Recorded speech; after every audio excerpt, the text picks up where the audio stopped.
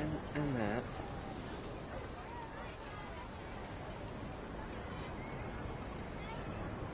What should I sell after I'm done with this much?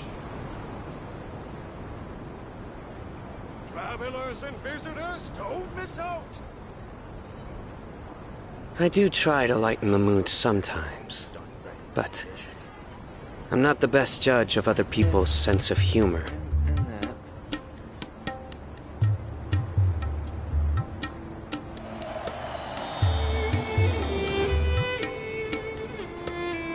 What should I sell after I'm done with this much?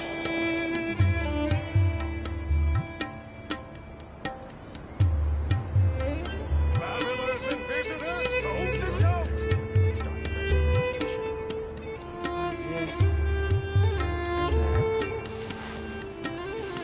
And that.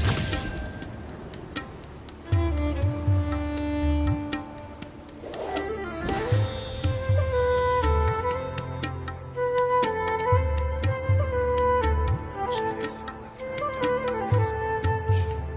Travelers and visitors, don't miss out! Luck can swing the results of a single game, but it's bound to run out sooner or later.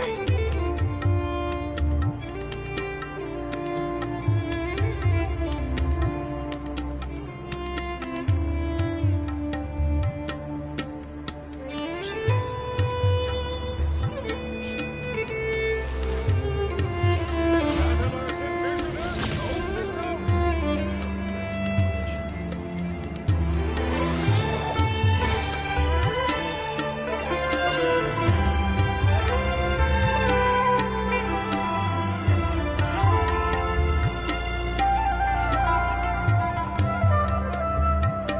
What should I sell?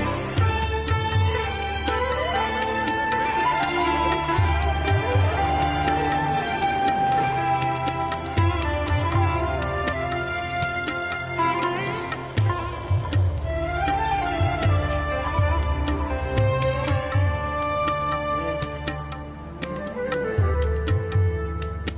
And that. What should I sell after I'm done with this much? I do try to lighten the mood sometimes, but I'm not the best judge of other people's sense of humor. Travelers and visitors, don't miss out!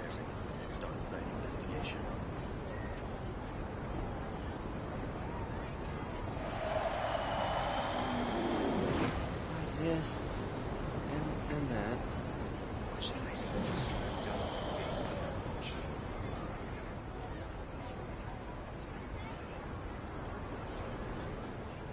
Travelers and visitors, don't miss out! I should start preparing for the next on-site investigation.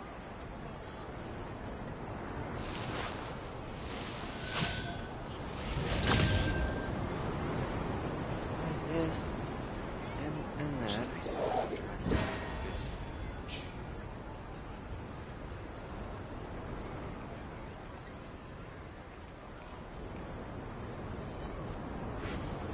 Travelers and visitors, don't miss out!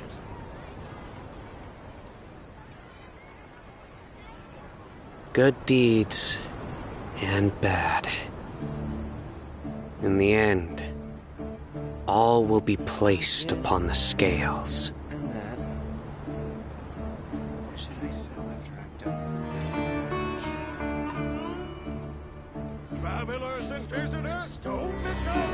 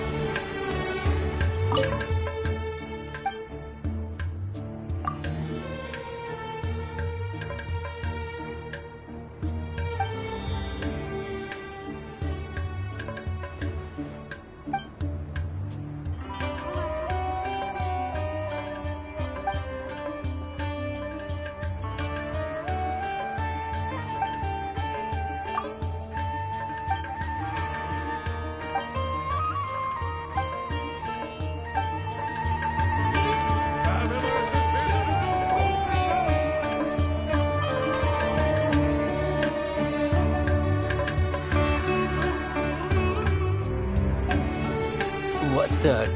Where did he go? How did we lose him? They were just here a second ago. More Eremite mercenaries? Who are they working for this time? Anyway, Traveler, it seems like we were being followed again. You were too careless. You should have noticed those hopeless amateurs trailing you a long time ago.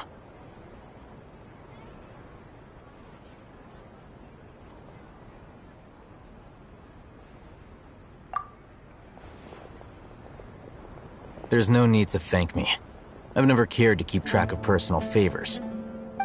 All I did was correct a mistake I happened to come across. It's a habit I developed at the Academia. You really gave Paimon a scare, Alhaitham.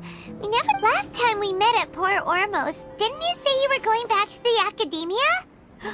Wait, don't tell Paimon that you're... Oh, so you've already landed yourselves on the Academia's hit list. I can't say that I didn't expect it. However, had I wished to turn you over to the Academia, don't you think you'd already be the Eremites' honored guests by now?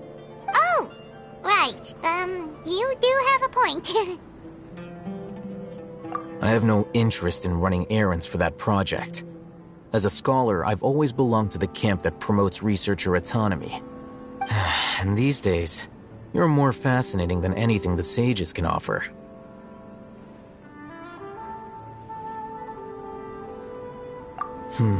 Not quite.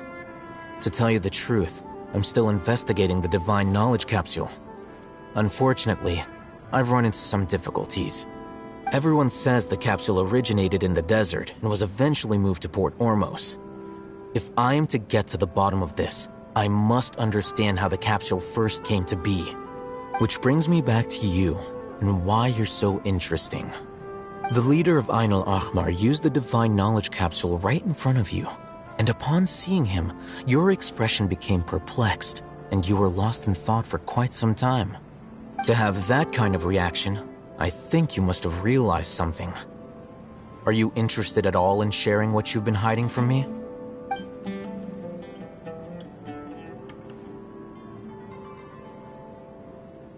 Alhaitham, you really have a ridiculous eye for detail. What kind of person even notices or remembers stuff like that? So that's your answer. Well, I do work for the Academia after all. So considering that, it is indeed wise to keep your cards close to your chest. But that does prove you do have some undisclosed information about the Divine Knowledge Capsule. Am I right?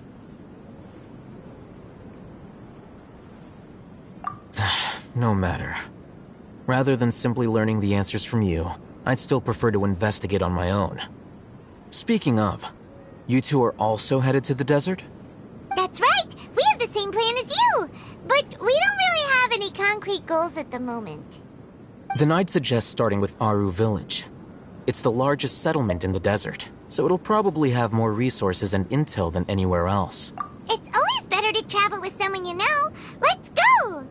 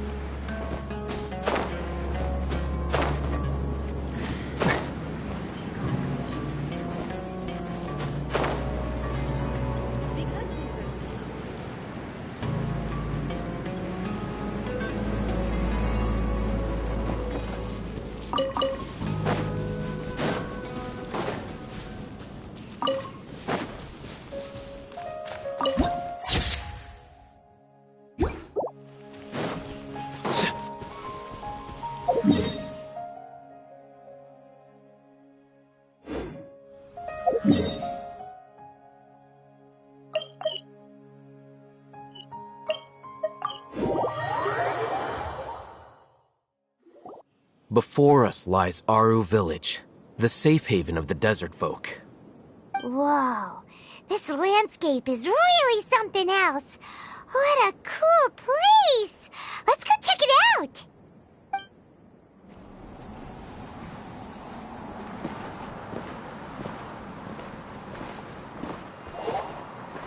Wow!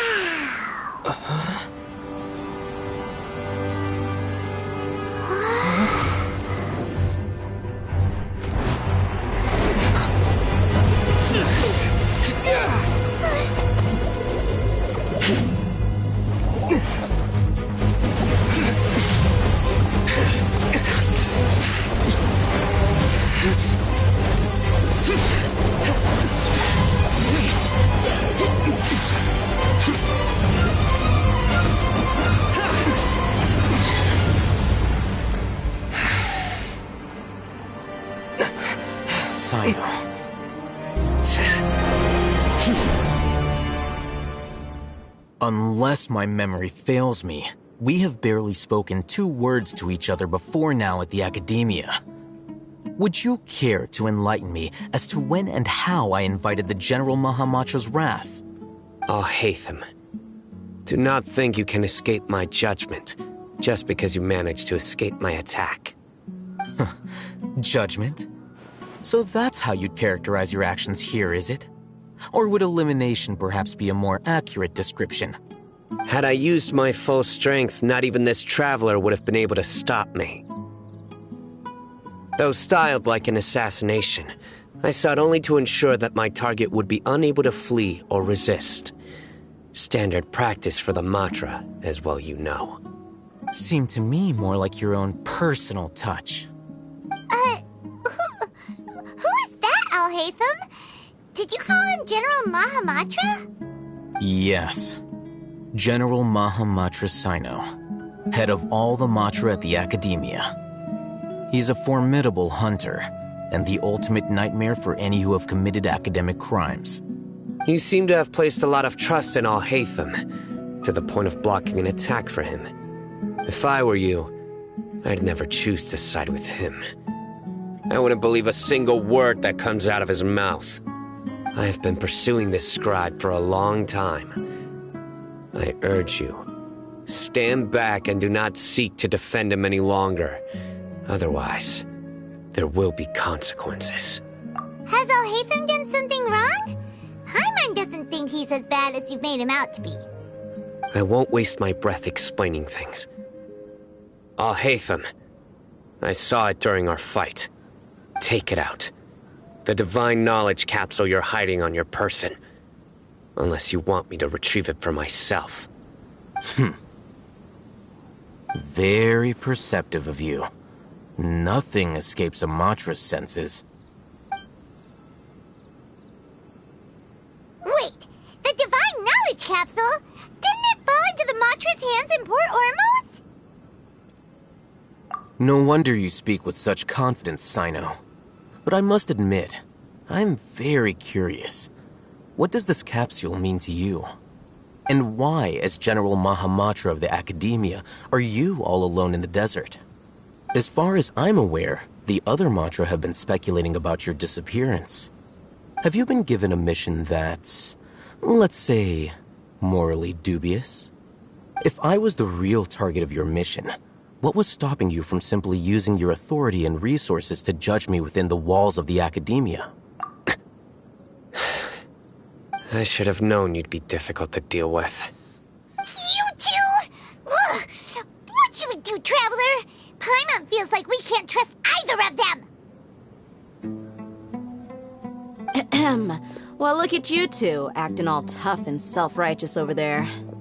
Wait, Dia?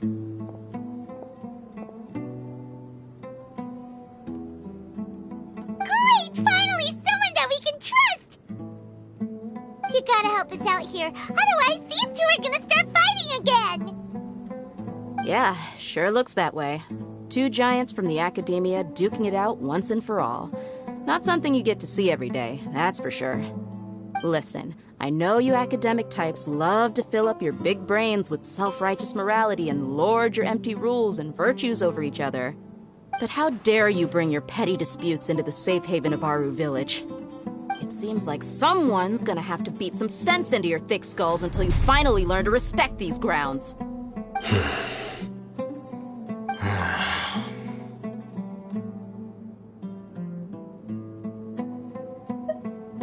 Hey, did either of you hear a word I just said?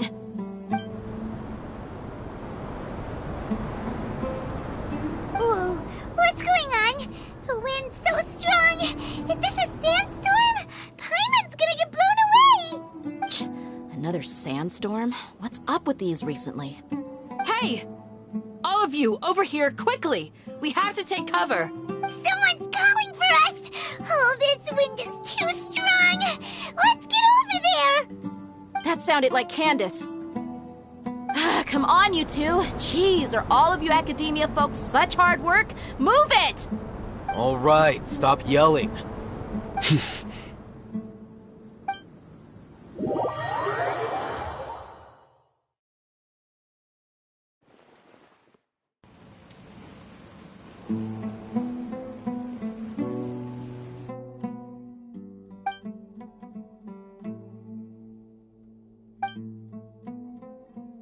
Well, this is pretty awkward. Hey, wanna play sardines with 3 people who wanna tear each other limb from limb? Sure, why not? Sounds fun. The air is so thick and heavy. Paimon can hardly keep floating anymore. My sincere apologies, everyone. This is the home of our village chief. I will have to ask you to make do with this small room until the sandstorm dies down. Please, let me introduce myself. I am Candace, protector of Aru Village. Our savior has come at last! Nice to meet you, Candace. The name's Paimon. Thank you so much for helping us. There's no need to thank me. It's only right to help each other when the weather gets rough. Wow, she's so gentle and caring, like a nice older sister.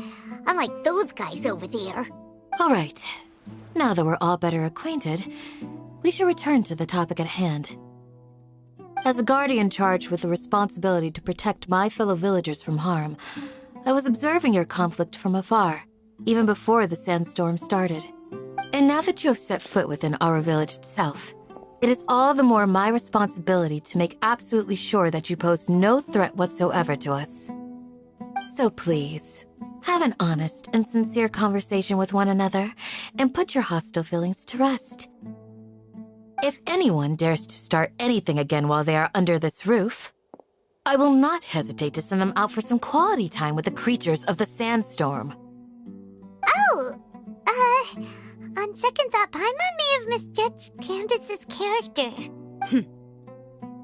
And that goes for you too, Miss Dia. Do I make myself clear? All right, we got it, Candace. That's what I like to hear. So, which of you will begin? I was supposed to be a mediator, but I might have gotten a little too involved just now. Anyway, one of those two should probably start talking. Wait, that was you trying to be a mediator? I have nothing to hide, so there's no shame in explaining myself. While Al-Haytham wasn't wrong about the other Matra not knowing my whereabouts, it's not because I've been assigned a morally dubious mission. Rather, I've chosen to exile myself. Huh? Exile yourself? A little while ago, I discovered that there was data missing in the Academia's project planning and development files. What little they did report clearly did not match the project's actual progress. As General Mahamatra, I had the responsibility and authority to request an audit. However, to my surprise, the person responsible for the erroneous data was none other than Grand Sage Azar himself. I tried to investigate the issue myself before submitting a formal audit request, but I soon found that all leads and potential pieces of incriminating evidence were carefully concealed from me. I began to realize that they were cautious of me from the very beginning. Unsurprisingly, the Grand Sage rejected my audit request as soon as the submission reached his desk. He even said to me, "The power of the General Mahamatra is granted by the sages. You have no right to judge us." So they really are up to no good. I realized then that to the Grand Sage, the Matra are nothing more than tools for the sages to assert and maintain their control over knowledge. The vows that we took, the principles that we strive to uphold, they are meaningless to the academia of today.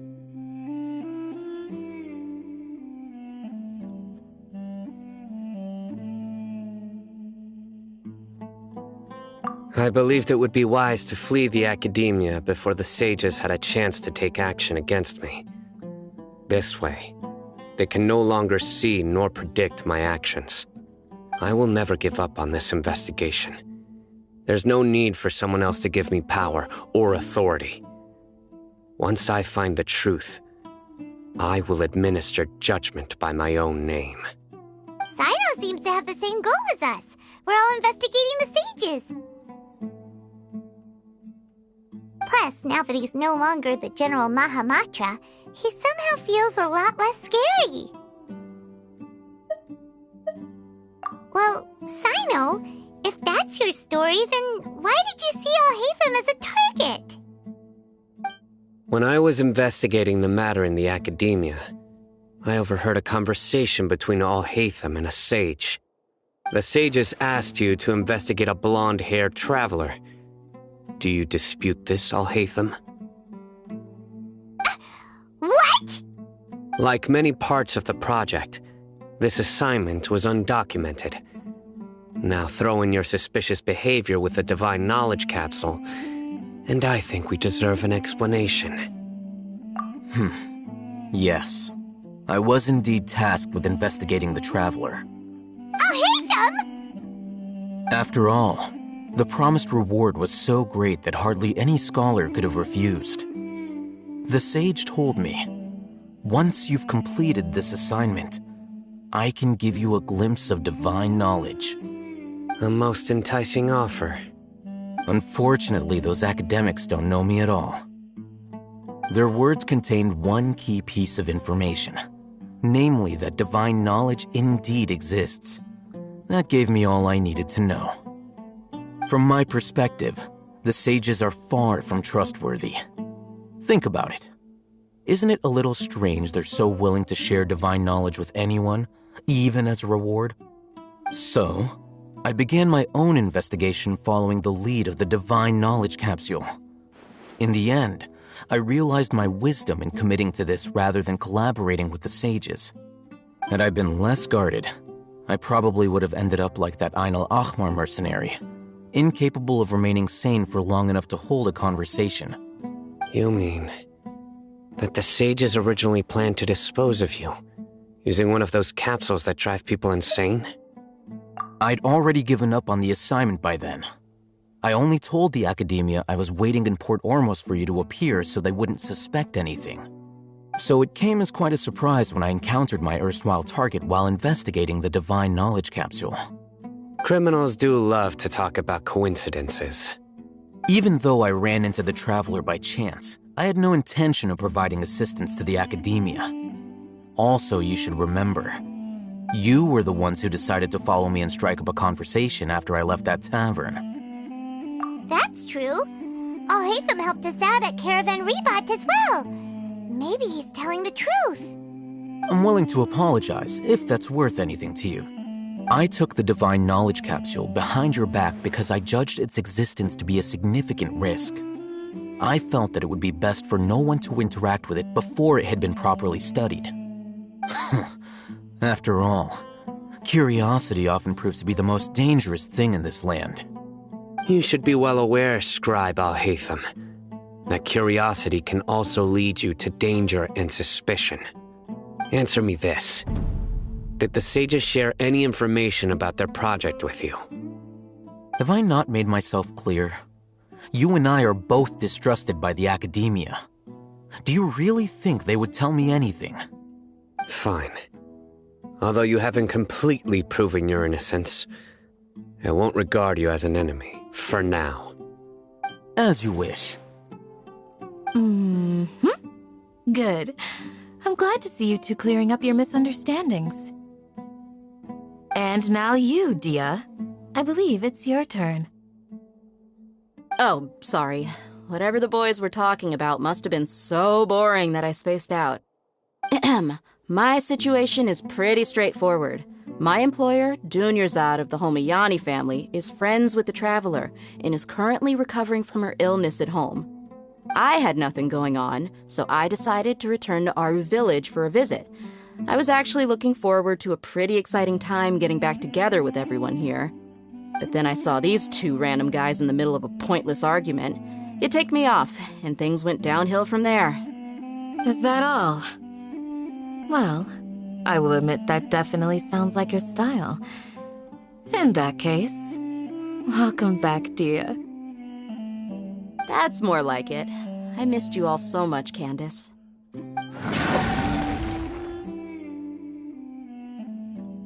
Whoa! What was that sound? No need to worry. Now that you're no longer at each other's throats, please make yourselves at home.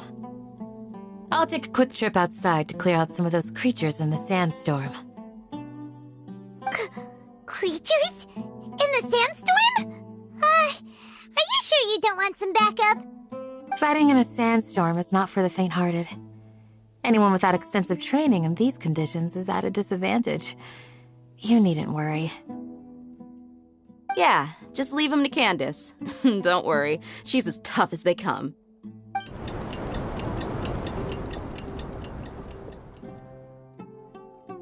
The wind's died down. That means the sandstorm's over, right? Candace still isn't back yet, though. Is she alright? Maybe we should go out and check on her. When you put it that way, even I'm starting to feel a little worried. All right, let's go. We've been here long enough, and the boys are as chatty as the floor.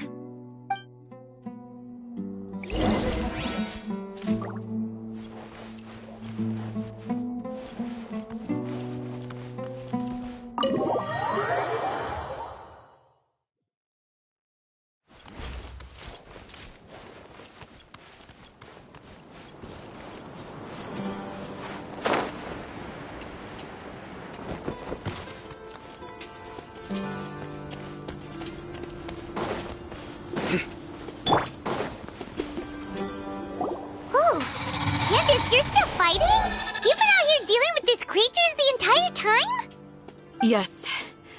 They just keep coming in waves. I've lost count of how many I've defeated. Before I realized it, even the sandstorm had stopped. Ah! Here comes another wave! Leave this round to us. I got interrupted earlier, but now I have something to take my anger out on. It's been quite a while since I've seen the Flame Mane in action. I'll leave these to you then. I'll be sure to put on a good show. Let's go!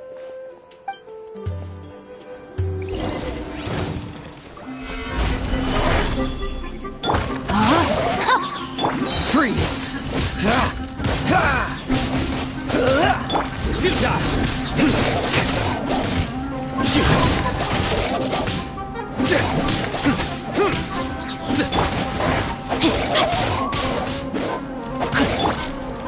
This is order.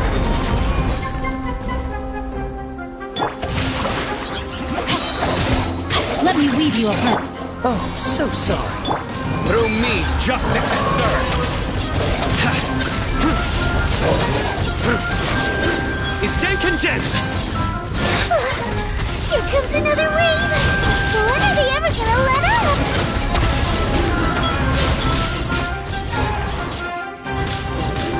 Guilty. Solidified.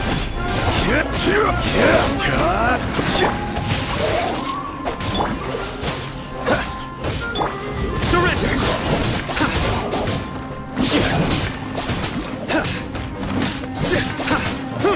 Nowhere to run. The creatures stopped appearing. Was that the last of them? What we fought just now was probably the aftermath of the sandstorm. So we should be safe for the time being. Well fought, everyone. No injuries, I hope. Huh? Who are you? Ah, my apologies. I haven't had a chance to greet you yet. I had my hands full taking care of the village's elderly and children. I am the chief of Aru village. Everyone usually calls... Sir, I am also originally from the desert, but I have not been back for some time now. May I ask if such sandstorms are common? I can't say they've always been common, but recently the storms have become increasingly severe and frequent. Besides sandstorms, we also occasionally get earthquakes. According to an investigator who stayed in the village a while ago, these unusual natural phenomena are related to the withering of Irminsul.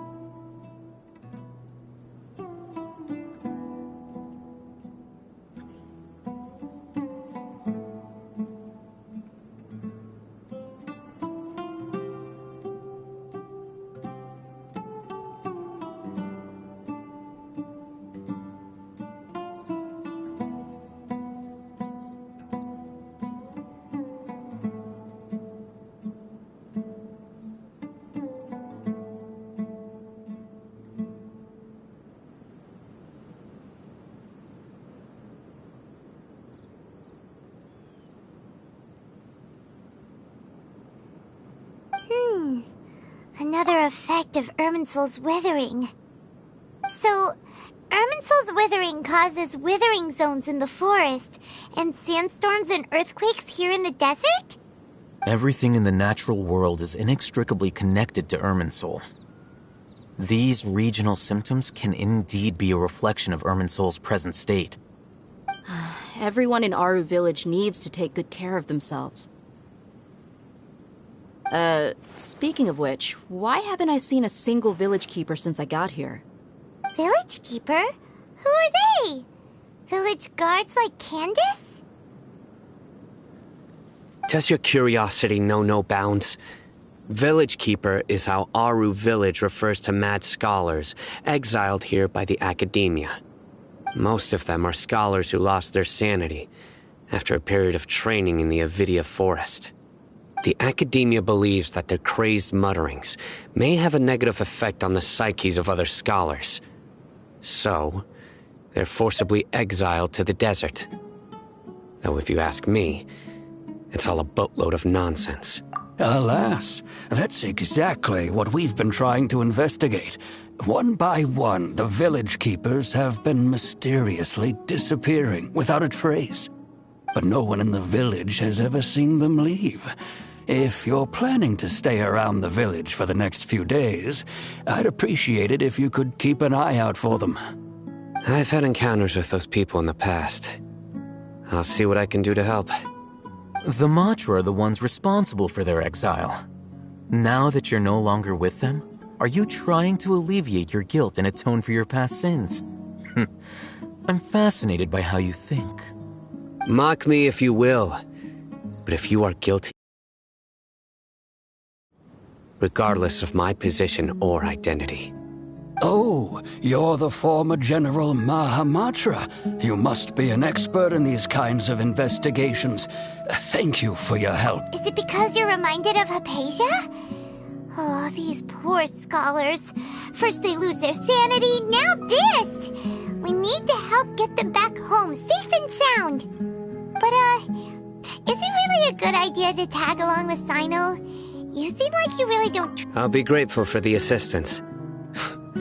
No doubt you will do a better job than some of my former subordinates. Let's start by finding a spot to share what we know so far.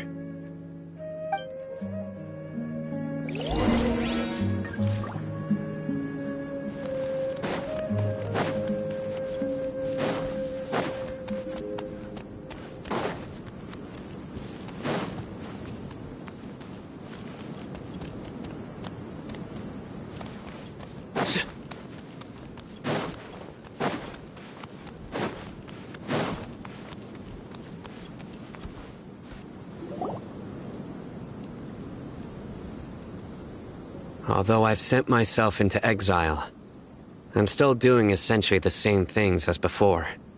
Do you still have any questions for me before we start our investigation? One of my former subordinates told me that this title has its origins in a strange incident. The Academia has long exiled mad scholars to Aru Village. A mysterious phenomenon exists here. When mad scholars first arrive, they are as incoherent and deranged as before. But after spending some time here, they invariably begin to calm down. Initially, the people of Aru Village greatly resented having to take in the mad scholars.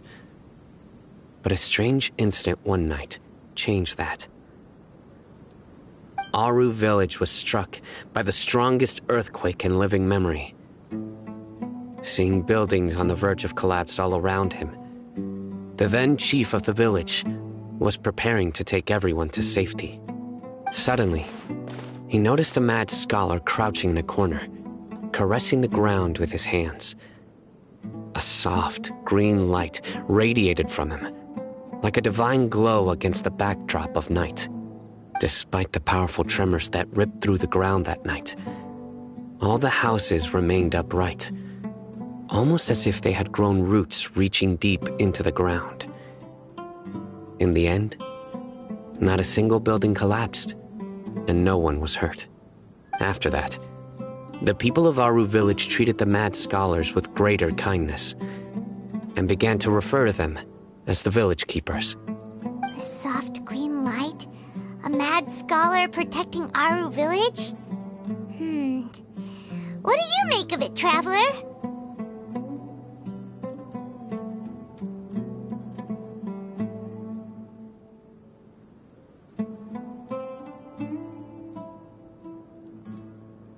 Paimon thinks so too. Actually, Sino, do you know if any of the mad scholars continued to wear their Akasha terminals at Aru Village? In theory, they would continue wearing them so the Academia could still monitor their activities. With that said, the main Akasha system would no longer have any interaction with them.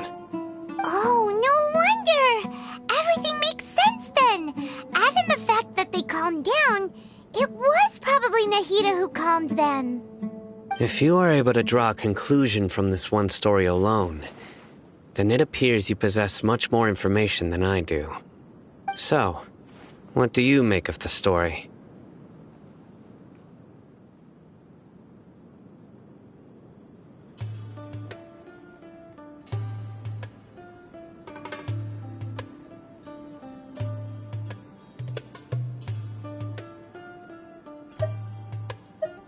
Really? Lesser Lord Kusanali. What? You don't believe us? Lesser Lord Kusanali was definitely using the Akasha to give her power to the mad scholars! No, it's not so much that I don't believe you. I'm just struck by your reasoning. Lesser Lord Kusanali, the current Dendro Archon. Is she really active in Sumeru? The Academia has always placed far greater importance on the late Greater Lord Rukkhadevata. They've more or less ignored Lesser Lord Kusanali, and I've never had any reason to doubt their views. In addition, I've never heard any stories about Lesser Lord Kusanali and her deeds. To me, she might as well have been a god that never existed. No way! Nahida definitely exists! She's a... how should Paimon put it? She's a good Archon who's kind and wise, even if she says weird stuff sometimes.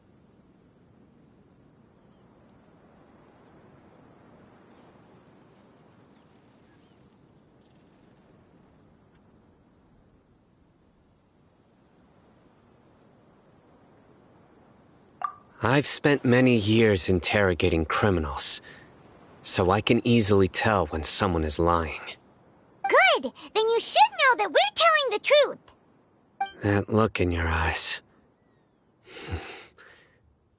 I've never seen that from a liar. You two really must have met Lesser Lord Kusanali. How can this be? To think, our Archon has been amongst us this entire time.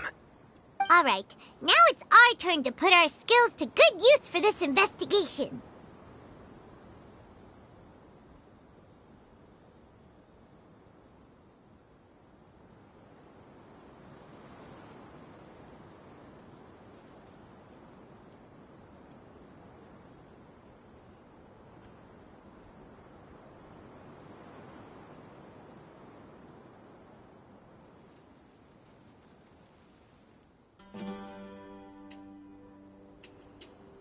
But easier said than done, especially since we don't have any leads. Maybe we can start by knocking on some doors. Excuse me, are you here to help me find my grandpa? Huh?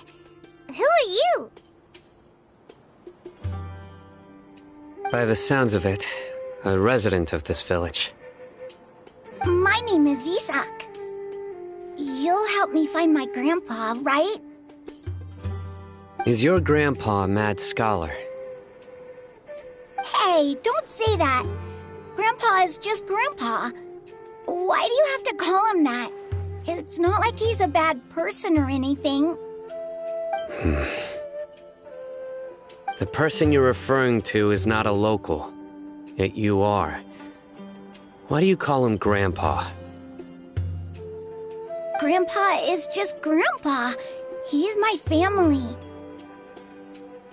I heard everything you said to the village chief. Please, you gotta take me with you. I want to find my grandpa. I swear I'll help. I won't be a nuisance. Ah, so you're the one who was eavesdropping on us around the village chief's house. I was planning to go out and take care of whoever it was, but I had a vague feeling that they didn't harbor any ill intent. Whoa. Hatham wasn't kidding about Matra having sharp senses. Sino, he's just a kid. All he wants is to find his grandpa. Let's find a way to help him. Sorry. I was only listening in because I wanted to know where Grandpa went. Honest. If you don't believe me, you can ask Miss Candace.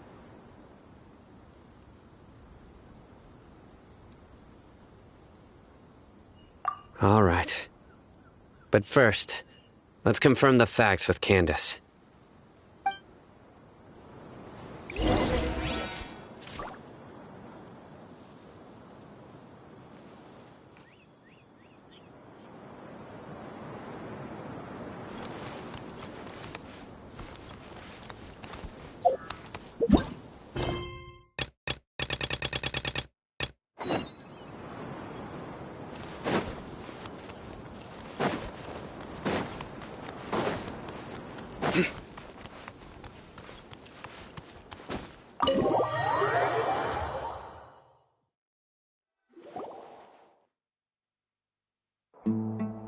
Sino is super vigilant. Is this what all the Matra are like?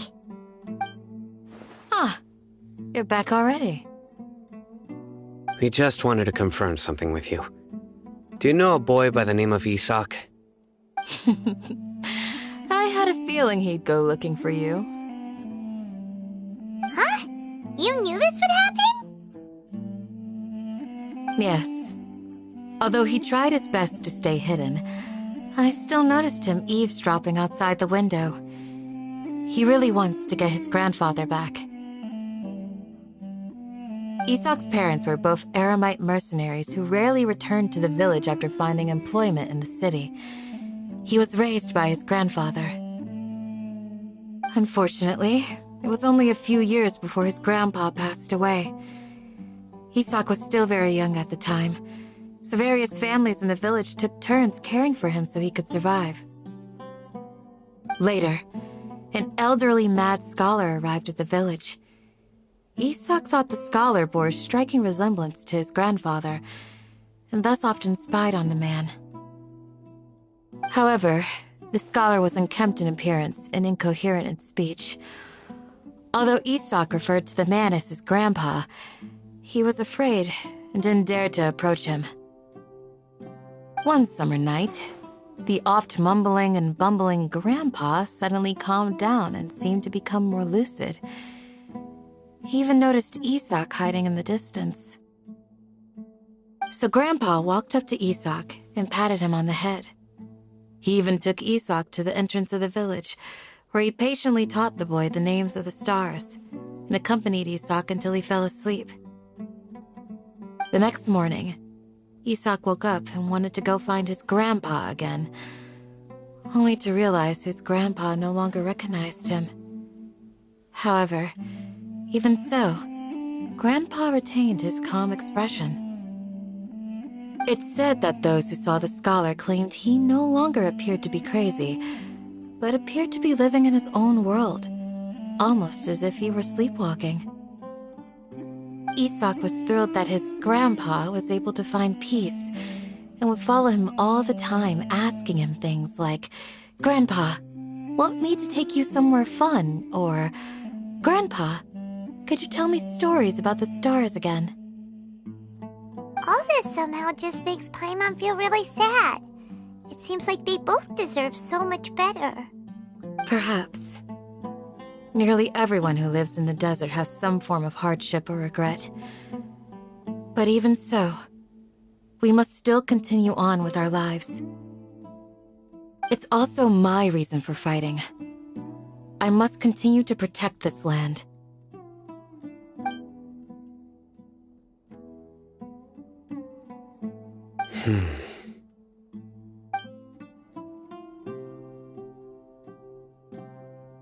Maybe the people have always had a considerate god watching over them. Huh? What did you say, Sino? No, nothing. As long as Esau keeps his word and doesn't get in our way, we can take him along. Perhaps you are more compassionate than I gave you credit for. Please accept my thanks on Isak's behalf, Sino.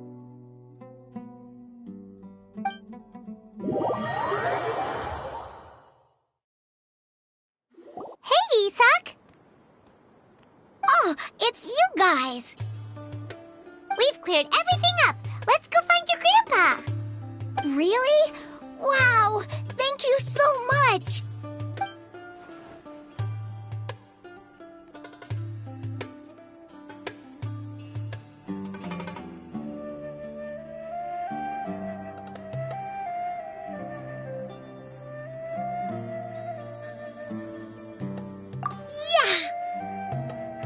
All right. Let's ask the local residents some questions first.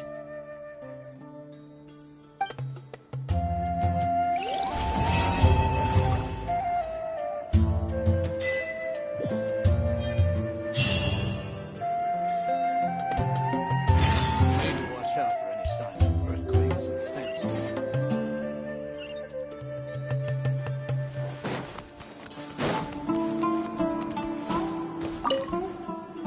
Excuse me, did you happen to see where the missing scholars went? You mean the village keepers? Oh, let me think. When I was eating dinner the other day, I saw one of them by the side of the road, muttering away and eating mushrooms and tree roots. They shouldn't go around eating that kind of stuff. Okay. Did you notice anything else? Anything else? No, I think that's all I have to tell you. Sorry.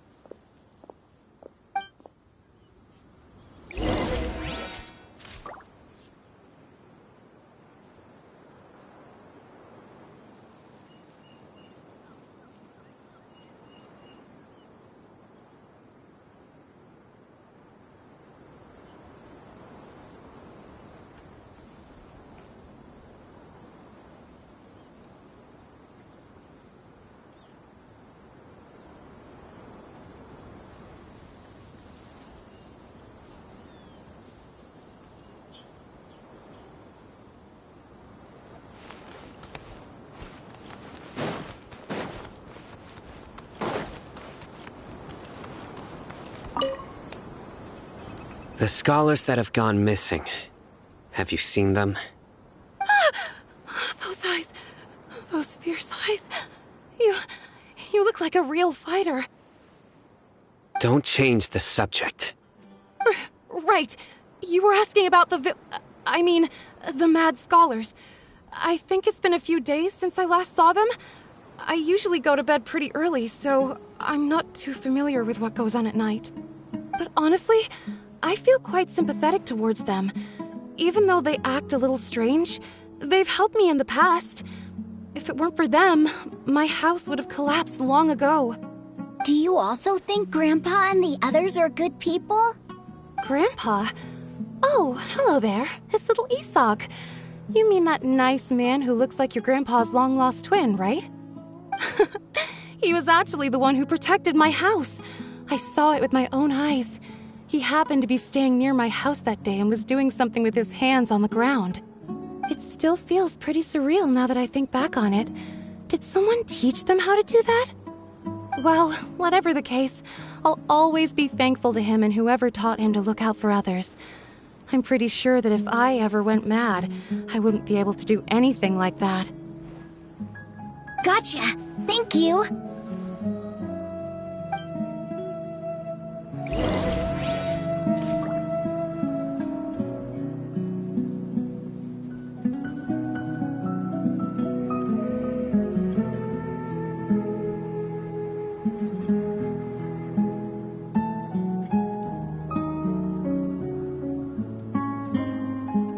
Luck can swing the results of a single game, but it's bound to run out sooner or later.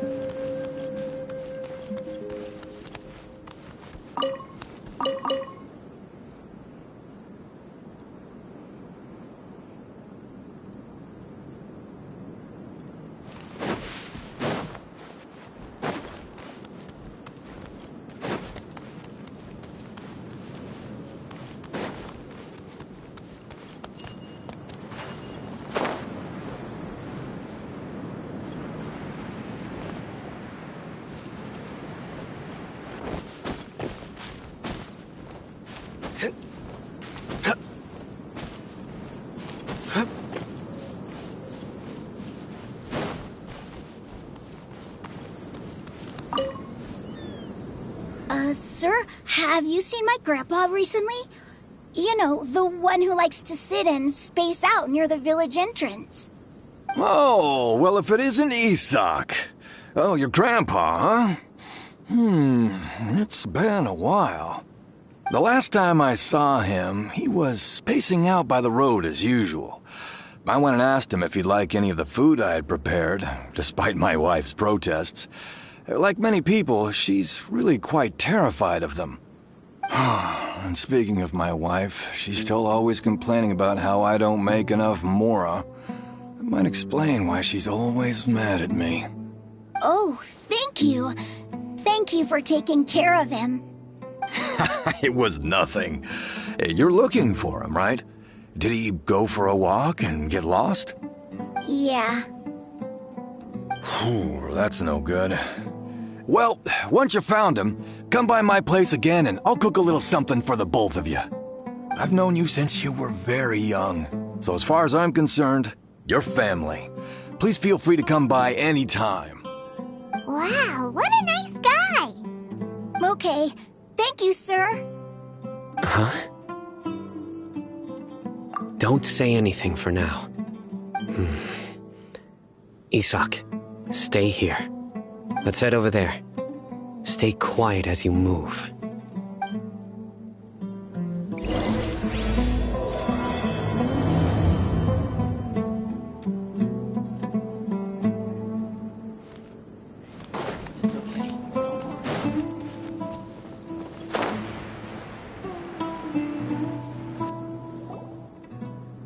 Listen, see if you can make out what they're saying. Have you heard? The mighty King Deshret, the sovereign of our faith, will soon return to this world. Yes, of course I have. King Deshret is the one and only true ruler of this land. I've never believed in any other gods. Still, you say he's coming back, but it sure doesn't feel like life's about to change around here anytime soon. What's your proof? Haven't you noticed? The village has been getting more deranged scholars than ever. Delavar was saying that many people also went insane just before the fall of King Deshret's civilization in ancient times. We don't quite know why, but it seems like there's some sort of connection between insanity and King Deshret. Isn't it a sign of King Deshret's power that all the mad scholars have disappeared? If you ask me, they must have been chosen as the final sacrifice for King Deshret's resurrection. Huh. Now that you say it, that does make some sense. Does this mean our lives are finally going to take a turn for the better? Exactly. Those city folks will get what's coming to them. Now, repeat everything you've just said from the very beginning. Huh? Who are you? Where did you come from? My patience is running thin. You heard what I asked.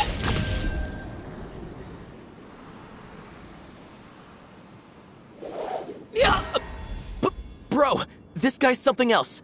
Just look at his eyes. One wrong move, and he's gonna flay us alive. Let's not get on his bad side, okay? I am no match for this guy.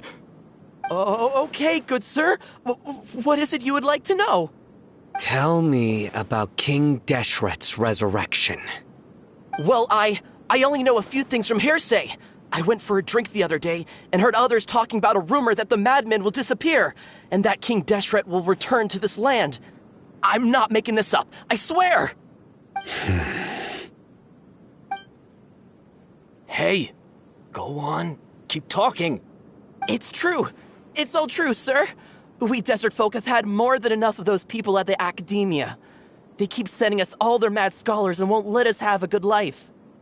Would you want to live like this if you were in our place? The radicals were even more thrilled than me when they heard the news. We're all praying for King Deshret's speedy return. Delavar also said that once King Deshret returns to our side, it's only a matter of time before we conquer the land on the other side of the wall. They're all willing to serve under King Deshret and fight for a share of the glory. Is that so? Seems like he still wants to know more. Keep talking. Got it. At first, I told myself it was just the drink talking, but then all the mad scholars vanished without a trace, just as the rumors said. Please don't beat me up just for mentioning these rumors. If I'm guilty, then everyone else around here is also guilty. I'm just saying what the others said. The people here really like King Deshret, but dislike the Dendro Archon.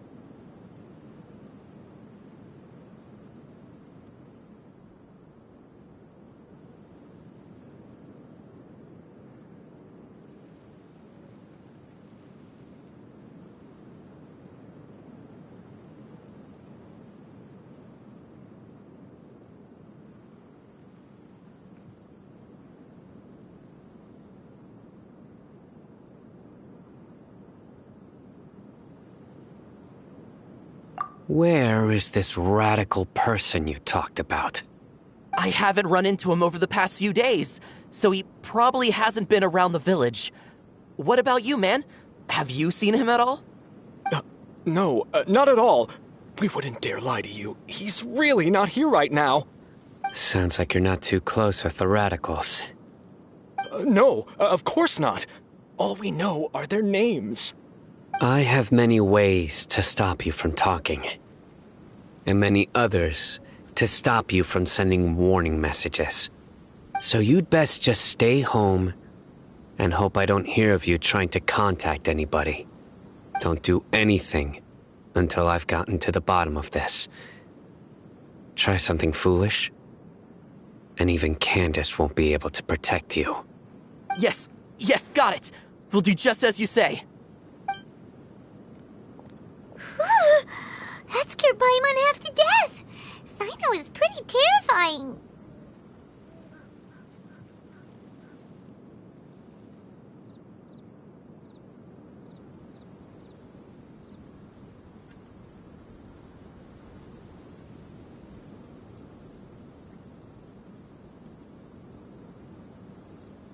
He didn't try to reassure us at all. It's like he's used to hearing that. Oh, Paimon bets lots of people have told him that before. I heard that. Sorry.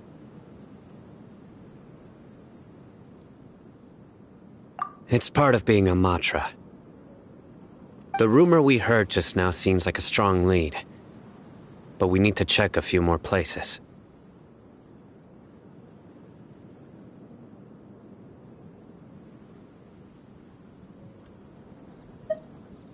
Very well. Isak! I'm here. Where's your grandpa's house? Well, I can take you there. Just follow me.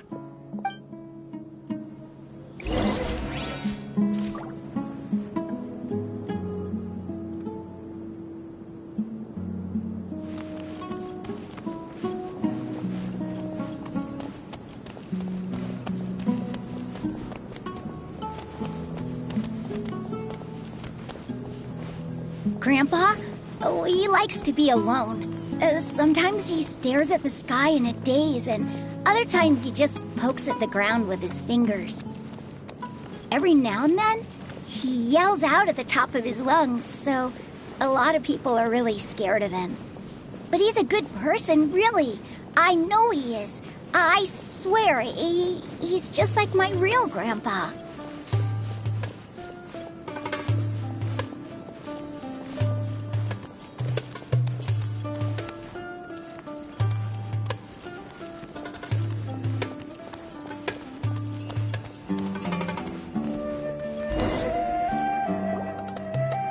This is where Grandpa usually stays. There sure isn't much here. No. Incense? Please don't. But are you okay? Are you getting dizzy or need to lie down? There's a scent that you can sense, but I can't. A certain traveler here once passed out from that smell. Thankfully, Tainari saved the day. And then he gave us a long lecture to explain all about how it worked. So, you know Tainari? Huh? You know him too? Are you two friends? Yes. Now that I concentrate, I can also make out the scent of incense. Wait, surely Tainari didn't lecture you too? No, no need. Did you first encounter this scent at Tainari's house? In the forest. From a scholar.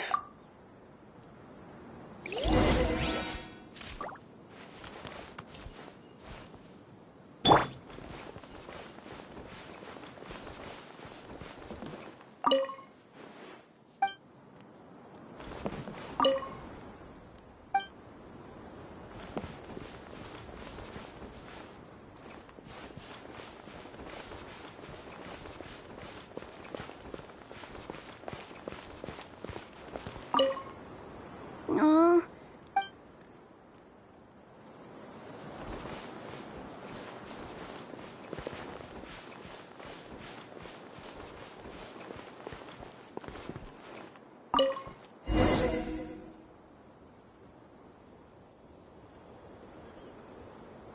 What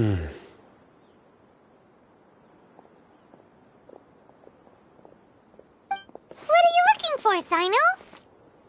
Here it is. Take a look right here. Paimon doesn't see anything. Although the traces have been completely buried in the sand, there are footprints here. From the size and shape, they belong to an adult male. This pattern is a common one from this area. Local shoes. This was probably someone from the village. The scent is quite faint, but still extant. The footprints head in that direction. But who would come looking for Grandpa? He doesn't have any friends. We'd have to ask whoever lured him away with the incense. Huh? So you can lure someone away with just a scent? Hey! What's wrong with liking good food? Everyone's got something they love in life. Exactly. Most scholars are fond of incense, since the smell supposedly helps them clear their minds and discover new knowledge. Even deep within the clutches of madness, they still yearn for their knowledge-seeking days, and will follow the scent whenever it presents itself. No, Grandpa. So, someone's taking advantage of their weakness? Huh. Still, why would anyone want to abduct all the scholars? Are the rumors really true? Could the disappearance of all the mad scholars have something to do with the radicals? It's highly likely. Please, you have to save my Grandpa. Grandpa's never done anything wrong. Please help him. Sounds like we'd better help get him back. Don't you worry, Isak. We won't let whoever took him get away with it. Let's head to Aru Village and inform Candace and the others about what we learned here. After that, we'll set off to find the scholars.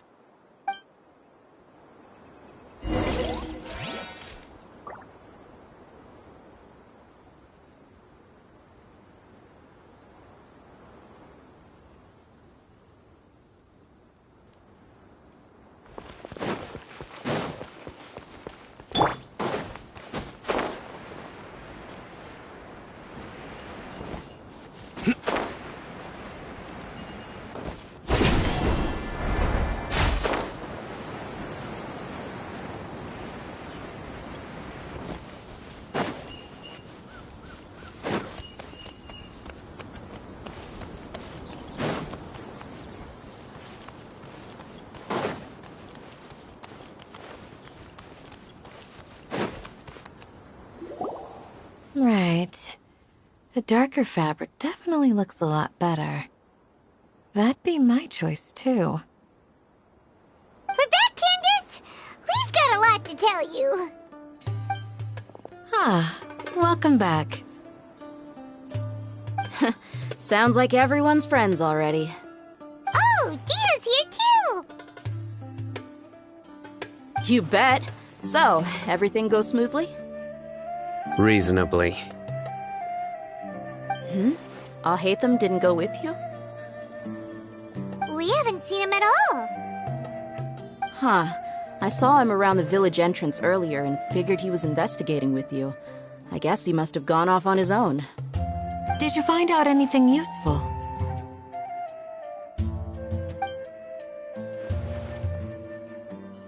I see. So someone used a kind of incense to lead the exiled scholars away from the village.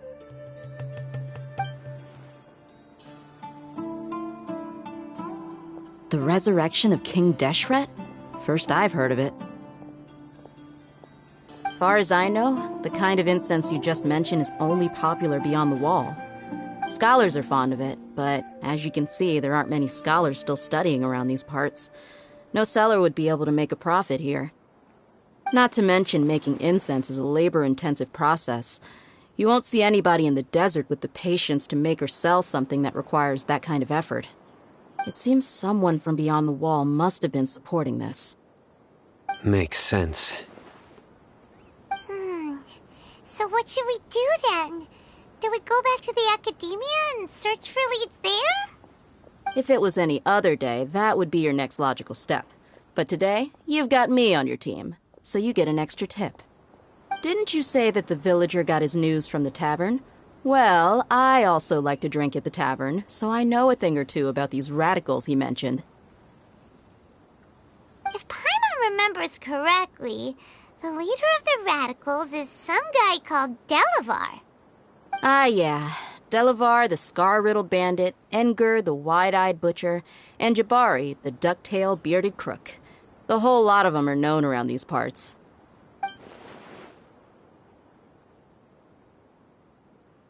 These guys have one thing in common, and that's being broke.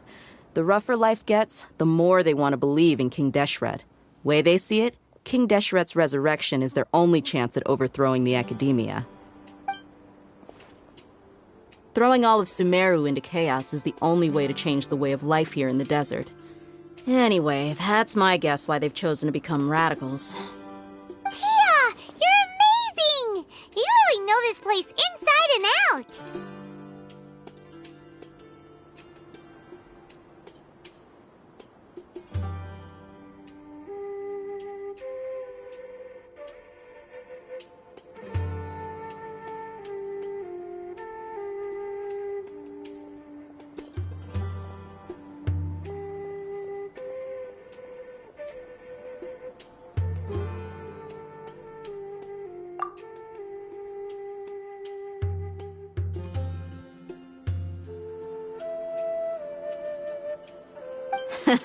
No merc can afford to slack off on gathering intelligence. Every mora I've spent in the tavern has been a valuable investment. Let's head out. Now hold on, you're staying right here, Sino.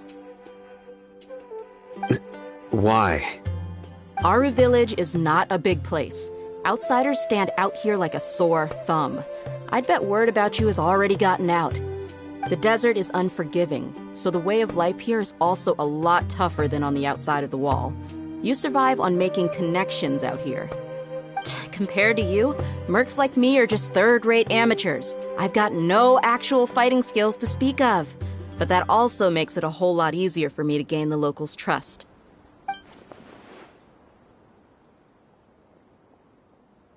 I need to go around and ask some questions, but it'll be difficult if you're with me. Fine. Good. Then we've got a plan. The Traveler and Paimon will go to Caravan Rebat with me, and we'll try our best to figure out where the mad scholars have been taken. Sino, you'll have to stay in the village and continue investigating on your own. All right, sounds like a plan.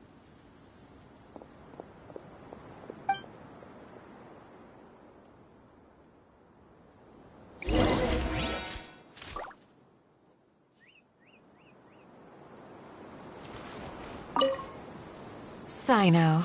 Please don't take offense. I'm sure... I don't mind. Ah, I see. No, I'm used to being treated that way. It's natural to fear strength. I take...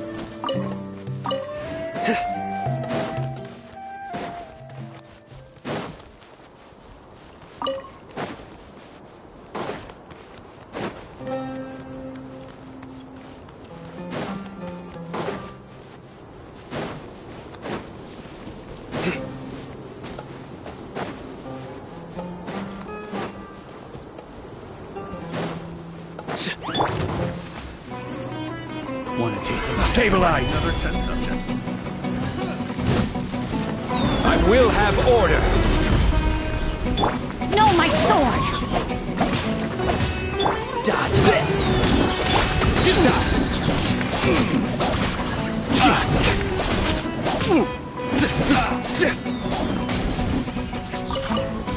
That tingle? Fry! Rain outlines your fate. Fry! I got nowhere to run! Fry!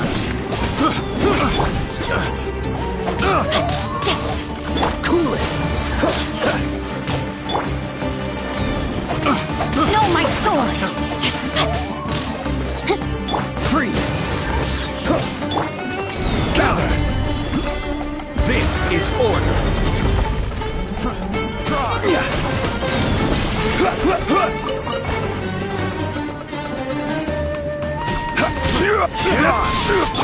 Surrender!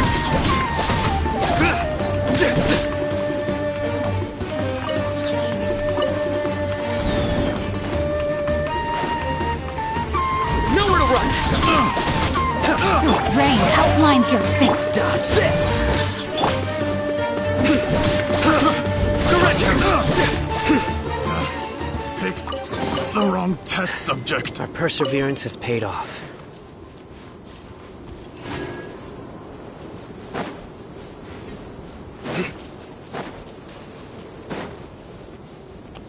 Time to act. No, my sword!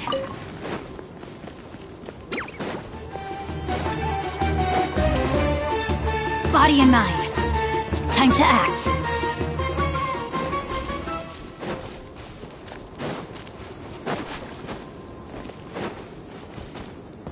Body and mind. Time to act.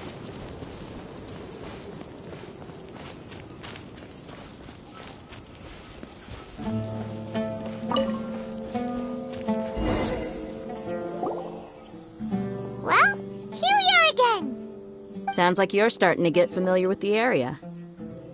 Paimon's amazed every time we see the wall of Samiel. How can a wall this tall even exist? It's almost unreal. I know what you mean. I had the same question every time I walked this way when I was a kid. Also, why is this high wall here? And can a wall really block sandstorms?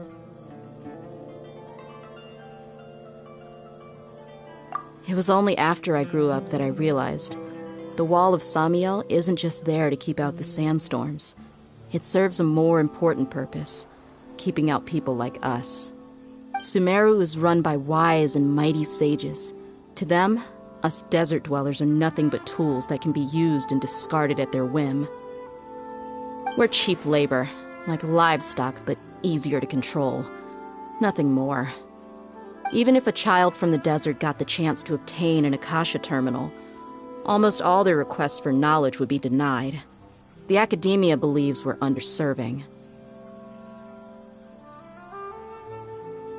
Geniuses like Sataria are one in a million.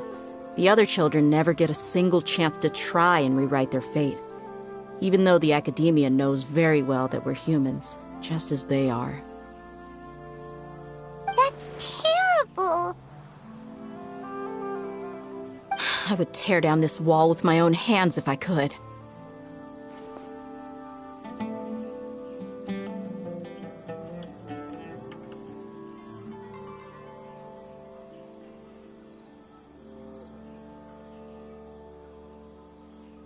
Hey, Dia.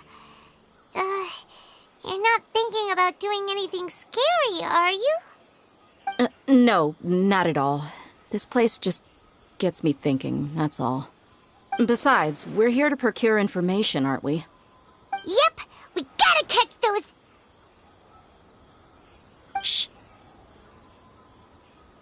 Caravan Rebot is crawling with people, so be careful what you say. We don't want anyone to find out what we're here for. Our mission started the moment we arrived here. Let's go check out the tavern. Maybe we'll find someone I know.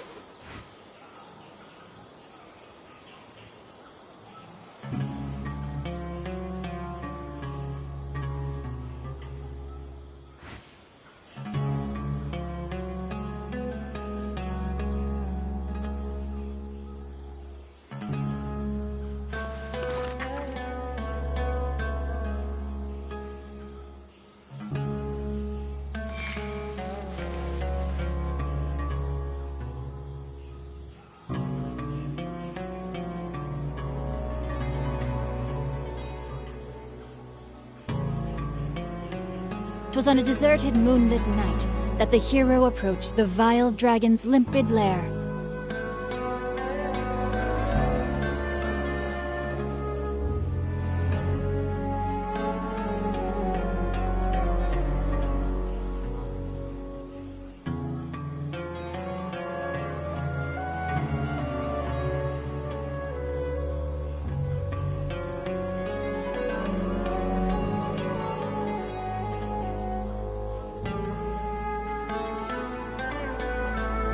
I never embark on a journey without a good book to accompany me.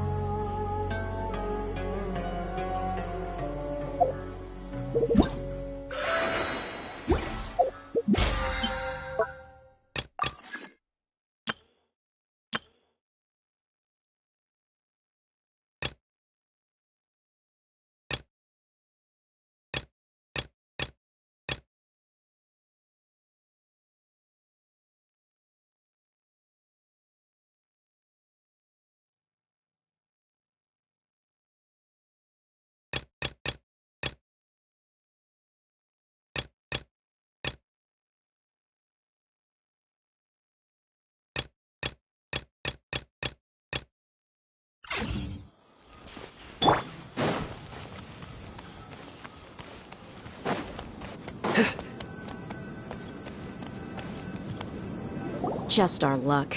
None of them are here today. You mean, you don't see anyone you know? Dia, is that you? What a coincidence. You here for a drink too? Zaki. Finally, a friendly face. Oh, and who do you have with you here? Guests from another land? Hello! I'm Zaki. Dia's, how would you put it? Drinking buddy? We've had drinks together a few times. You could say we go back a ways. Anyway, as far as my friends here, they aren't too shabby, are they?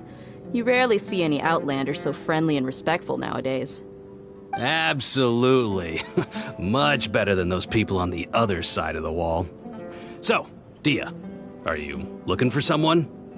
Yeah. Have you seen Enger, Delavar, or Jabari recently? Of course I have. Matter of fact, we were all here drinking together just a few days ago. I've got a spice trading deal from another nation. I thought maybe Delavar and his friends might be interested. Know where I could find him? Ah, how thoughtful of you.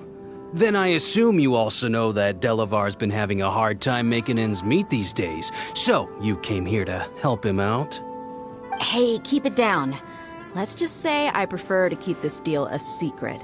Y'all at Caravan Rebot are like family. If there's more to be made, why not do it together? Besides, Delavar and his friends have muscle. They'd be a good fit for escorting the goods. Yes, how considerate of you. Delavar's my friend too, so of course I can take you to him. Come with me.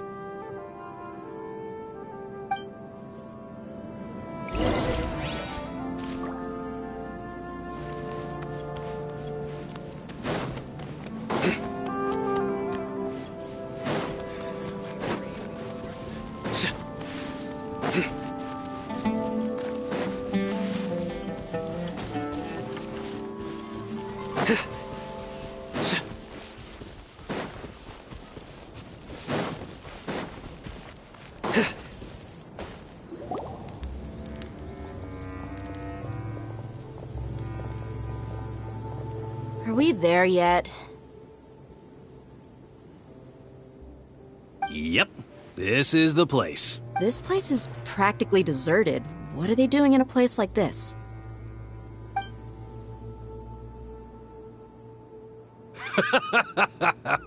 Why don't you take a guess? Go on, a wild stab in the dark. You're like lambs to the slaughter. Oh no! It's an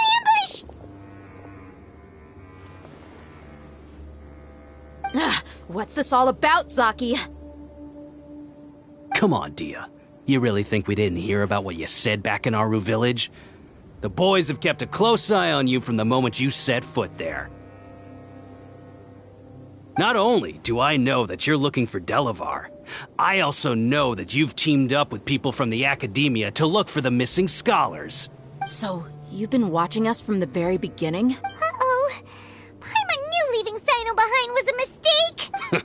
And you left the strongest one in the village, didn't you? Who do you think you are? You really thought we'd fall for your little business deal nonsense? So you and Delavar have been partners all along. Dia, I guess it's only natural for a traveling mercenary like you to be out of the loop. Those of us who hang around the tavern have stronger bonds than you think. But you got one thing right. We're all looking forward to an uprising in Sumeru. There's nothing more we'd like to see than the desert folk overthrowing the Academia. If that's the case, then I'm sure Delavar wouldn't miss a second of it. I'll be honest with you. If it weren't for what you said in the village, your little monologue about the Wall of Samiel would have convinced me that you're one of us. Delavar. And Enger. You're here too, huh? Long time no see, Miss Mercenary. You should have known the traitors are what us followers of King Deshret despise the most. Dia, I thought that you, a fellow desert dweller, would understand why King Deshret is greater than the Dendro Archon. Little did I know, you don't deserve to join us. Yeah, gee, what a missed opportunity. Adopting radical views and kidnapping innocent scholars, all because of some baseless rumors. Anything else I'm missing out on? See? There you have it. Mercenaries are just a bunch of faithless scum with only one thing on their minds. Mora. Pathetic. You're all like a pack of street rats. You're not wrong. Mercenaries are driven by Mora, and my faith lies with whoever's paying me. As long as there's a profit to be made, anyone can become my friend. Enough talking! Get him! Just as I expected. Let's teach him a lesson, traveler.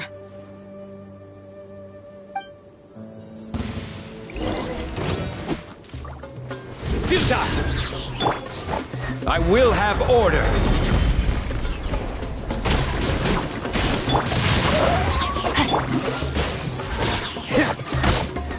Don't get frostbite. Ring cutter. Judgment is upon you.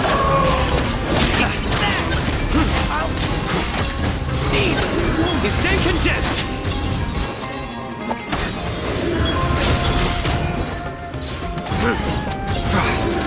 Your penance is due!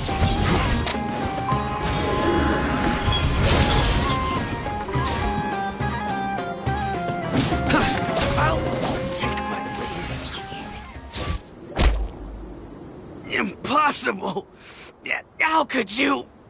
So, what do you think about your meticulous network now, Zaki? How did you say it? It's only natural for a traveling mercenary like me to be out of the loop. I'm guessing your informant told you that I'm just an incompetent merc with no real fighting skills, correct? I mean, that is what I said after all. And of course you would believe everything he reported. The only thing you know about me is that I'm a mercenary, but you've never seen me in action. Even though you heard we went to handle monsters together, you believed that Candace was the only one doing all the real fighting. That so-called Flame Mane is just a fraud. She admitted it herself. She just uses her connections to gain the trust of others. That's what you thought, right? Ugh. You lied in the village because you figured that we'd have people watching you.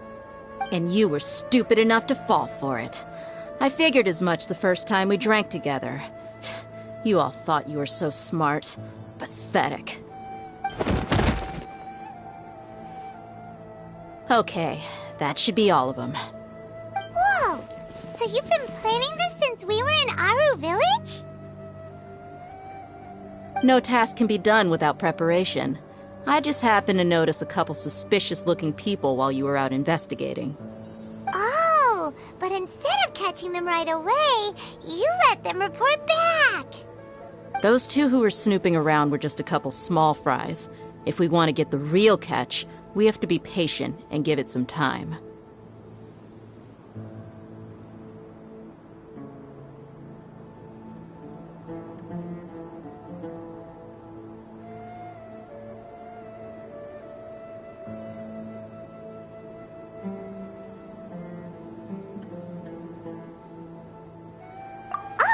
You mean the funny name she mentioned back in Uncle Ampu's house? The wide-eyed butcher, scar-riddled bandit, Paimon can't remember them all. That's just a bunch of drunk talk. Edgar and Delavar like to talk themselves up when they're drinking. Edgar, the wide-eyed butcher, and Delavar, the scar-riddled bandit, are the nicknames they came up with for themselves. Alcohol has a way of making people share what they really think. So Edgar and Delavar are always rambling in the tavern about how King Deshret is a superior deity. What about Zaki? He's just a numbskull who fell right into our trap. Zaki was probably the best hidden of them all. My initial plan was to find Delavar first, and then try to track him down. That's what you wanted to ask when we were at Uncle Anpu's house, right? Jabari is one of the villagers you talked to. You know, the one who wanted to treat Isak and his grandpa to some food. Wait, so he's a radical too? No, he isn't. I just needed to tack on a random villager name to make the eavesdropper think that I was making some wild guesses based on my impressions. Wow, what a genius idea! Well, that's an expert mercenary for you. Ah, you're too kind. It was straight from the usual playbook, if I'm honest. So, that thing you were saying before, is it really true? About what? About how mercenaries only care about Mora, and that anyone's a friend as long as there's a profit. Does that bother you?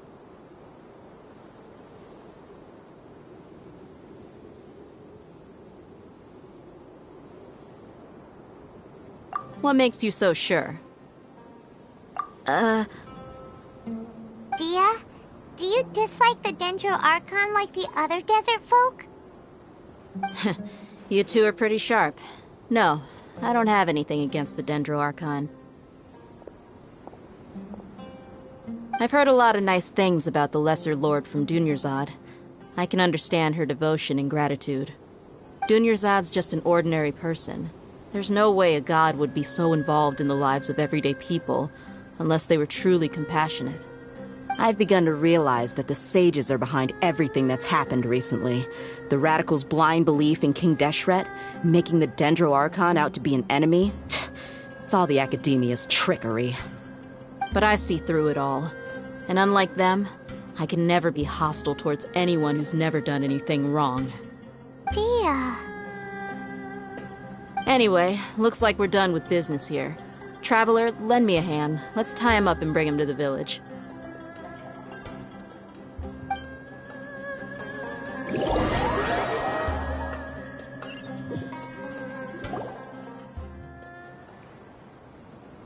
This should be all of them. I'll let you take it from here. All right. I'll be in touch. Until then, please stand by. Candace, do you need any help? Candace will be okay on her own. I trust her, so you can too. She's been guarding Aru village for quite some time now. If anyone is qualified to question the offenders, it's her. While I'm questioning them, why don't you pass some time by exploring the area? I'll meet you back here tomorrow morning, Traveler.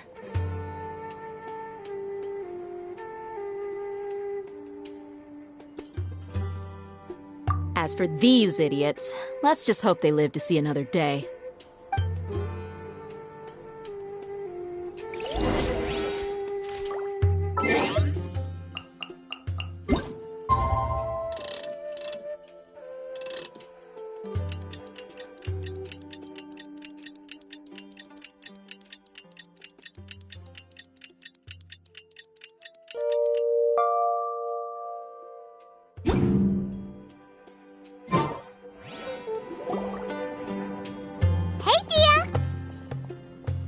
Right on time.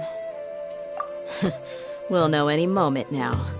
Paimon's been wondering. You seem to know Candace pretty well. Have you been friends for a long time?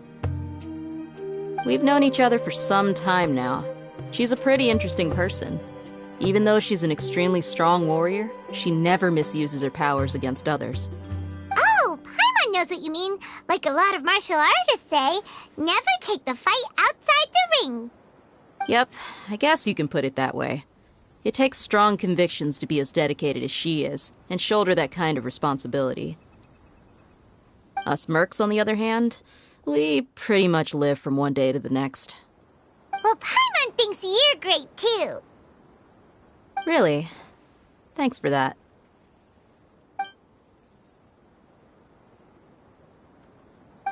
Oh, Sino's here, and he's pretty early, too. Yes. I was here yesterday to help out a little. To help out? By doing what? Sharing some interrogation techniques. Oh, you mean you taught Candace some more persuasive methods? Right. Come on in, everyone. Come on, let's go inside.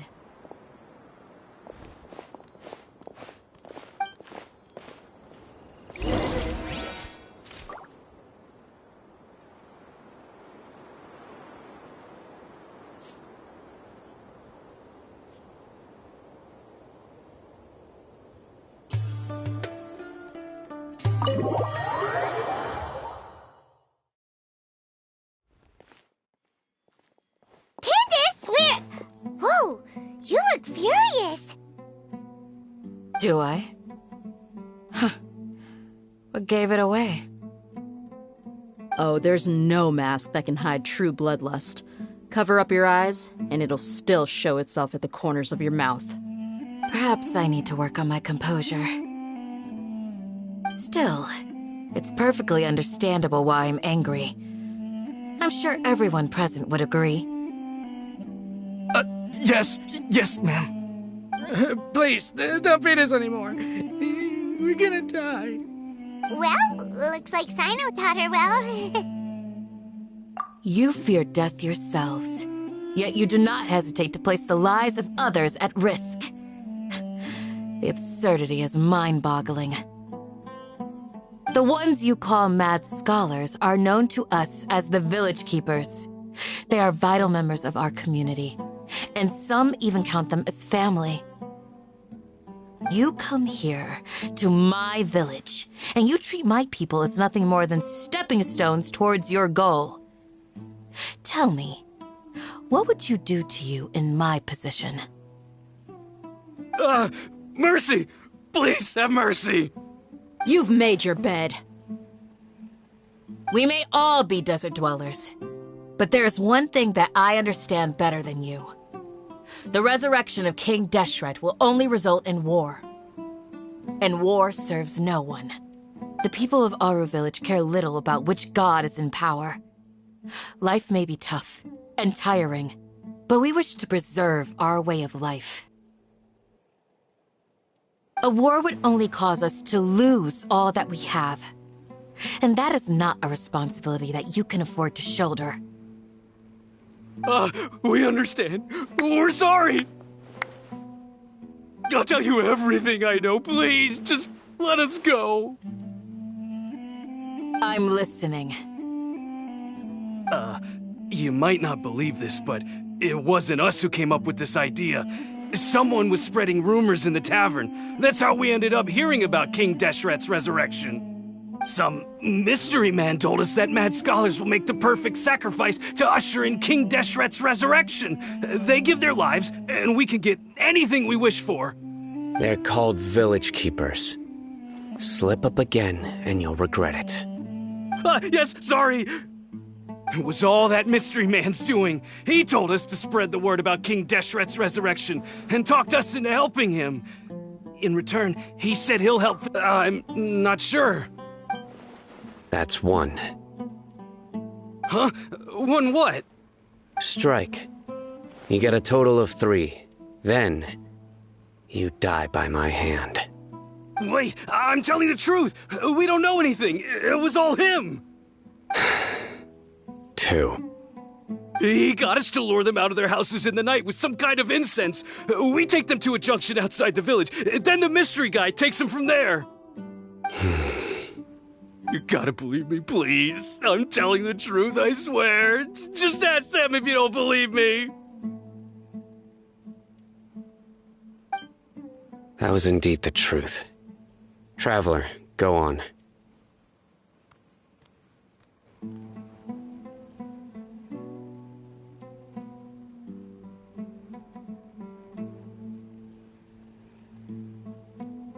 You have to believe me. If I knew that, I would have told you his name right away. I'm not risking another beating to keep his secrets. No way. That guy, he wears a cloak, and he's always careful to cover his face. He calls himself King Deshret's envoy. I believe I may know what's going on. Uncle Anpu? What do you mean?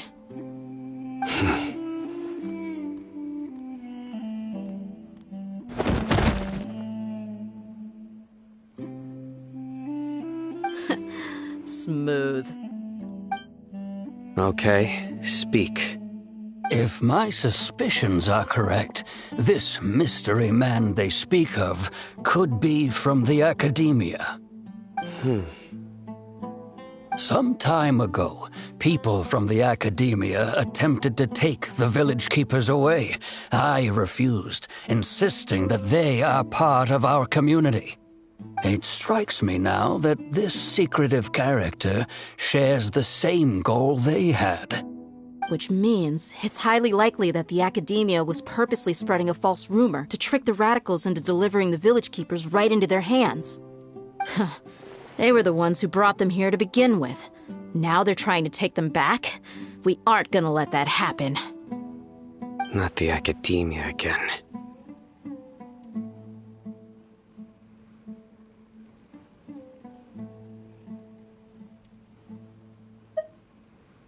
Just as I thought. But what could they want with the Village Keepers? People are nothing but tools in the eyes of the Academia. A change in their plans, likely they found another way to exploit the scholars. Regardless, our top priority now is locating the village keepers. You're right. Isak is still waiting for news on his grandpa. Time to go. Let's leave the village and try to track them down. Yes. Pack up and get ready to leave. You got it. Candace, I'll let you deal with the radicals. Leave everything outside the village to us. All right. Let's meet back here once everyone's ready.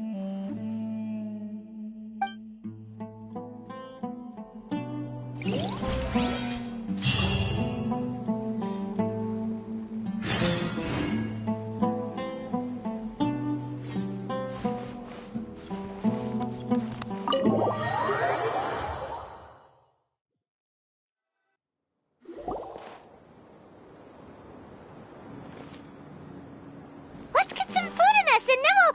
Whoa! Where did you come from? Well, as you can see, I am merely sitting here and reviewing what we have deduced thus far. You were gone for ages!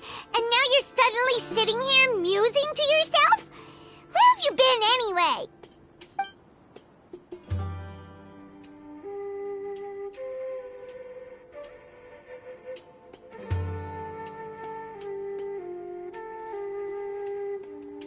Hey, what's with the silence? You never think things through before asking questions. I'm giving you some time to make up for that.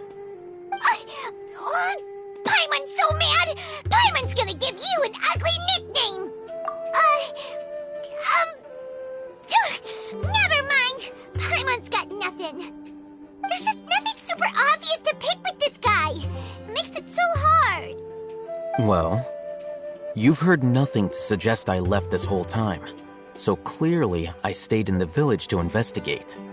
Anyway, you plan to leave Aru village and keep searching for the truth of this matter, yes? Yep. We're not gonna find out anything more by staying here, so we thought that we might as well take the search elsewhere.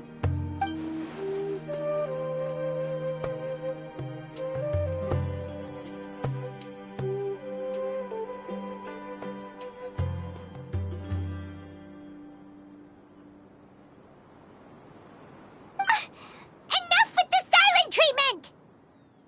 No. I'm just surprised that you decided to team up with him. Alhaitham, you haven't helped us out at all ever since we arrived at Aru village. Bold of you to question our choices. Yeah, you're all talk. While you were investigating, I had my own work to do, which I've now finished.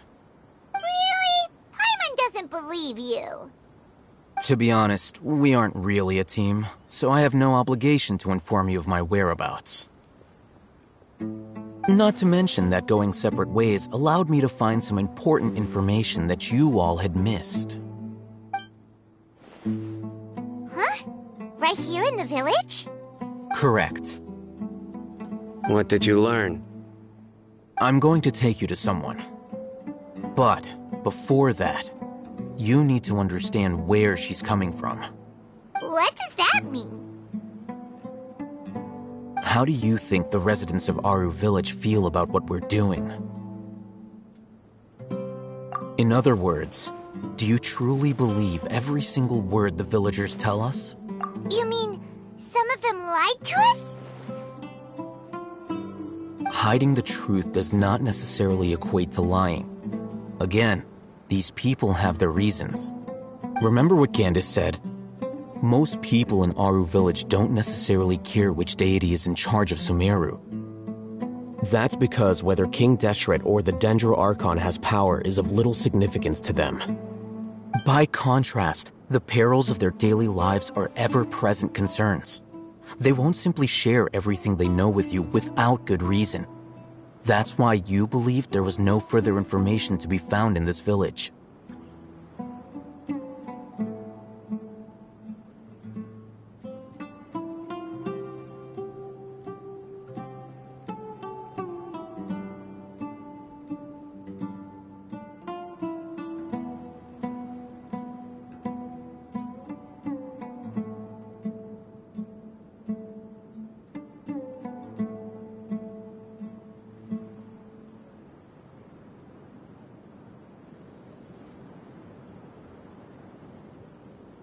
Glad you're following along.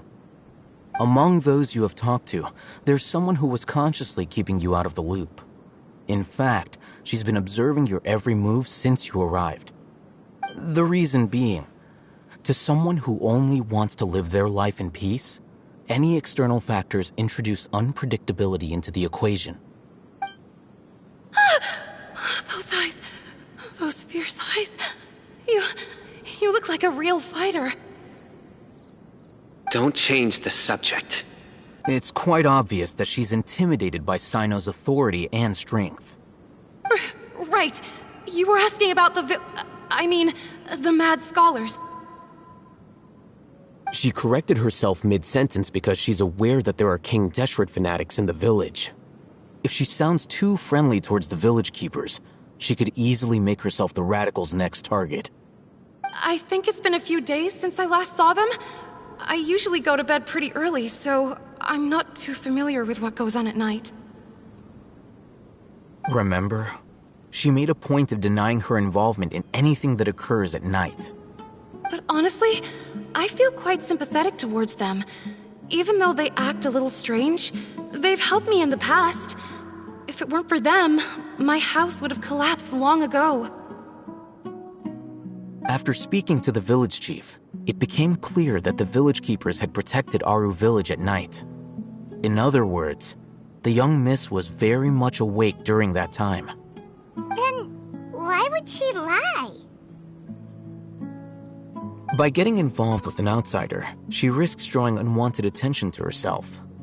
As for why she might be so wary about all this, maybe you should ask her. I'll pass on this one. You said that she is afraid of me. If so, it's best if I stay out of this. We're on it!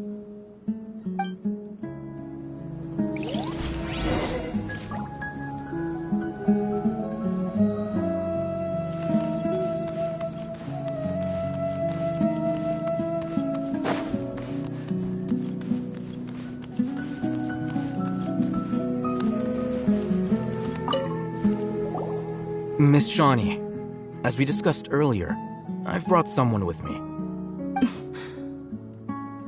Mr. Alhaitham, I'm aware of where you stand, but how can I make sure that your friends think the same as you? Huh? What do you mean? We need to clarify our stance or something? Go ahead and talk to her. You'll get the answers you want. Go on. Earn her trust. Is it really that simple? May I call you Traveler? Hi, Traveler. I want to ask you something. Do you think the resurrection of King Deshret can truly change Sumeru for the better? Why's that? That's very similar to what Miss Candace says. I know you two are friends. That's why I'm willing to talk to you, even though I do have some reservations. Before, I wouldn't even have the courage to ask something like this.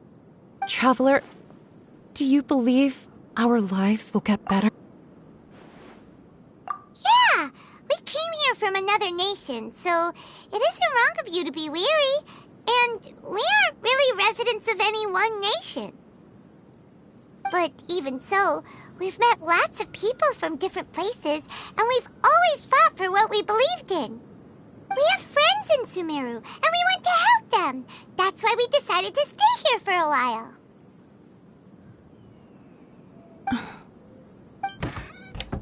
I want to trust you. My apologies for posing my questions like that. To be honest, I didn't expect you to come back for more information. Alhaitham told us you have your reasons. It's okay. We understand. The fact is that only one side of my family is desert folk. I don't really fit in anywhere in Sumeru. Some believe in the Dendro Archon, while others believe in King Deshret. I don't belong to either side, and neither side would want me. Speaking of which, the radicals mentioned that they despise traitors. Do they just think that anyone who's different from them is a traitor? Yeah. Some people can be so narrow-minded when it comes to bloodline and beliefs. It makes no difference what I say or how I behave. I'll always be suspected of having ulterior motives. Slowly, I just stopped talking to people. I pretended not to hear or see anything. All I want is to live my life in peace. And then it happened. The village keepers who had helped me disappeared. You can tell them. I'm sure. All right. I'll tell you, I actually have a sharper sense of hearing than most. Sometimes... There are ghosts? Perhaps. I'm not sure. It's faint, but it's definitely the sound of crying. It used to be louder and more frequent. But ever since you arrived in the village, it doesn't seem to happen as often. And when it does, it's much quieter. I have to focus really hard to make it out. I confirmed this with the guards on night duty. They also have someone with a good ear, and he's heard similar sounds at night. But, because we're in the middle of a desert, you would rather believe that they are the cries. There's really nothing around these parts, except... I think they used to use it for treating Elazar, but it's been abandoned for... Yeah, let's go!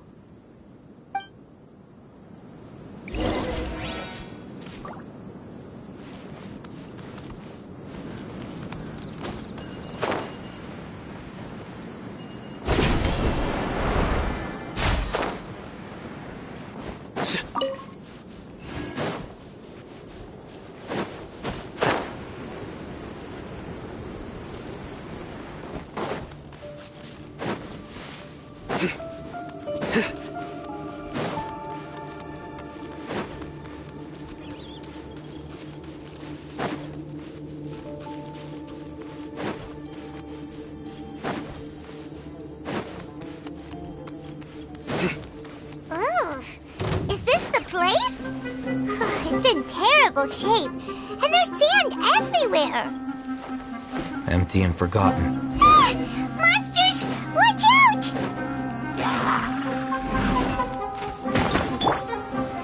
Solidify! Order guide you!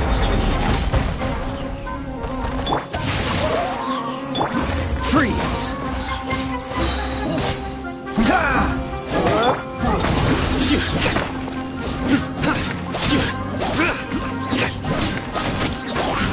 This is order.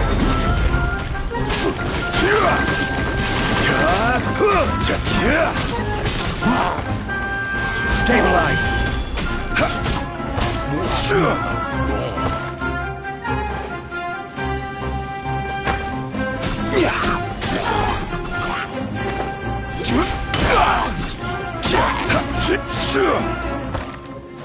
Rise!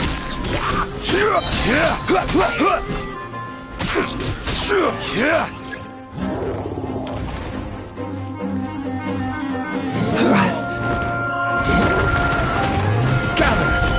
I will have order! Let me lead you, huh? Oh, so sorry. Your sins weigh upon your soul!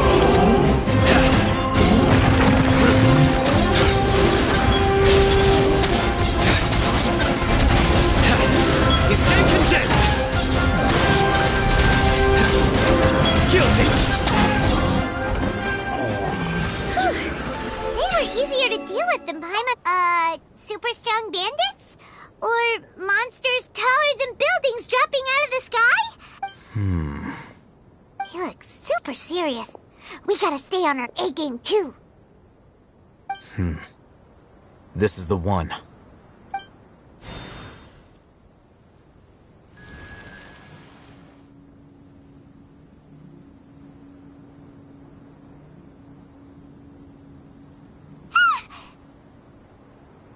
Let's go in and take a look.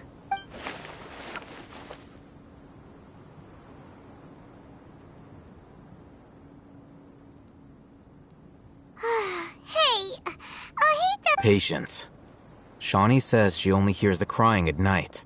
We have time to burn. Until then, I'm taking a break. And just like that, he sits down. book to read? What are you reading? Let Paimon see! Okay, sure. Huh? The natural position, which is the positional propensity of an entity in natural motion in contrast with an object in forced motion? Huh? When free from external influences, every entity displays the tendency to follow its natural trajectory? So, you got that? Oh, Paimon gives up. You keep reading your book. See ya! How is he so relaxed? Look at him, reading an impossible book in a creepy place like this. Hey, what good is that gonna do for you? You're acting like one of those annoying grown-ups who go around nagging people to focus on... Hey, what gives? Shouldn't you be the one providing for Paimon?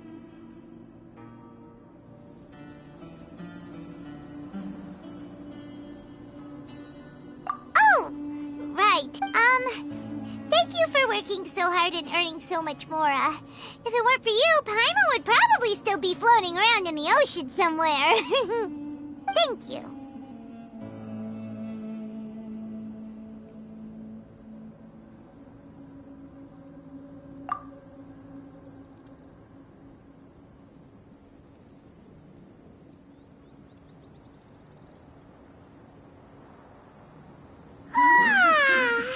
Paimon's getting so sleepy.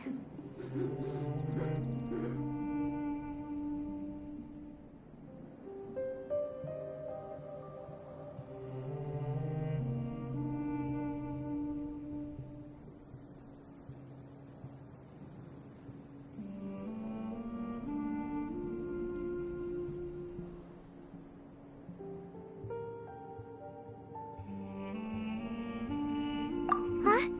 What was that sound? There it is. It's coming from that direction. Is the sound coming from here? Huh. Paimon's not seeing anything.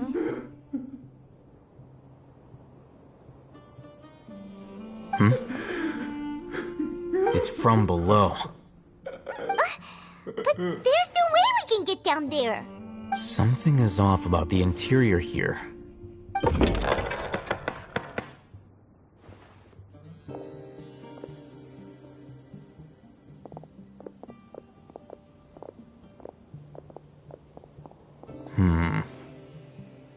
As I thought, there's a hidden structure. Wow. It's like they tucked another hospital into this one. Oh, it looks like there are other mechanisms around here. Let's keep exploring.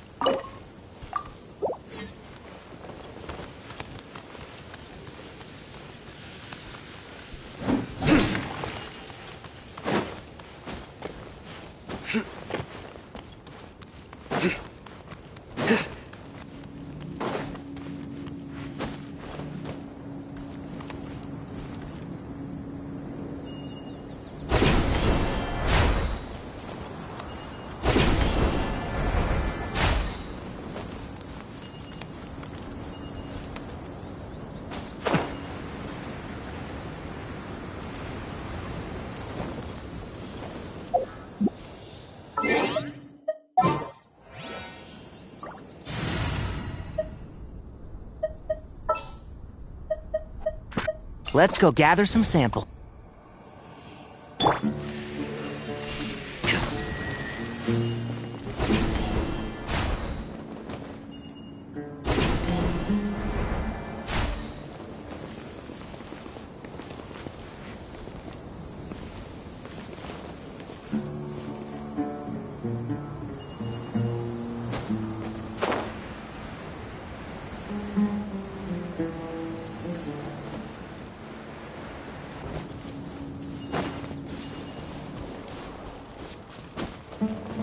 That's close enough. This is order.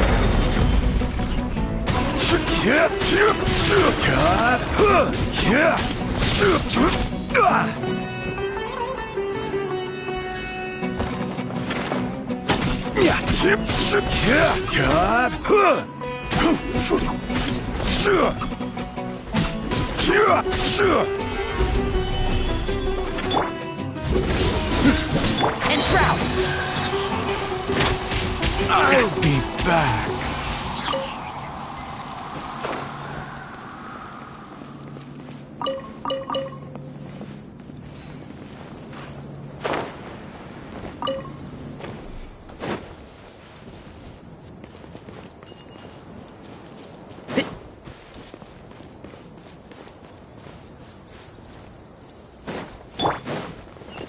Happy to oblige. Just following orders. Eat this! Surrender!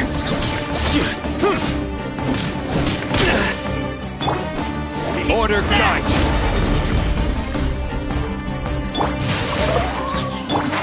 Can't see? Keep up. Nowhere run!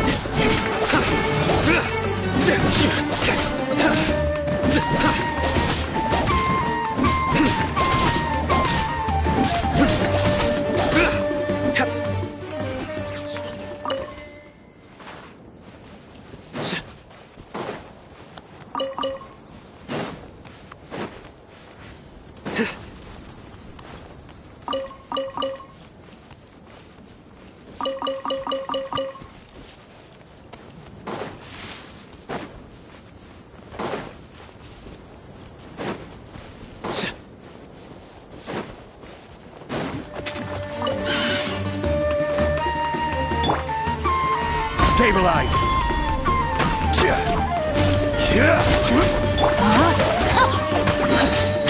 One with the force.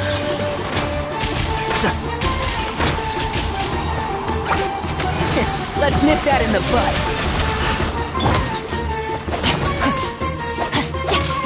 I will have order.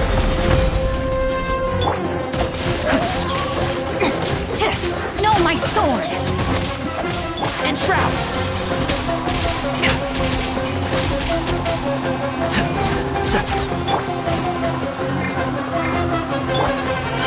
Gather!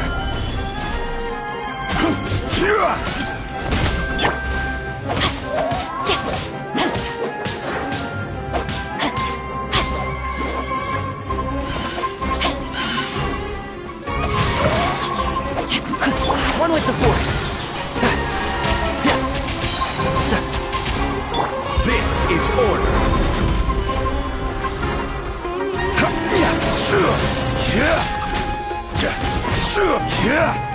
Stabilize. Rain outlines your fate.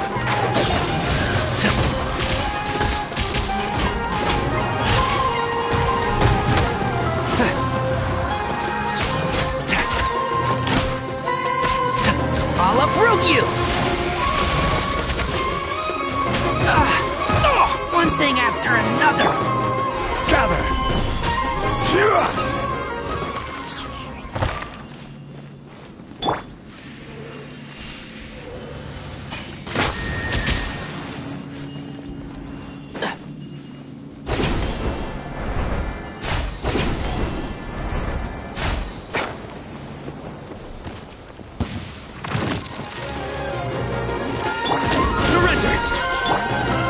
Solidify! Enshroud!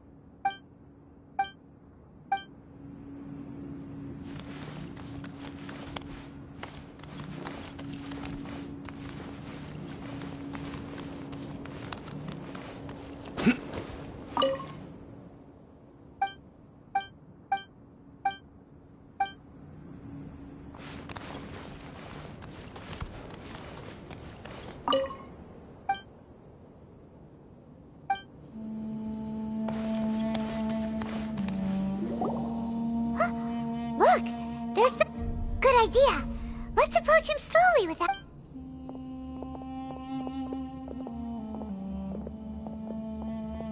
Wait.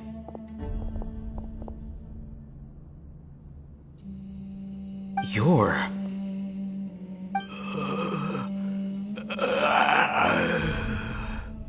He can't speak, and his eyes are unfocused. But he looks too young to be anyone's grandfather. Also, why is he the only one here? Didn't expect to see him here. You know him? He's Razak, a senior of mine at the Academia. He's a scholar too? Is he the kind that holes up in a forest and mumbles stuff about training? No. And that's the problem. Razak was never involved in any of those things. He never trained in the forest, let alone reach Satyavada life. Leaving that question aside for the moment, him being here alone means that we might be too late. Looks like they've already taken everyone away. For whatever reason, they left Razak here. Perhaps they simply didn't have time to come back for him. There are drag marks on the ground. They're clearer by the doorway. Someone was forcefully drawing a cart that was loaded with something heavy. Loaded with people? That is one possibility. It looks like they were in a hurry, as if they were afraid of being caught. In their haste, they failed to notice Razak hiding in a corner. The symptoms are identical. Looks like we found living proof. Huh? Why do you say that? Allow me to jog your memory. Recall your time at Port Ormos. Don't you think his symptoms look familiar?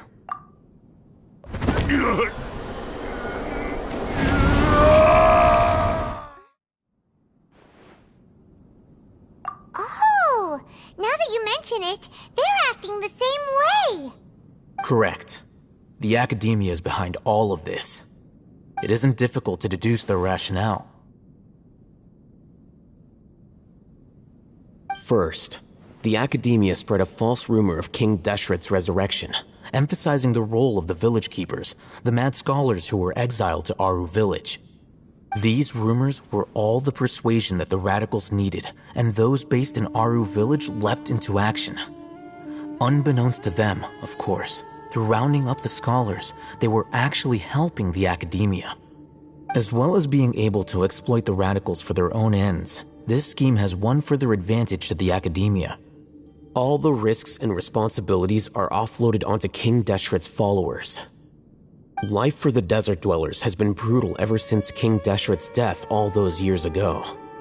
Beneath the surface, feelings of desperation are widespread. Many would give everything they have for the prospect of something better. Anyone looking to exploit that for their own ends simply needs to make a few empty promises. Even if complications arise, people will see that those involved are all followers of King Deshret and look for no further explanation than differences of belief. A deep-seated mistrust of the desert and everyone in it by the rest of Sumeru will make sure of that. The notion of an Academia plot wouldn't even cross their minds. It may seem like a simple strategy, but it is able to work wonders under Sumeru's current circumstances. Oh, that makes a lot of sense. It's in line with the village chief's theory, too. But there's still one very important question. Wasn't it the Academia that brought the scholars to Aru village in the first place? Why does it want them back now? Throughout this process, one thing has changed. The scholars' identity. First, they were scholars. Then, they became lunatics. After that, they were exiles. And finally, they become missing persons. An exile is still patently a living, breathing human being. But when someone becomes a missing person, that is brought into question. If you can't find someone, you have no way of knowing what exactly happened to them. That makes missing people an ideal resource. Resource? For what exactly? One possibility is that the information in their brains could be extracted into knowledge capsules. Extracted? You mean canned knowledge comes from people's brains? With the technology of the Sumeru Academia, it's entirely possible. Perhaps the process caused them great suffering, which is why they cry out in the dead of night when no one is watching them. So, the human brain... Nope, nah. I'm the Academia scribe, after all. I'm familiar with their projects. Anyway, judging by Razak's state, the contents of a divine knowledge capsule were extracted from his mind, but something went wrong in the process. Or perhaps his curiosity got the better of him, and he used such a capsule for himself. Paimon's a little confused. Can they just use anyone's brain?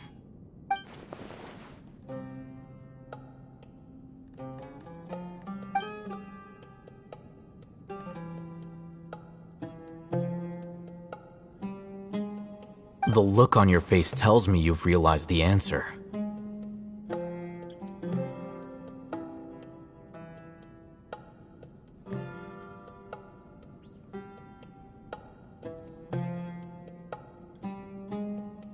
That's right. To some scholars, gaining knowledge about the gods is their entire life's pursuit. Extracting canned knowledge is just one of the extreme measures they turn to. However, I can't help but wonder, what do they seek to gain from divine knowledge?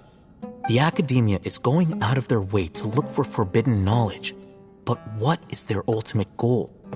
I've spent quite some time trying to analyze the contents of the divine knowledge capsule, but to no avail. It seems like my way of thinking is too different from theirs. You mean you're not even slightly interested in getting your hands on this forbidden stuff? All scholars seek to expand the horizons of knowledge, but I'm not particularly interested in gods, so I don't share their degree of zealotry. Extracting information from people as if they were lifeless objects? If this is the direction of academic progress, then the Academia may as well shut its doors. Sounds like you're really against all this. Of course. The Academia's actions run contrary to their rules. Whether it be academics or knowledge, everything has its boundaries. If those lines are crossed, the rules and order that govern everything in the world will be destroyed. This matter needs to be corrected, just like fixing a typo in a book. Wait, didn't you step in to help because you felt sympathy for those poor people? Not to be callous, but no. My criteria are a little more restrictive than that. There is no shortage of suffering in Sumeru, and the same can be said for the rest of Teyvat as well. What do you plan to do about that? Save every last person? Probably not. Paimon's not... You can say that. Simply put, I don't blindly place my faith into strength or heroism. I do what I want.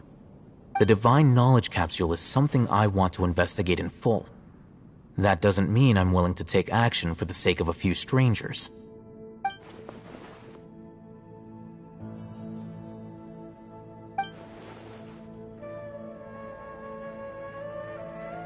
Paimon's been wanting to say this for a while. There are a lot of bad guys in the Academia, but you're not one of them. You're their weirdo. You're probably right. Though I must say, I quite enjoy this feeling of being the odd one out. Uniqueness is also an asset, is it not? Wow, that's a great way to think about it. Paimon's really impressed. If only Miss Shani had a similar mindset, her life would definitely be a lot easier. I'm just a more likable person than her in general. There's nothing more to it than that.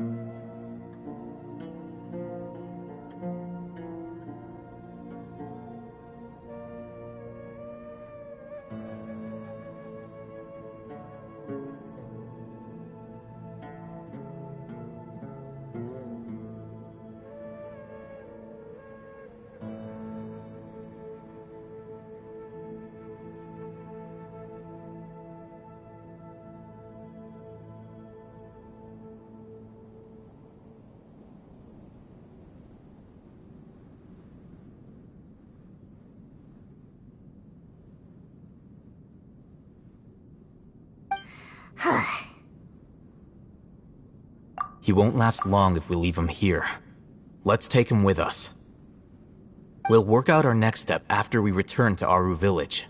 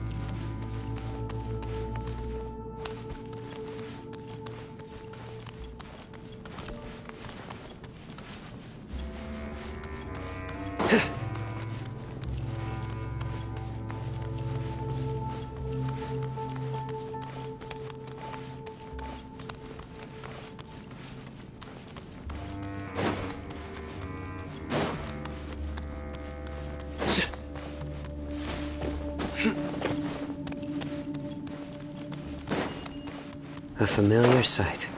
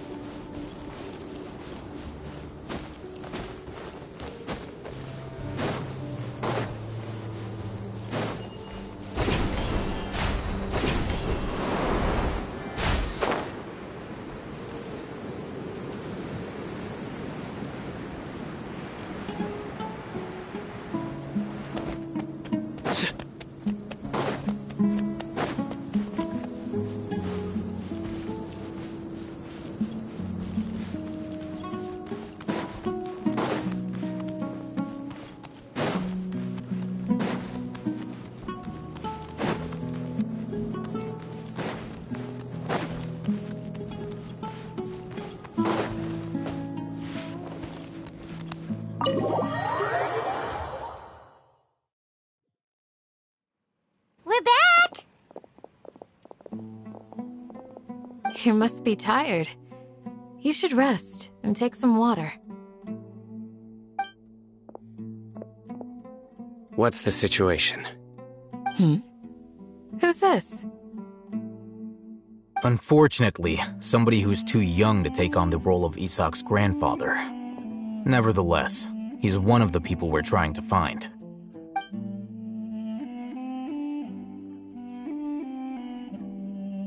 So, at one point in time, the abandoned Elazar Hospital served as the Academia's site for extracting divine cant knowledge. Yep, pretty much. Their plan must have been implemented at some point before we arrived at Aru Village, since divine cant knowledge has been in circulation for a while now. Yet, they fled once we were headed to the village, almost as if they knew we were on their trail. Why is that? Yeah, why is that? We may have a mole in our midst. One of us could be secretly revealing our whereabouts to the Academia. Huh? Are our friendships that shallow? Looks like none of you have realized wherein lies the issue. Sino, you're the reason why they can predict our movements. Wait, what's that supposed to mean? Choose your next words very carefully. It is simply a logical inference. I have my reasons. So what you're saying is, Sino's the mole. Interesting. And here I thought you were the most suspicious one, Al-Haytham, since you were always acting alone. I know. You have a point, but I realized something as we were returning from the hospital. Sino isn't like any of us. What are you trying to say? Do you still remember who you are, General Mahamatra? As a Matra, you are no doubt privy to certain kinds of information. Before you can take action against someone, you are required to have all the facts available, including the less than savory details. Simply put, the Academia has traditionally allowed you access to a wealth of sensitive information. Knowing their modus operandi, wouldn't you expect them to take precautions against you? If you want to raise a vicious wolf, you need to make sure that you can avoid its bite. The Academia is monitoring me? It's not that simple. The Academia has eyes all over Sumeru, but they have a special protocol for dealing with you. Every so often comes a Nyagarbaha Day. On this day, the Academia enters new information into the Akasha through knowledge capsules. I remember seeing a thick notebook next to the control panel once. Its contents were all about the General Mahamatra, his activities throughout the day, preferred methods of enacting judgment, everything. You're saying that the Academia entered my information into the Akasha too? But what's the point in doing that? My actions aren't important enough to be added into the Akasha. The Akasha is capable of computation. The Akasha's algorithms are entirely capable of predicting your movements using the data entered.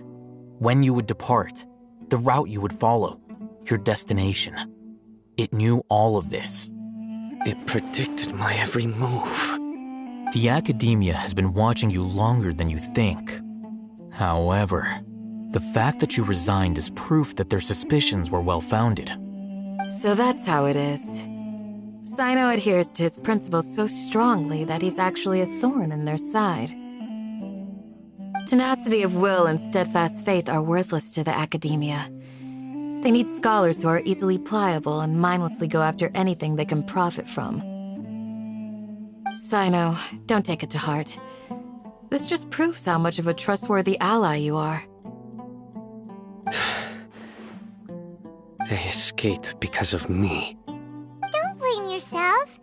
It's not like any of us would have known.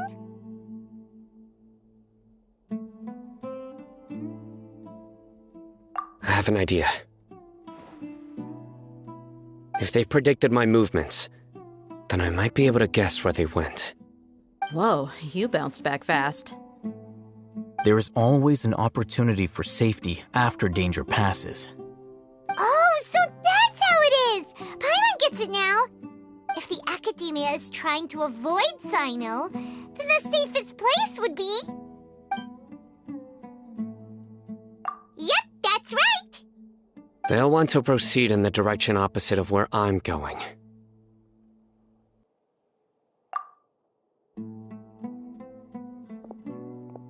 I must go. There's also something I want to investigate. Let's go, guys! After him! Please, wait! I want to go too! You want to go too? If so, you have to promise you'll stay safe. I want to find Grandpa. I promise I'll be careful and not cause any trouble. Everyone, I leave him in your hands.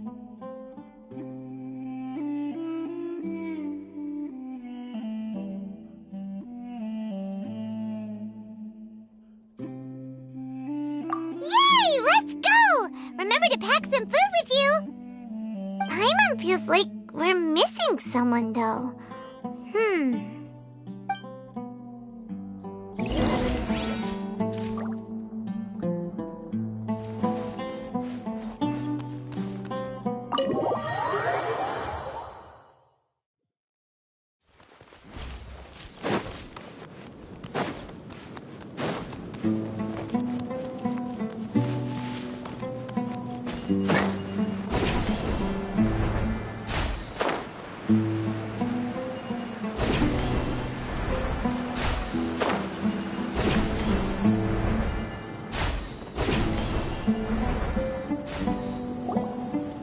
So, where do we go from here? Yes. After leaving the village, we should head straight toward the desert.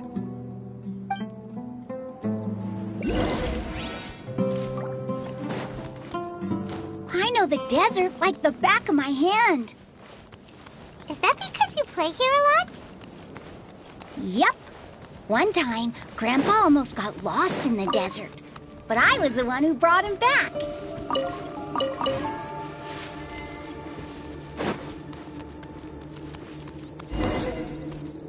There's something here. What's this? It's buried in the sand. Looks like we'll need to roll up our sleeves and do some work. And Paimon thought running around everywhere was already enough work.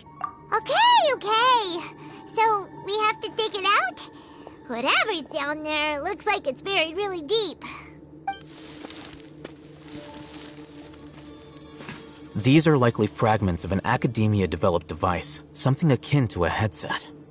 Looks like there were more than one village keeper. They must have been escorted this way because there are device fragments scattered around here. Let's split up and search the area. Chances are that we'll find other things nearby.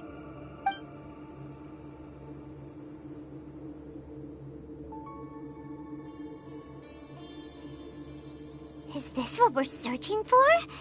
It looks kind of scary. This is definitely a device used to extract divine knowledge. How did it end up buried in the sand? That can't have been part of the plan. They must have been attacked along the way. Wait, what? Grandpa, I hope you're okay. Don't worry, your grandpa's gonna be fine. Razak didn't display any signs of starvation or dehydration, which means that they left fairly recently. We should be able to catch up. One more thing. Given that the device had been entirely covered by sand, I believe the attack must have happened prior to the sandstorm.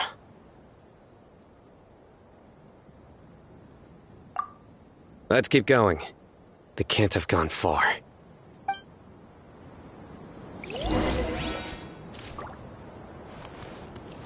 Ugh, but running on sand is so tiring. But you're flying, aren't you, Paimon? Is flying over sand tiring too? Ugh, of course it is.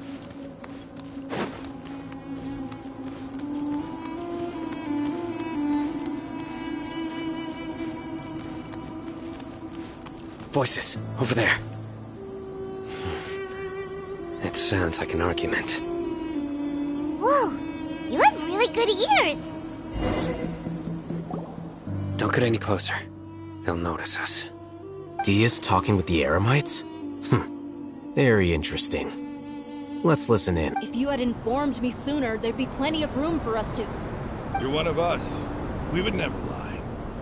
Scholars. You don't know as much as I do. Need me to... I knew it. That's our Dia. Dia? Why would you... Dia! Hey, what are you doing? Huh? Didn't you say you'd help me find Grandpa? Why are you on their side? Well, look who's here. Ain't that something? This complicates things. You've betrayed Aru village? So, this is the great General Mahamatra. Dear, you'd be better off as my assistant than hanging around with this motley crew. Seen for yourself. I have the means and methods, and my ideals are far more admirable than theirs. I'm not the type that's easily swayed, Raman. You of all people should know that. Wait, what's going on, Dia? Whose side are you on here? Shut it, Paimon. It doesn't matter. Whichever side you pick, nothing can deter us from the grand mission of resurrecting King Deshret. Once our Lord of Old returns to this land, we will have a new beginning. Face the facts, Raman. It's not gonna happen. You should understand that more than anyone. Have all your years as a merc taught you nothing about placing hopes in a ruler? I'm a desert dweller and a proud follower of King Deshret. Whether I live by the edge of the sword or in peaceful comfort, my soul will always carry this conviction. It's not too late yet. The village mad scholars aren't gonna bring King Deshret back to life. You don't understand, my dear lady. Pursuing our faith is our purpose in life. Even if the chance of success is 1 in a million, we must be willing to give everything we have. Even if it'll expose you to the academia? Even if they end up disbanding the Eremites? Your Eremites, which you've worked so hard for all these years? Yes. We've waited a long time for this day to come. The sun and the moon no longer shine here. All you see now is cracks in this desiccated land. But fate has finally dealt me a hand to play against the academia. With these scholars in our custody, we'll stomp the academia's forces and fight our way beyond the wall of Samiel. Ridiculous. Think about it. The academia controls the entirety of Sumeru. Your powers are negligible in comparison. If you still don't believe me, then try asking these 2 men. They're also against the academia, but neither of them are as arrogant as you are. They look more like pawns of the academia to me. Why would I listen to anything the people of Greater Lord Rukkhadevada have to say? Filthy traitors. Your god abandoned all honor and betrayed King Deshret. We desert dwellers will never trust the likes of you. It's impossible to communicate with someone so hostile. Perhaps we should. Do you really believe that by kidnapping the scholars, you'll be able to negotiate with the academia?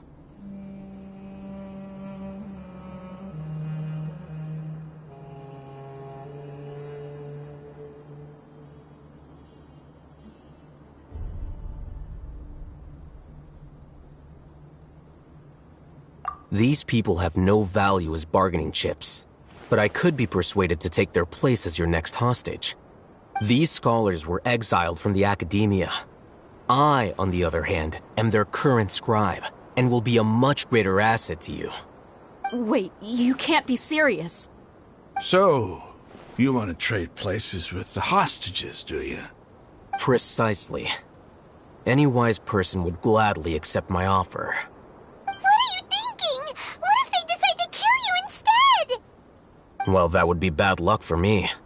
However, I'd get the chance to observe the scholars, perhaps even find out the truth. Think you can talk me over with that confident look of yours? I'm not trying to persuade you. I'm using this as a means of joining forces against the academia. You are the scribe. What do you have against the academia? Not all desert dwellers believe in King Deshret, and the same applies to the academia. Why must all knowledge seekers approve of the academia's way of doing things? You academia scum. Every last one of you is nothing but a hypocrite, just like everyone else on the other side of that wall. I've made myself clear enough.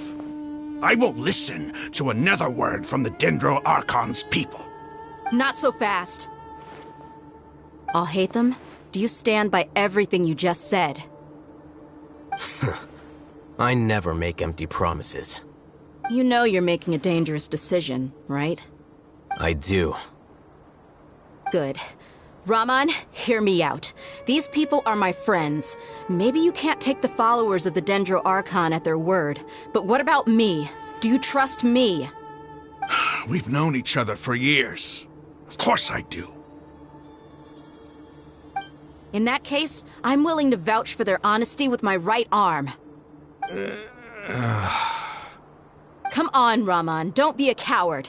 If you're serious about taking on the Academia, you need to steel yourself. You can't be afraid. An arm from the Flame Mane. You've piqued my interest.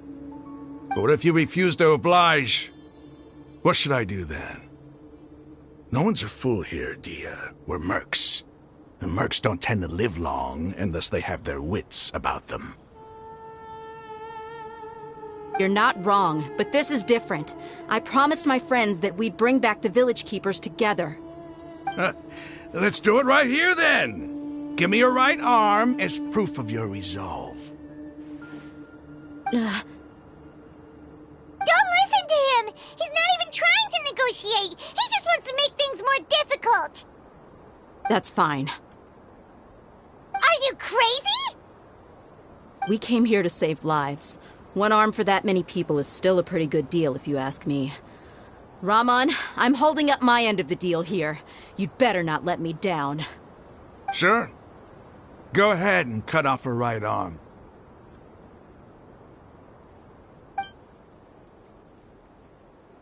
No! Dia! What are you gonna do? Think of something! You don't have to go this far. That's not for you to decide. Do it!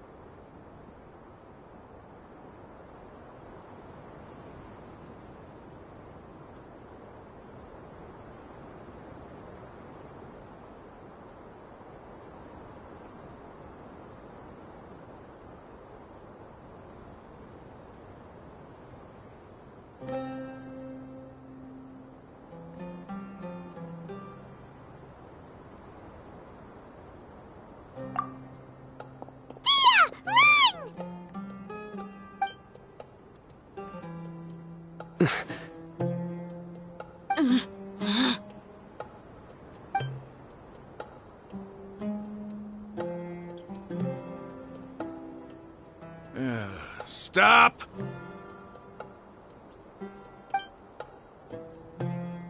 What's wrong? Can't do it? Flame Mane, you and I are both desert folk. Cutting off your arm is no different than cutting off my own fingers. Where's the sense in cutting my own kin to pieces? You've shown me that you're serious. Go on now, take your friends and leave. Meet me in the desert at noon tomorrow.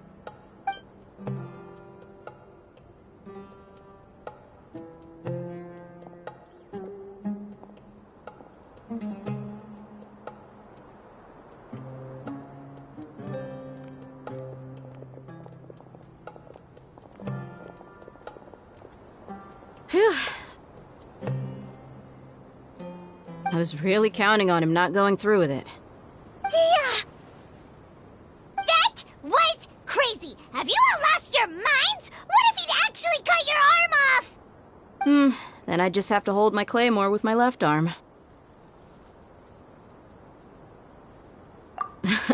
Okay, I'm sorry. But sometimes when you're out on a limb, you gotta double down to seal the deal, you know? Don't ever make a promise like that again. I can deal with the likes of them. If it came down to it, you would not lose to them either. I don't doubt it, Sino. But this is about more than me and them. There's a lot more where they came from. Even if we got rid of one bunch of radicals, there are others out there. Wiping them out would do more harm than good. As you wish. I'm sorry, Dia. I should have stayed put and listened. I should have trusted you. It's okay. I promised you I'd help find your grandpa. so I'll do whatever it takes. Whatever it takes? You just might be scholar material. Huh? Are you serious? The Eremites once said that I was a lunatic. Perhaps a little madness is essential to be successful in research. Why does it feel like he's using his praise for me as an excuse to brag about himself? Okay, let's get moving. We should head back to the village and rest up. Today was just a trial run. Noon tomorrow is gonna be the hard part.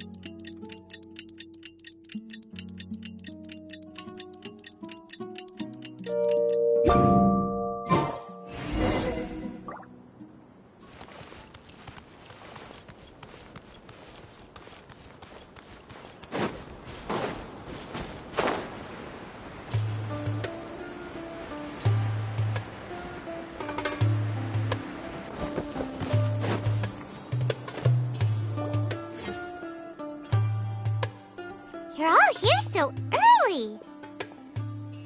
Looks like we have everyone here. Isak, are you sure you want to come with us? I'll watch from a safe distance. Dia, I want to be there to bring Grandpa home. Okay, let's go then. Dia, wait. What's the matter? I heard that you were quite reckless yesterday. No more of that today, understood? Or I'll be very upset with you. Fine.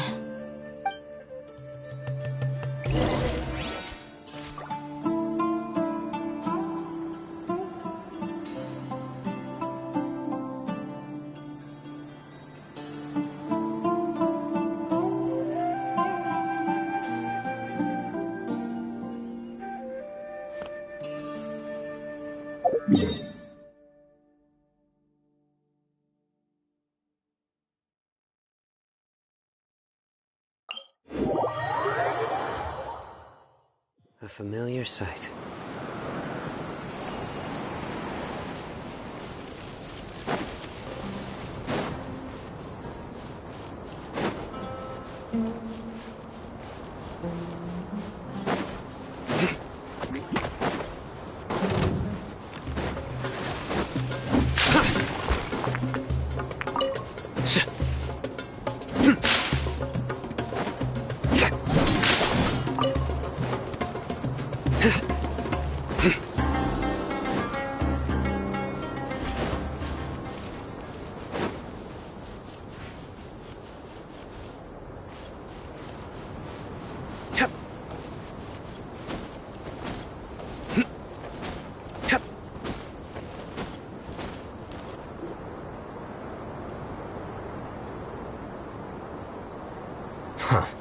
They got here before us.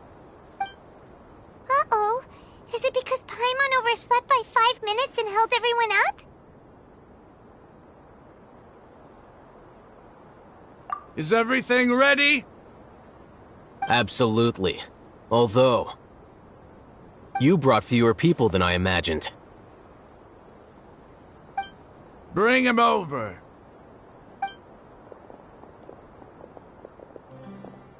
Grandpa!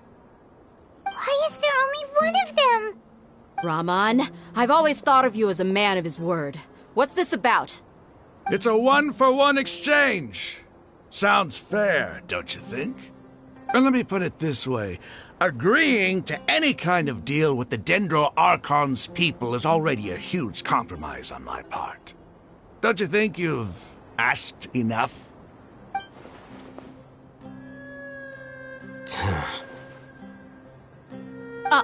You stay right there!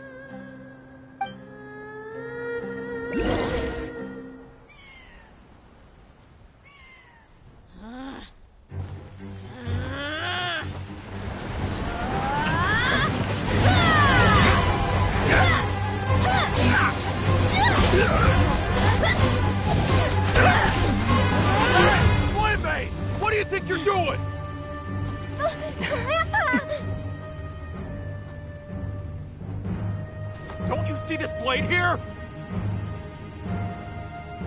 You coward! Why are your hands shaking? Wait a second! It's a earthquake!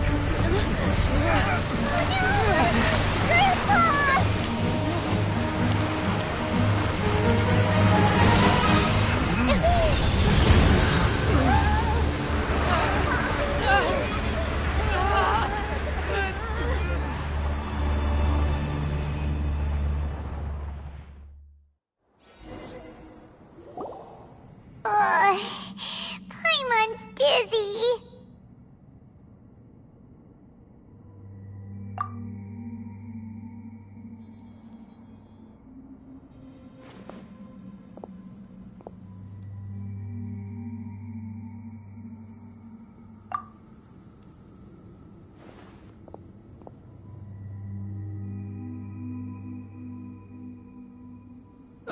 This day's going just great. What a nuisance. The sand dune collapsed. I saw an energy field. The village keeper protected us. It glowed green with dendro. Just like you said, it may well have been the remains of Lesser Lord Kusanali's power inside the scholar's body. The dendro archon. The present one. Grandpa? Grandpa? Oh no, he's getting confused again. Hey, look around you. Did there used to be a temple here?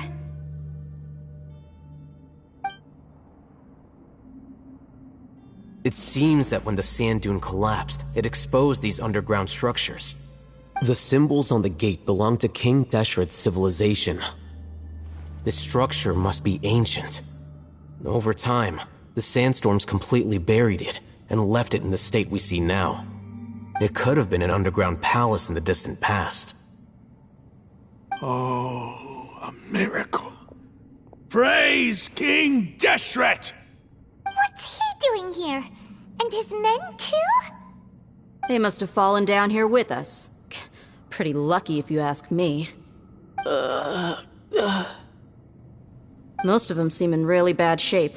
Except for him. He got off lightly. Mind your head. No, this isn't the time for conflict. Our exalted lord has shown us the way to his sacred palace. He's not actually gonna go in there, is he?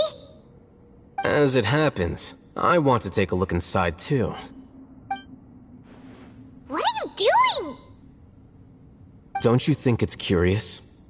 1 minute, Lesser Lord Kusanali's power protects us from harm, and the next, remnants of King Deshret's civilization appear. 2 major deities are vying to showcase their power to us. It would be a shame not to witness them both. Paimon thought you weren't interested in gods. Indeed. In my view, gods are just a higher form of living being, or creature, you could say. New discoveries are always worth investigating. Whether they have anything to do with gods is neither here nor there. Raman, what are you gonna do about your men? I'll just let them lay here.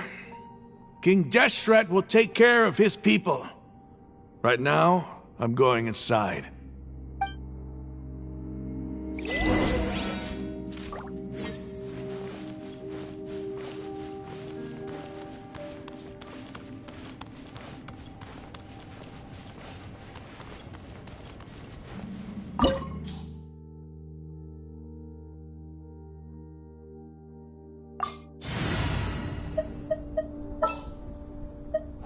Ready when you are. I guess the housework can wait.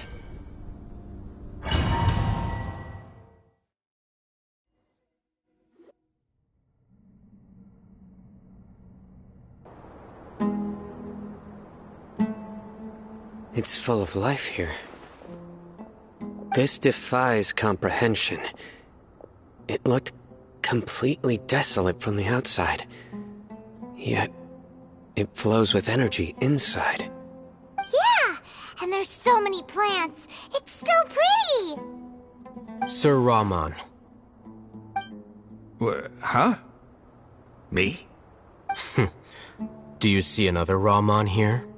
Are you mocking me? What do you mean, sir? Interpret it however you want, but there's something I'd like to draw your attention to. While this structure is clearly left over from King Deshret's civilization, the energy that flows in here is that of the Dendro Archon. Whatever you say. It's not like I have a vision. There's nothing to be angry about. Think of this as an academic journey. It does seem kinda strange. If that's true, then we might have to explore this whole area to find an explanation.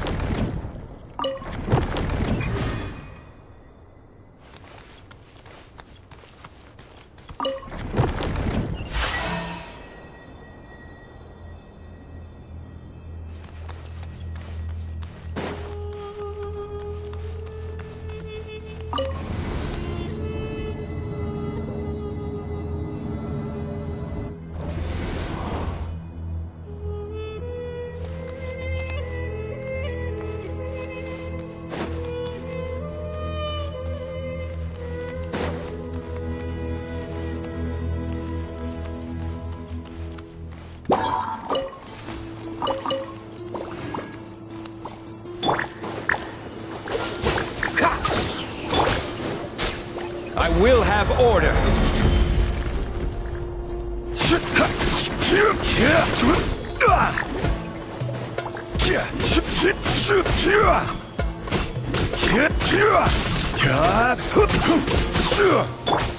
Check this out.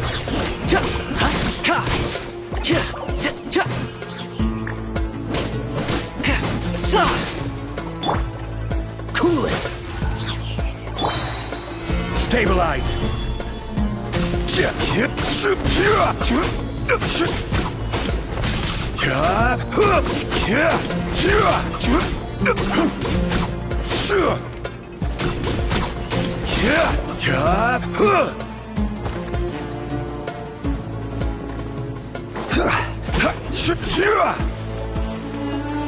Solidify.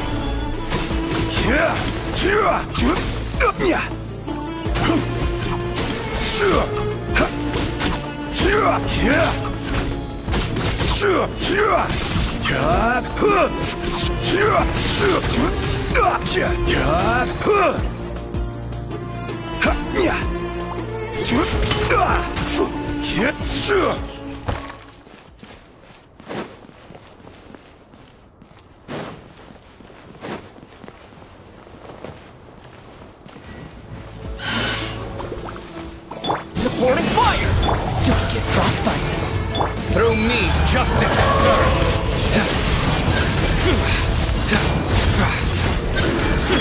We stay condemned.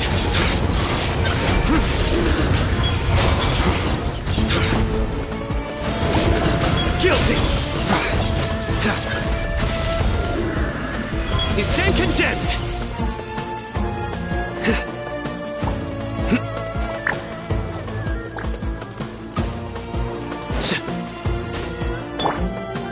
Gather!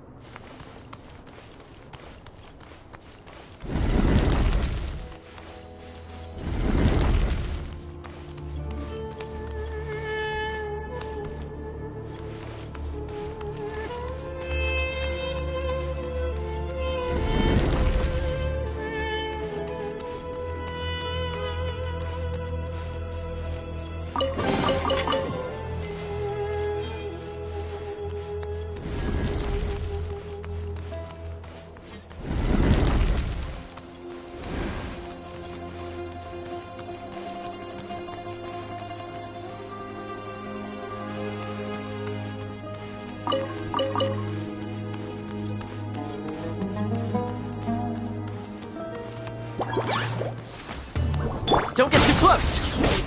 Freeze! Nowhere to run!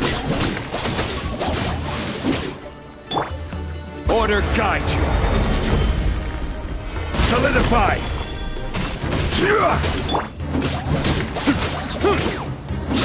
Surrender!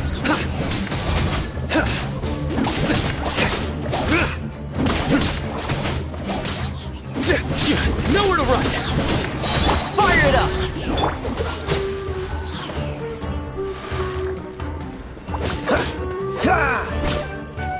Cool it!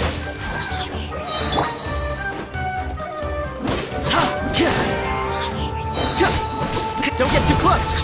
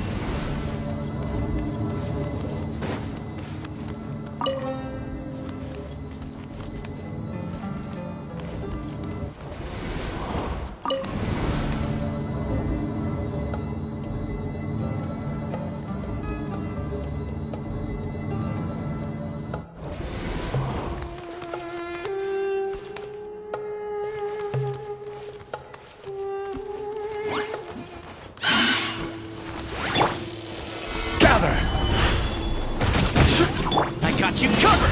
Oh, so sorry. Your sins weigh upon your soul!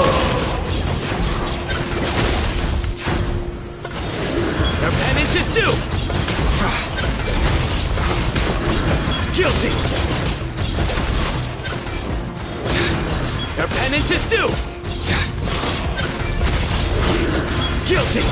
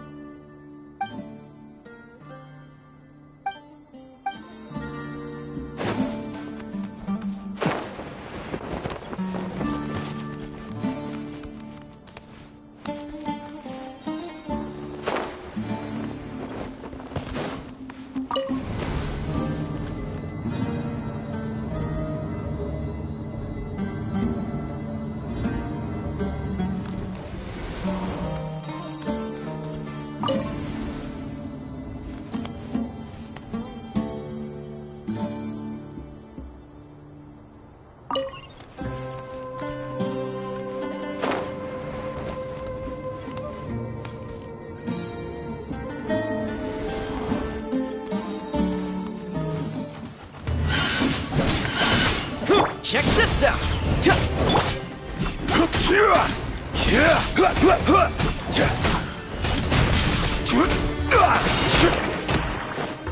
I will have order!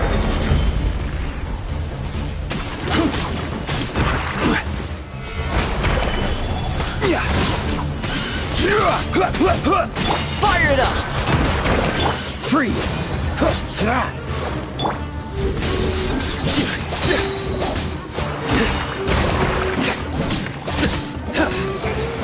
Cool it!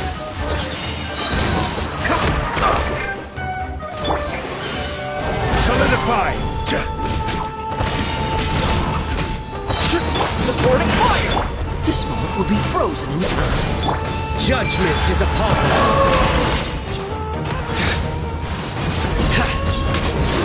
They stand condemned! Guilty!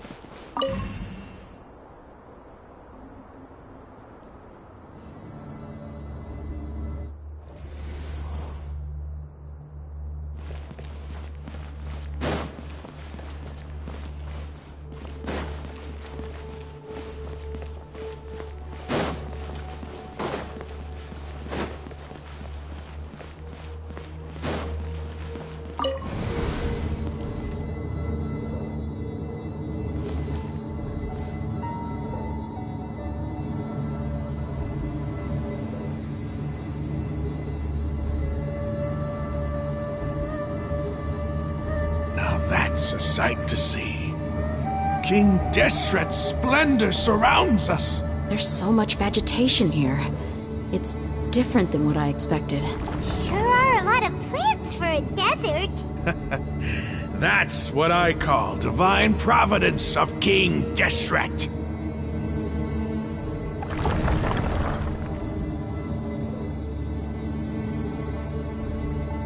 Every journey has its final...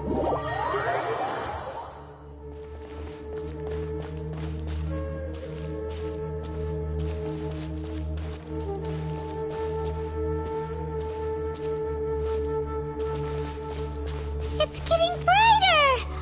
Oh, it looks so beautiful!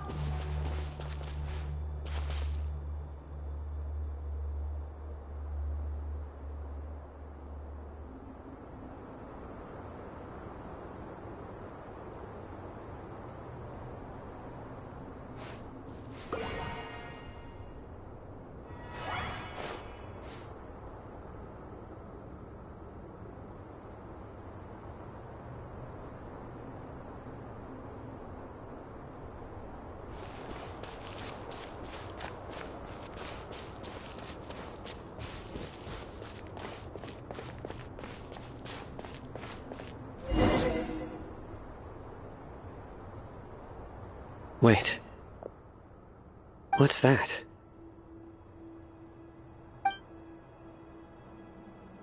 A load of flowers. And it looks like there's something among them.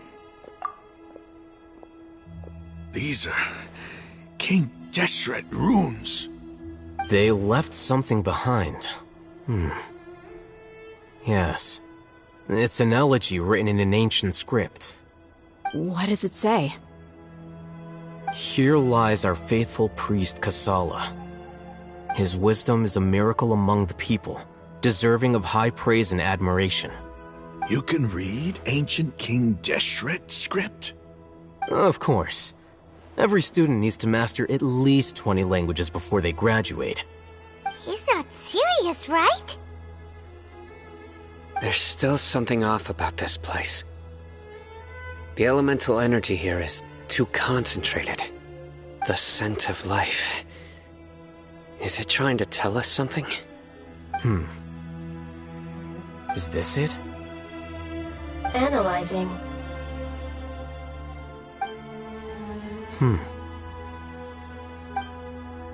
There seems to be a hidden message among these skeletal remains. Excellent. There's a device from King Deshret's civilization in this gravesite. I'll transmit the information over and project it for everyone to see. Isn't sharing knowledge against the Academia's rules? Yes. However, under the circumstances, I'd prefer you to see this for yourself. You'll understand after watching it.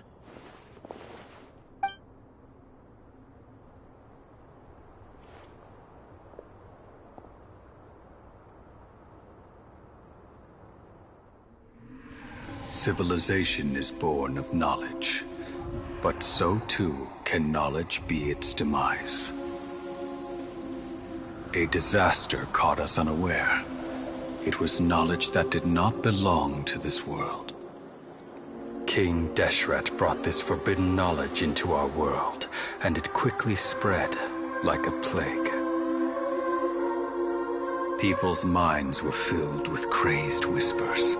Dark gray scales spread across their bodies. Even the land was stripped of its vigor. Only a desperate, deathly silence remained. Were it not for greater Lord Rukkhadevata from the forests, the damage would have been irreversible.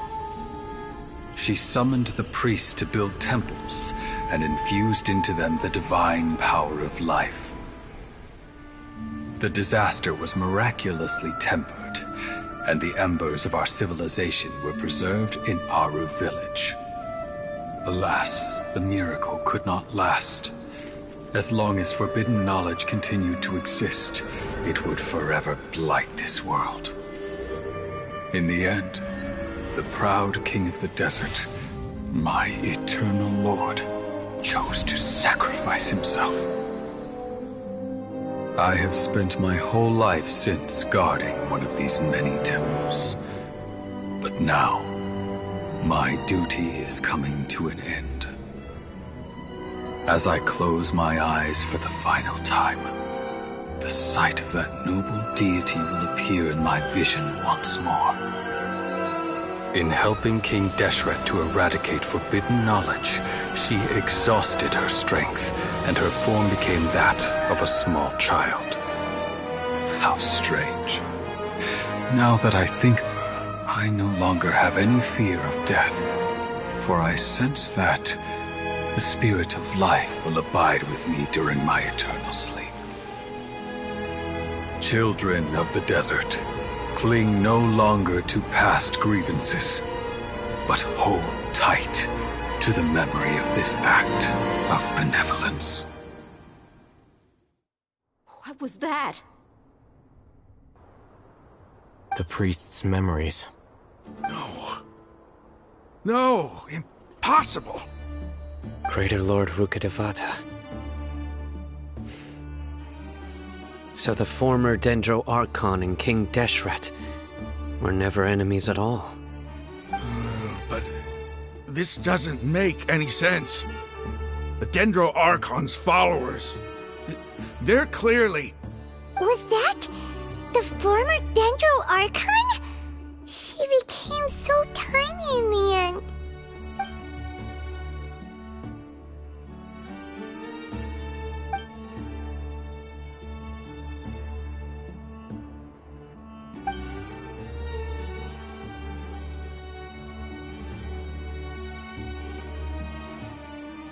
You might be distrustful of the Akasha, but there's no reason for you to doubt King Deshret's technology. You've just witnessed his priest's last words. I've never heard about any of this before. The surviving followers of King Deshret all gathered in Aru village. Our god did not make mistakes. We refuse to believe any of the rumors. King Deshret's death, the all but total annihilation of our civilization. It was all Greater Lord Rukkhadevata's doing. We saw her as nothing more than a traitor, who stabbed us in the back in our moment of crisis. Just like us humans. Fighting, feuding, double-crossing each other to survive in the desert. You were blinded by your prejudice.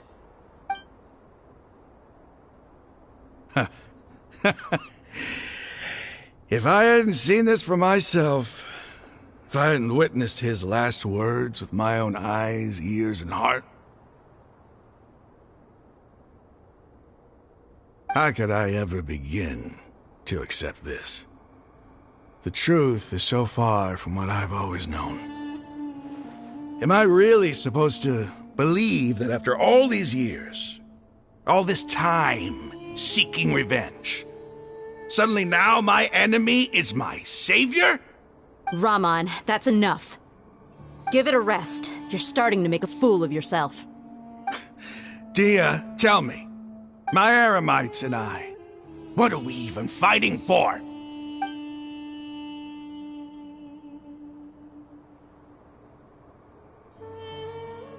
Hey, how you doing? I'll live. Thanks. I should probably go. Can't just stay here forever. What's your next move gonna be? Oh, I know what you're going to ask. I feel deeply ashamed of everything I've done. You'll get everything you're asking for. But please, give me some time. After everything that's happened here today, somehow I need to explain it to the others. It's not gonna be easy. Well, I guess that's for me to deal with. Dia, this is where our camp's located. Make a note of it. When would be a good time for us to go? Tomorrow. I'll convince everyone that we're all on the same side. And I'll return every last one of your your village keepers. We'll share our other resources with you, too.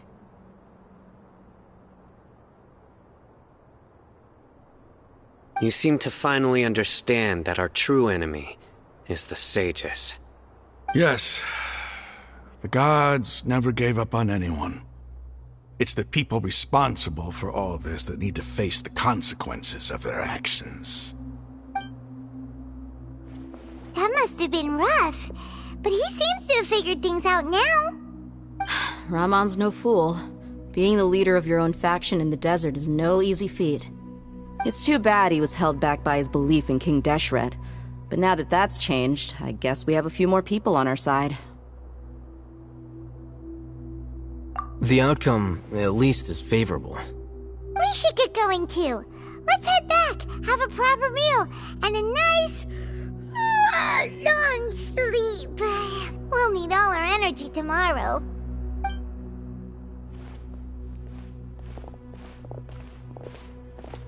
Sino, we're leaving! Stop yelling.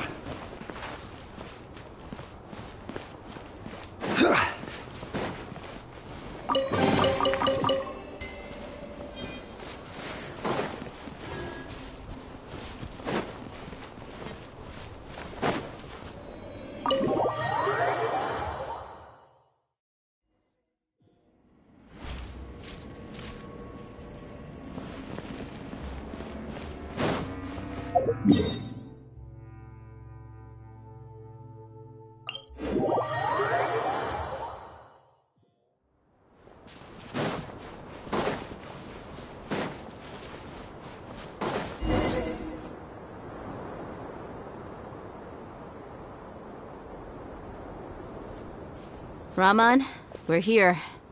Everything's been arranged. Someone will bring the village keepers back to Aru village shortly. I guess all I can say now is, thanks for agreeing to help. Don't mention it. I think we can both agree you went to hell and back for it. But we share a common cause now. From here on out, we're allies. Where are the perpetrators? I'll bring you to them. Follow me.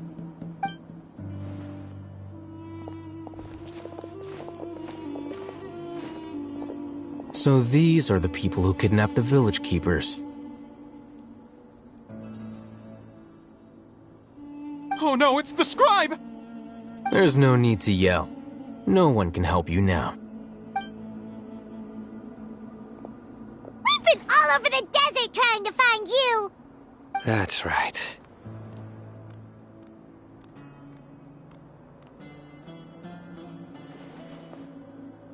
General Mahamatra? No, no! Make it quick, please! Swift and painless! Whoa. The moment they set eyes on Sino, they turn pale like they've seen a ghost! You should have known that I would be coming for you. Wait, we were just following orders! You know what I'm talking about, right? There's no way we could have done all this by ourselves! No, not Sino! He's gonna tear us limb from limb! I could do worse. Please have mercy! Start talking. Otherwise, I'll have to resort to other methods. So, your superiors have kept you quite busy recently. Why? What are they trying to accomplish? They wanted to extract canned knowledge. Don't play dumb. You know what I'm really asking. They extract divine canned knowledge. Then what? I really don't know how to explain it. Well, you better start talking or you'll be sorry!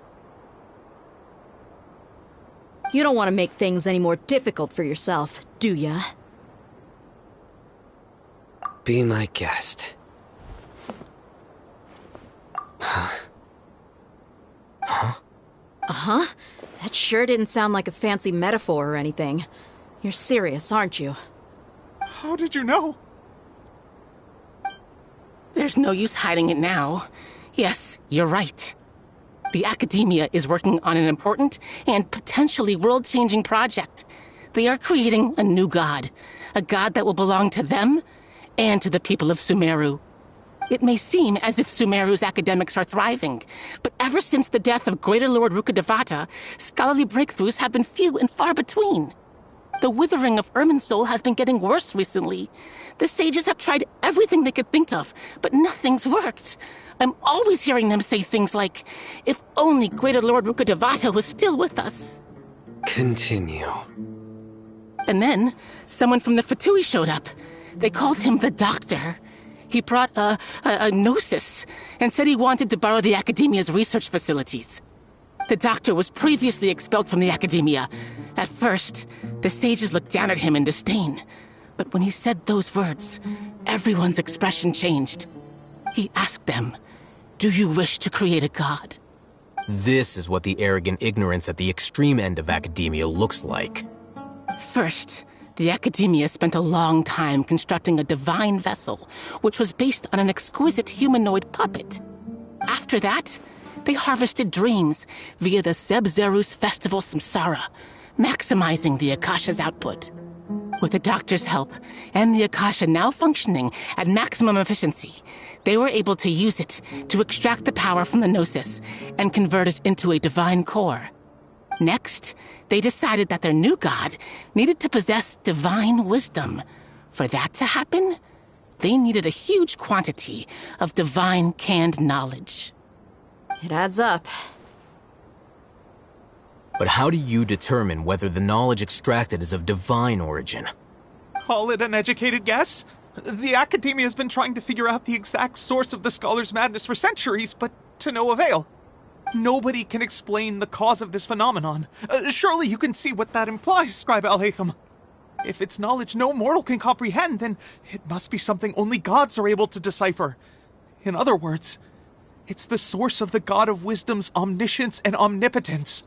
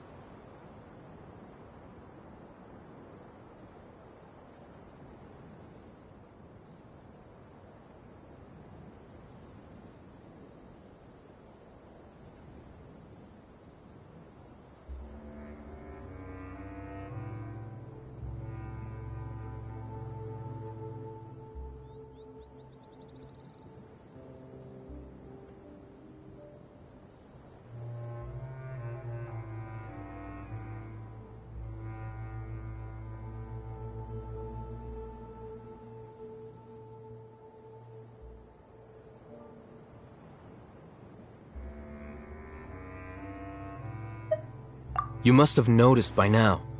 The Academia doesn't care about who their god is. It's the ability to exercise control over knowledge and wisdom that matters. It is as if they are cursed with a desire for omniscience and omnipotence that burns in their blood. Some organisms demonstrate phototaxis, and thus orient their entire lives in respect to sources of light. For the sages, their only source of hope is the existence of a deity who embodies the acme of wisdom. This is but a form of phototaxis. For many scholars, the absence of a god of wisdom means stumbling in the darkness for the duration of their lives. Then what does Lesser Lord Kusanali mean to you? Is she not a true god present in this world? If you already have a new god, why try to create another one? From the beginning, the Academia has never treated her as a god. When the Academia first discovered Lesser Lord Kusanali, the newborn god of wisdom, the sages hoped that she would be as wise as Greater Lord Rukkhadevata. But upon evaluation, they found that at the time she possessed no more intelligence than any ordinary human child. The sages never had a ruder awakening. This forced them to accept that Greater Lord Rukkhadevata had indeed passed away. Not to mention that Lesser Lord Kusanali's gnosis had been used to power the Akasha this entire time. By herself, she has neither an archon's raw power, nor the spectacular insight expected of a god of wisdom. Slowly but surely, people began to forget about her existence. So, this is the path the sages have chosen.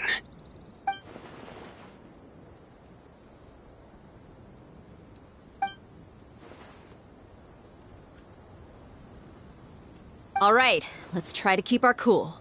If everyone's in a bad mood, then let's change up our scenery. Raman, give me a few men to help us escort the village keepers back to the village.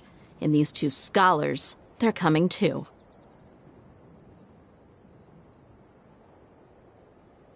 Sure, as you wish.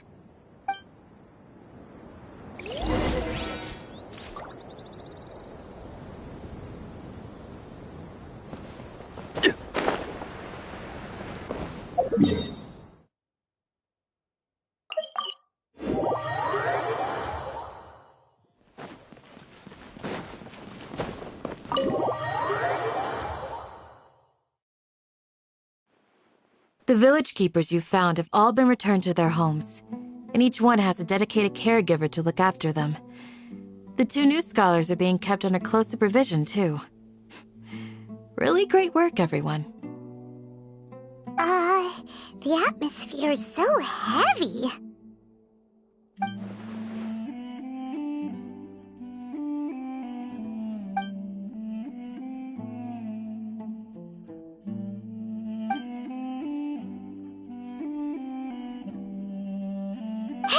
Say something! Stop spacing out! Come on, is there nothing left to talk about? In that case, let's all get some water and try to think about something else. Or I can go fetch some snacks. Oh, Paimon's so coming with you! Do you have any plans, Traveler? Gods above, you're not talking about work, are you? So you were still withholding some information?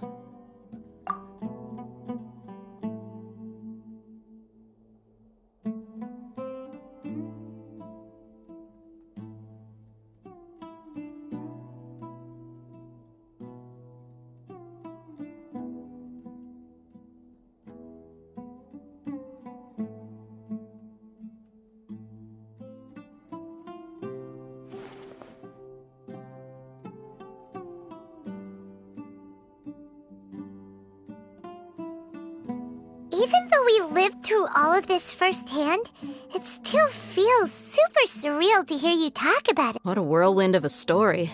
I felt like I was holding my breath the whole time. It seems like there'll be more issues to face in the days ahead than I'd anticipated. Still, now's a good time to make our next move. Now that Raman's joined us, we'll be an even stronger team. It's time to make a plan. Indeed. These events are a flagrant transgression of the rules in every sense. We cannot allow it to continue. So, everyone, are we on the same page? crush the sages and rescue our god.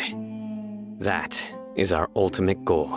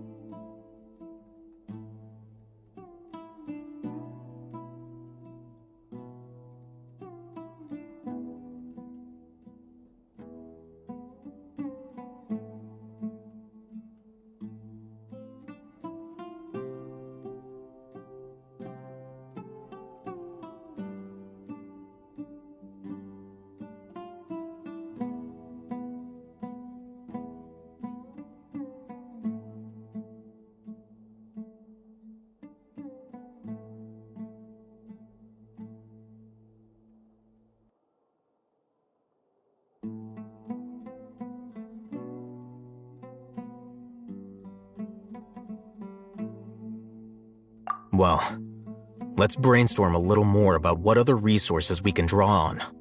The next time we gather here, we must have a solid plan. Yep, it'll work out for sure.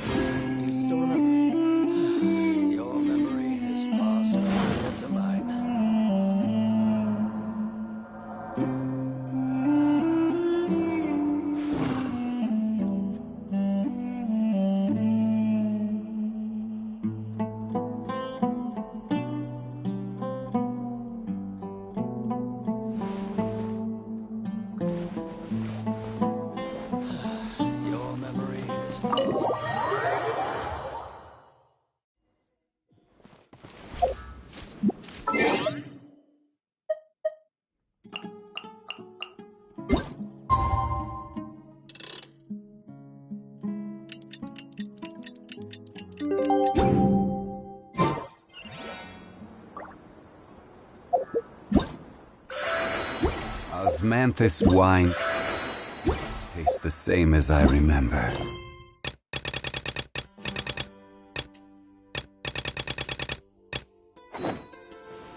But where are those who share memory?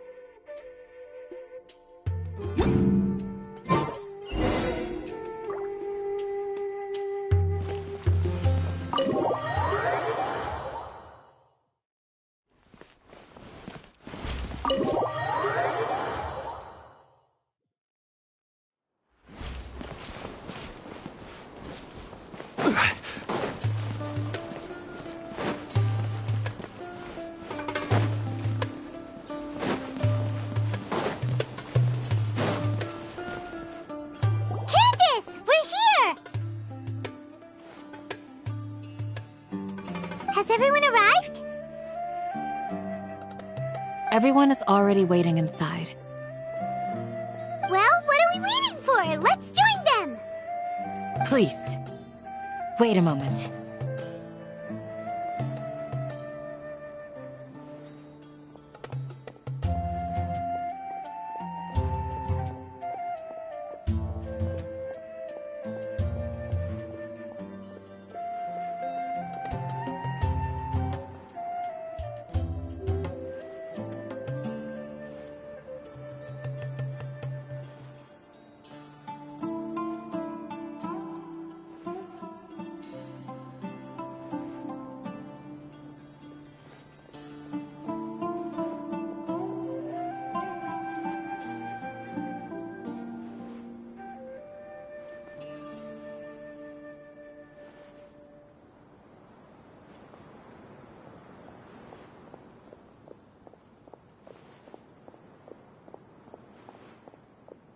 Before attending the meeting, I hope you can promise me one thing. What do you need? Promise me that you won't commit to anything too reckless. What do you think?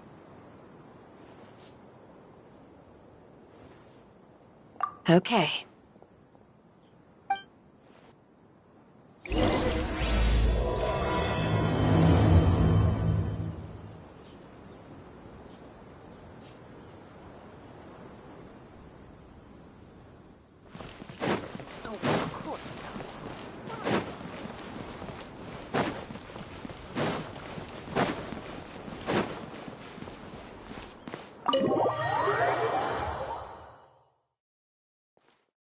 Everyone's here so early!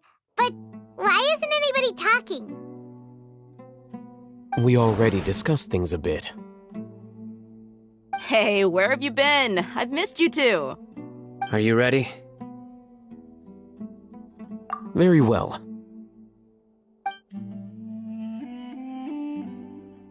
Are you sure this is gonna work? I gotta admit, it's bold. Color me impressed. It's worth a try. The point of discussion is to arrive at a solution. Let's cut the small talk and move to the next point. You're making Paimon nervous.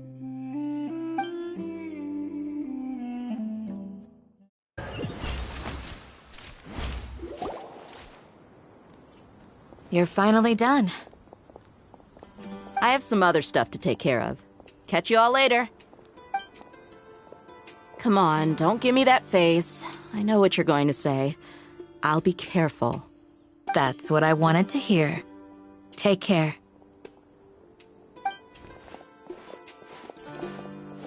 Well, traveler, Paimon, judging from your expressions, the meeting must have been quite productive. You can tell? I'm not that good at scheming or strategy, but I can sense people's emotions. And based on your reaction, things must have gone quite well.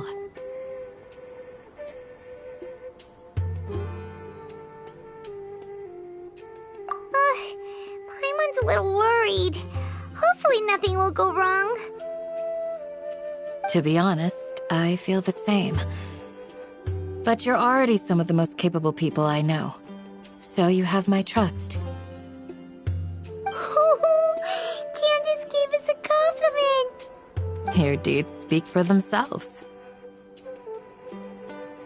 Candace, we stayed behind to tell you that, although you won't be coming with us, we'll be sure to remember your words. I'm very glad to hear that. I've said the same thing to everyone here today as I said to you when you arrived. Your safety is the most important thing. Only when you're safe can the plan be successful. So please, take care.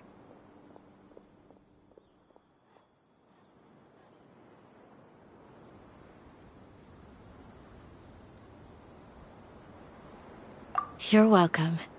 And thank you for taking my advice. Good luck with everything. I'll be here in the village praying for you.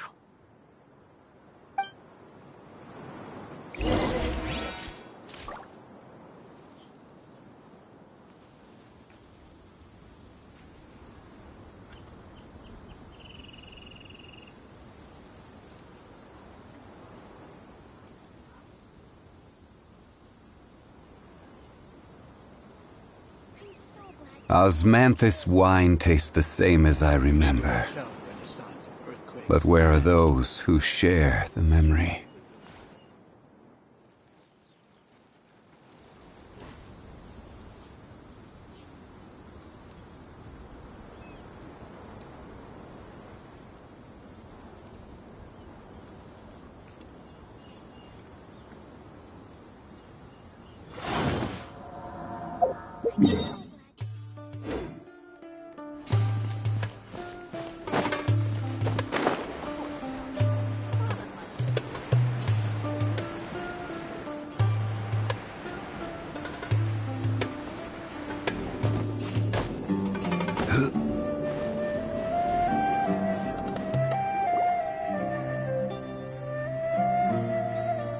Sounds good. I'll go make some preparations. Okay. I'll hate them! Have you finished saying your goodbyes? Yeah! Also, Candace told everyone to be careful. Yes, she did. But I think my point also bears repeating. Our plan is not child's play. We won't be able to achieve anything if we're simply careful. We must go beyond that and fully commit ourselves to it. I hope this is clear to you.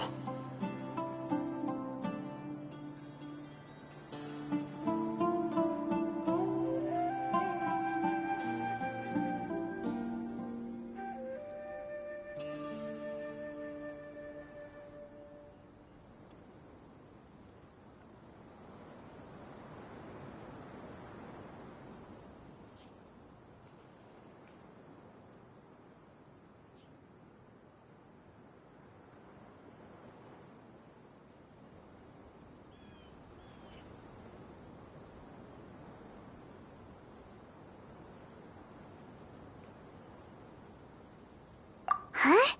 Shouldn't you be saying something more cheerful to boost our morale right now? Didn't we already do that during the meeting? You can never have enough words of encouragement. In that case, Candace can cuddle you to your heart's content while I continue to remind you of the seriousness of our situation. We all have our jobs to do, after all. It's like how some people can be put in charge of logistics while others will fight on the front lines.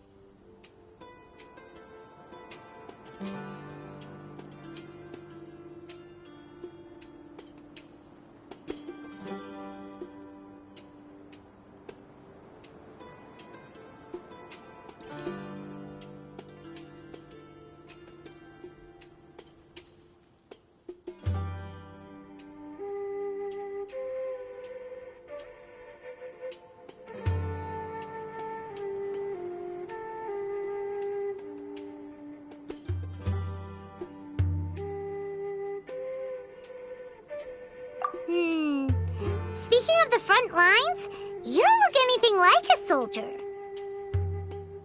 Of course. Compared to the mercenaries, I'm merely a feeble scholar.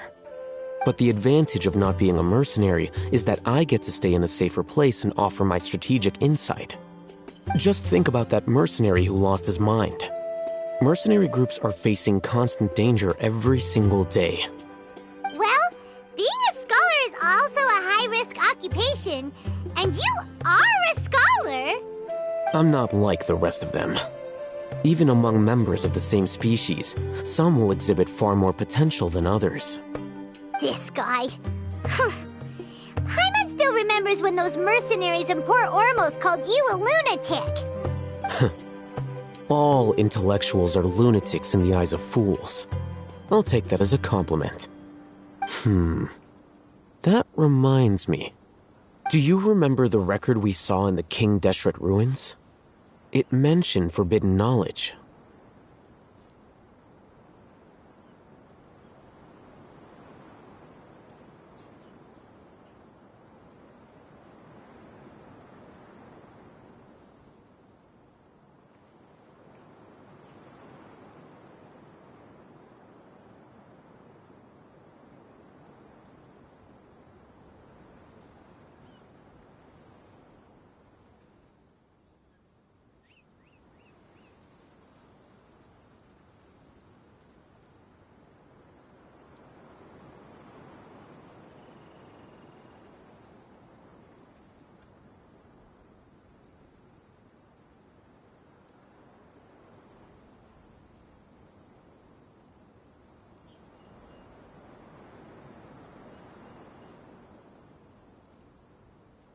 You have a good memory.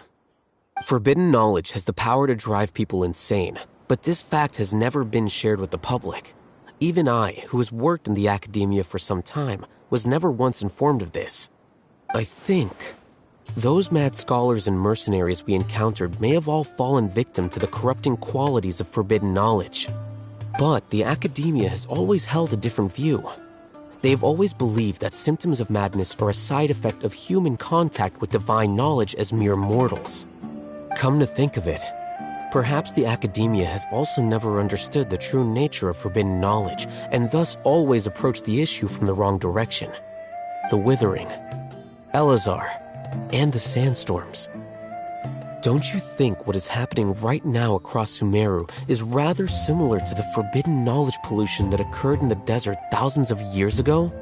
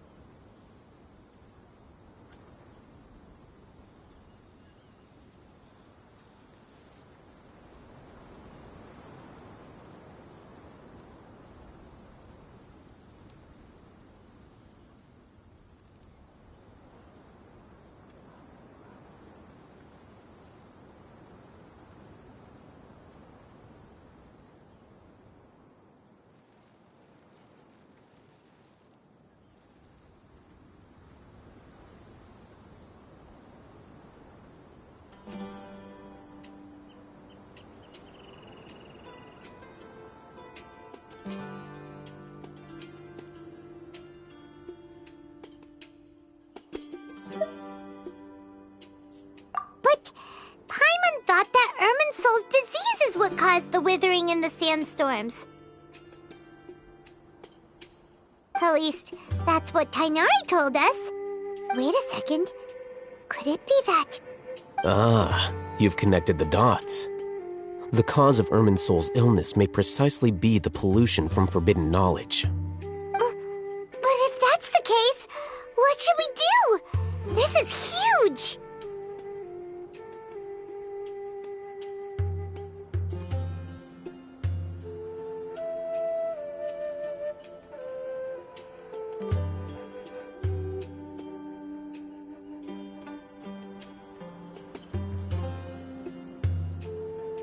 Wait. Why do you think Lesser Lord Kusanali would have a solution to this situation?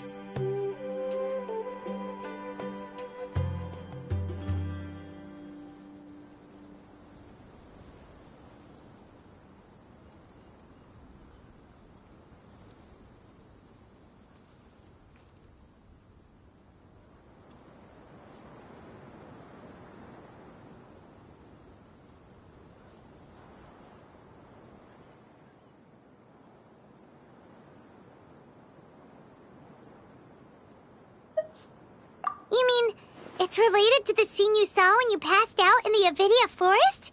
That whole, the world forget me thing? In that case, to make sure we're still on track, I would like to check... Where are we going? To an Eremite base.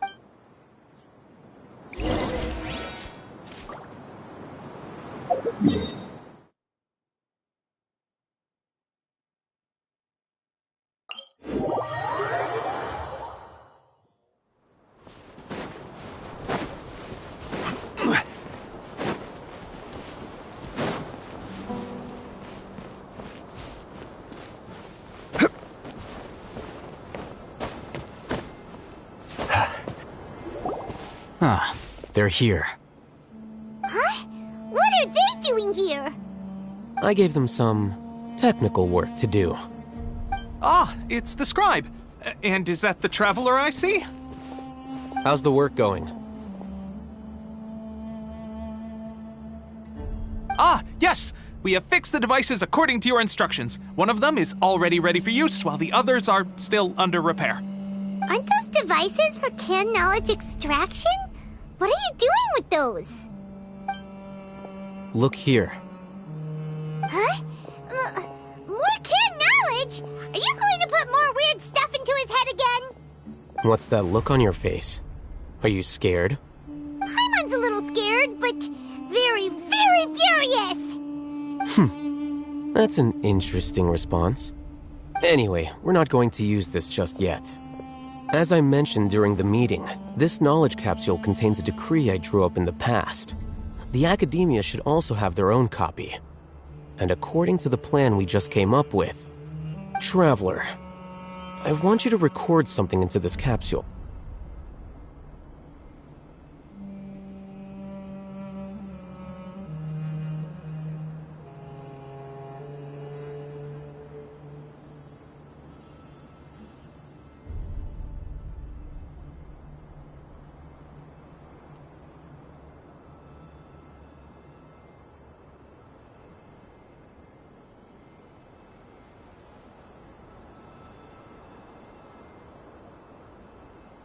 Do you believe we can save Lesser Lord Kusanali?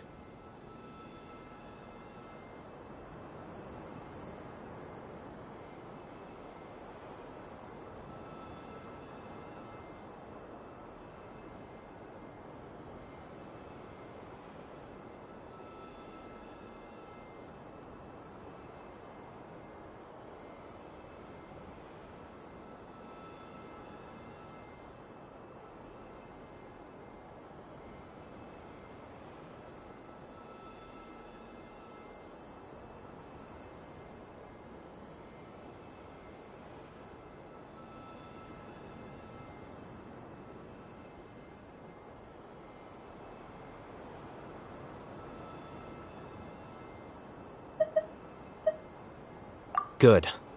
Conviction is the most important part of all of this. Now, please get ready and put on this device. You want us to record our conviction into the knowledge capsule? Yes. Paimon is still really worried. I understand, but trust me, Paimon, this is something we have to do. It's best if you can do as I say. Because, to achieve this impossible task, it sounds like you'll need to fool your own heart first. Although it may feel like a trick, self-encouragement may be the most important tool we have. Paimon can see the point you're trying to make.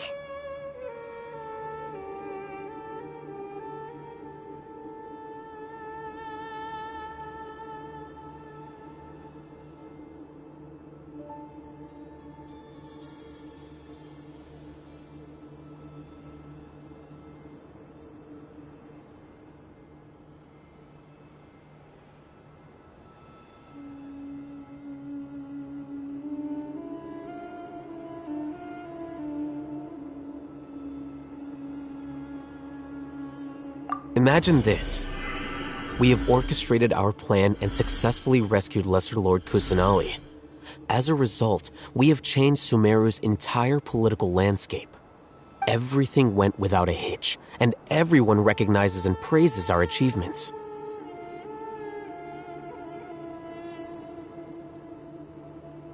Now, open your eyes. Here. What's this? Read it out loud.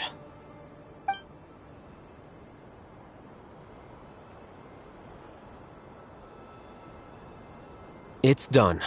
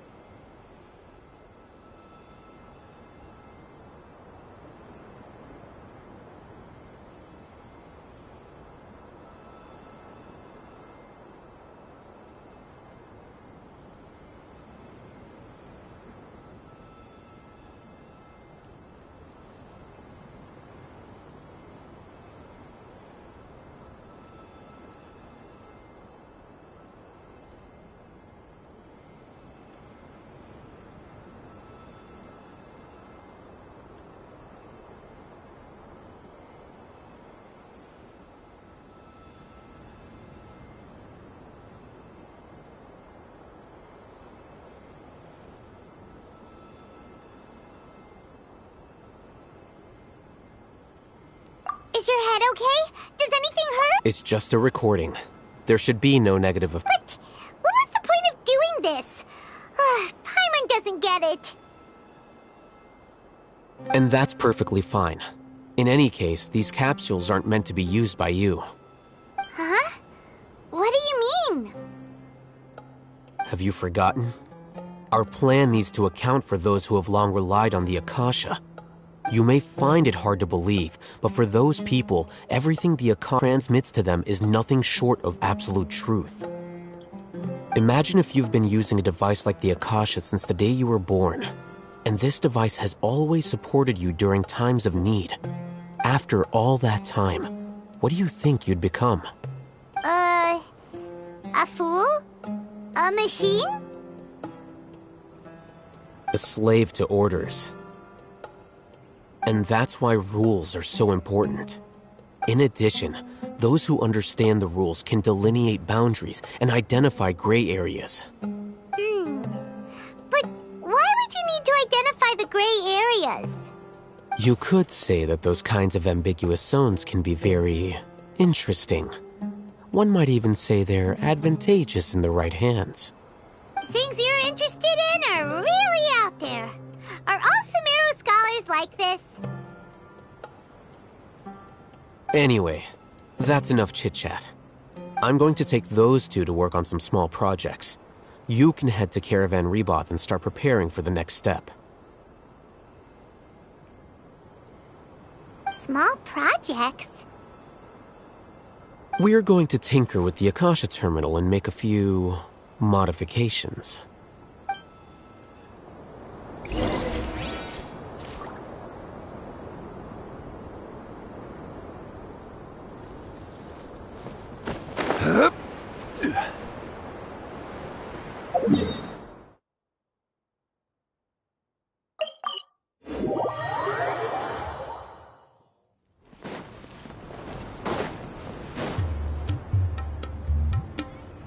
I thought we agreed on a plan.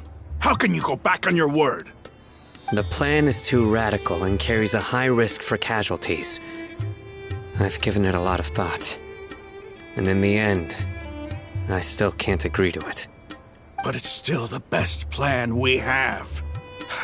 As a former Matra, you of all people should be able to see the bigger picture and recognize the innate advantages of our plan. I did. And that's how I saw the danger behind these so-called advantages. Al-Haytham's plan is even more radical than I imagined. Huh? Why are you guys arguing? My friend, you're just in time. Why don't you help me persuade Sino? He's turned against our plan. We agreed to work out a plan at the meeting. As mercenaries, you're familiar with the local environment, so you'll take care of the specifics. But then, you went to Al-Haytham for suggestions. Had I known Al-Haytham would give you those kinds of suggestions, I would not have agreed to the plan. Look, you already know that we're all on the same side here, don't you? Mercenaries place a lot of importance on their bonds of friendship. but also will not hesitate to make sacrifices if they deem the situation to be sufficiently dire. I'm sorry, but as things stand, I can't accept your principles. Seems you really do understand the ways of the desert. Traveler, Paimon, this is also something you should know. Ramon's plan is to have me work with the Caravan Reebok guards in my capacity as a Matra. We will arrest the mercenaries and escort them into Sumeru City.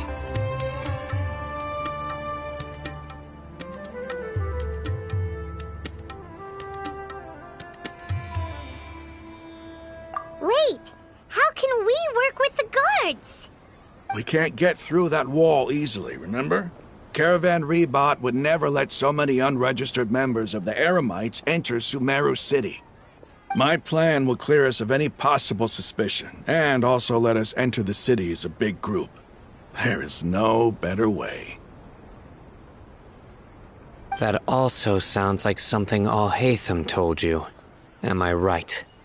Doesn't Alhaitham know how dangerous this plan is? Of course he does. He told me. There is no perfect plan, but this can get the job done. He also said that with the help of Sino and the Traveler, our chance of success would increase significantly. I never blindly trust anyone, and I've always had a good eye for people. I think he made a number of valid points. It's my own choice to trust you. If I make the arrests alone, I can control myself and prevent you from getting hurt.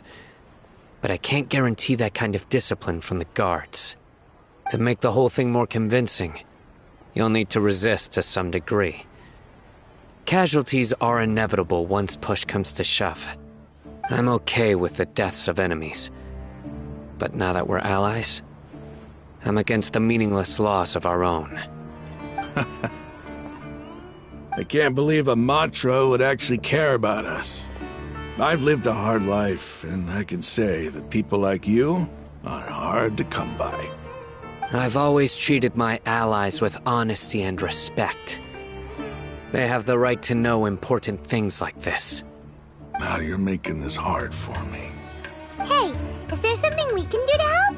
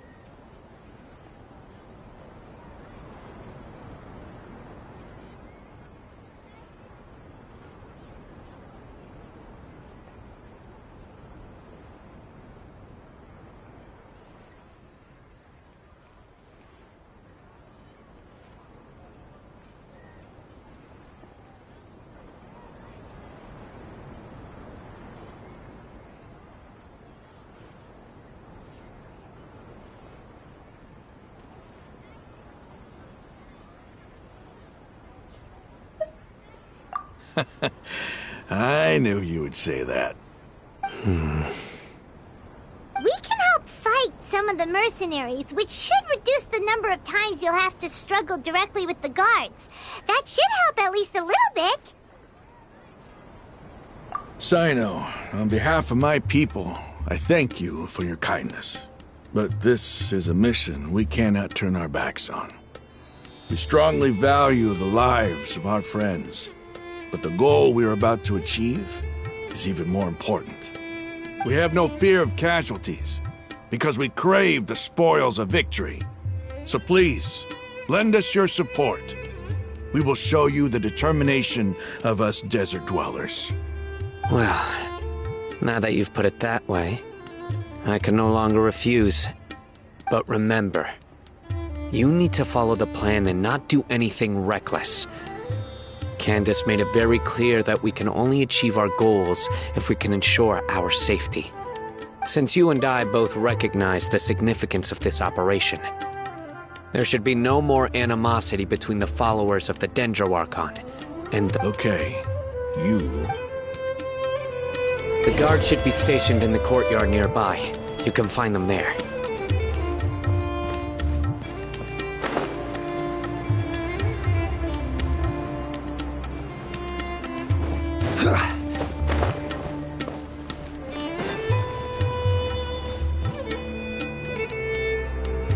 Guards!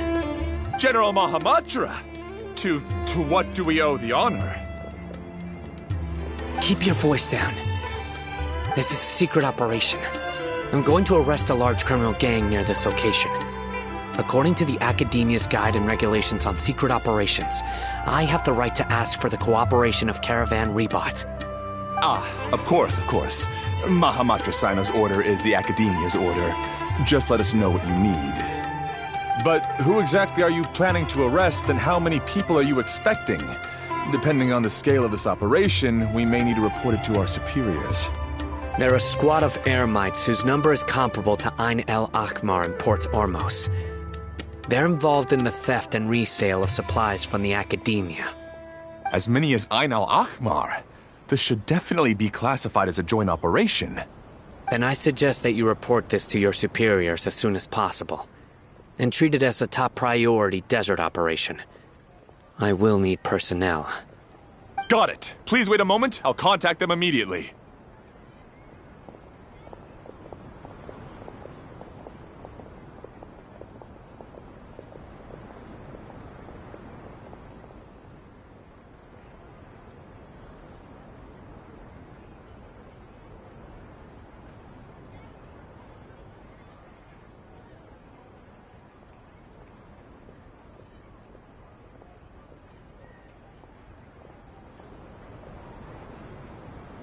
Because this is work.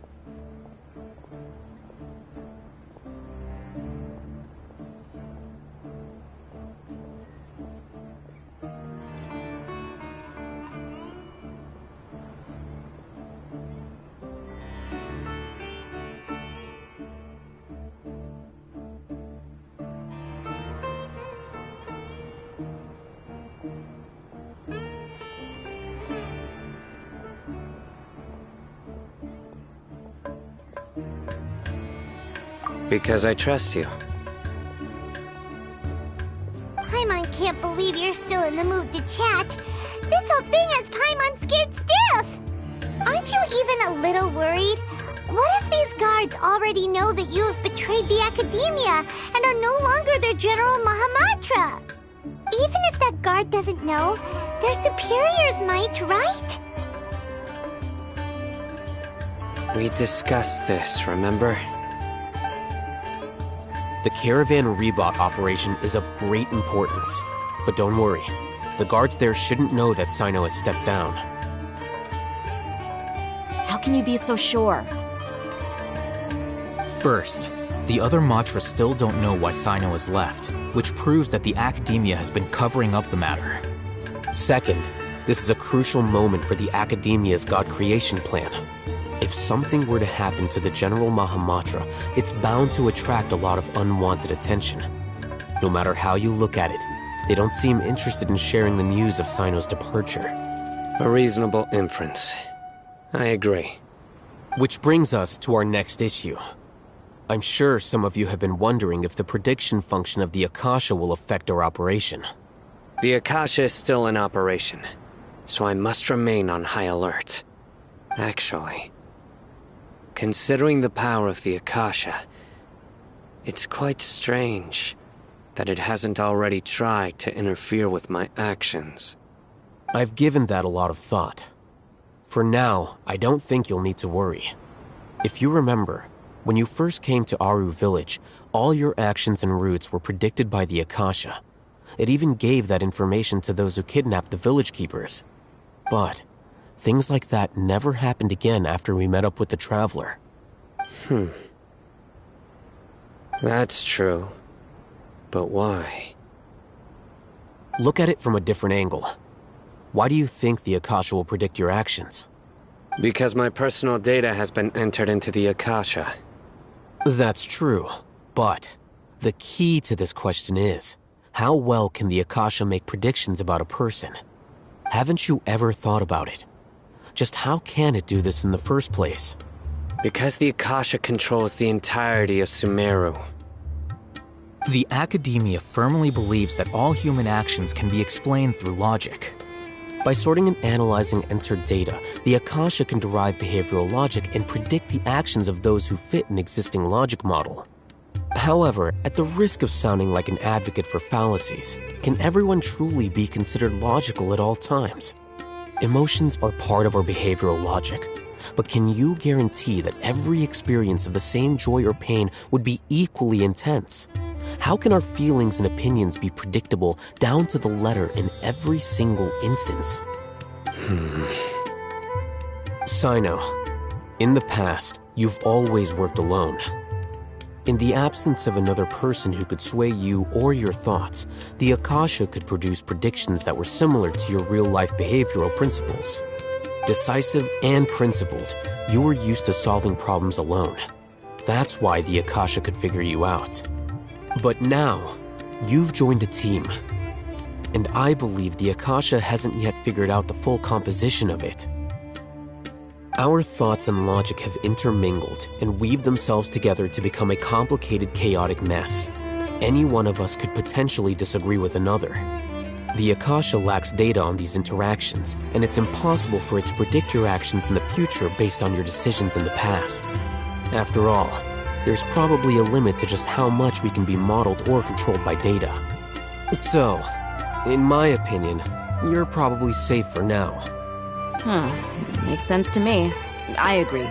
The Akasha is not alive, and I don't think we can be completely controlled by something without a mind of its own. Is that so? I guess there are things that even the Akasha cannot calculate, and people will not be forever trapped by the past. I'm so glad that this is settled. Next time, pay attention during our meetings. Will do. Just remember to stay vigilant. Footsteps! General Mahamatra, we were not expecting your presence here. I'm the security officer of the Great Red Sand... This is my assistant, the Traveler. He will be working with me. Beep! Construct, beep! What a great honor to meet you. Your golden hair is as bright as the sun. And... Have you made a decision regarding the matter I mentioned to your subordinate? It seems to be a dire situation, so of course you will have our full cooperation. To be perfectly honest, I've always longed to go on a mission with someone as well known as yourself. There's no need for flattery. Yes, sir. Take your most elite platoon and follow me to the eastern side of the district. We will carry out the operation there. Understood. Map. Hurry, bring the map!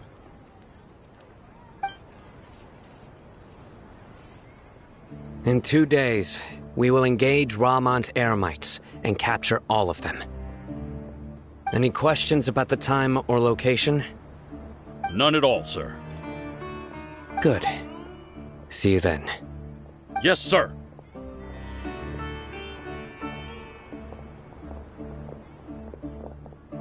Maybe hanging around the General Mahamatra isn't so bad after all.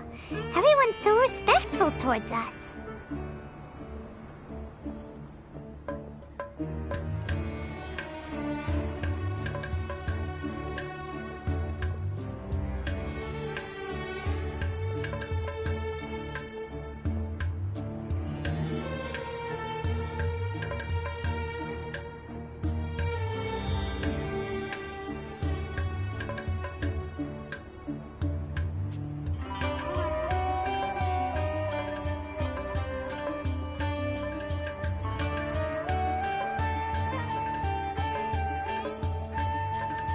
This is all due to the absolute authority of the Academia.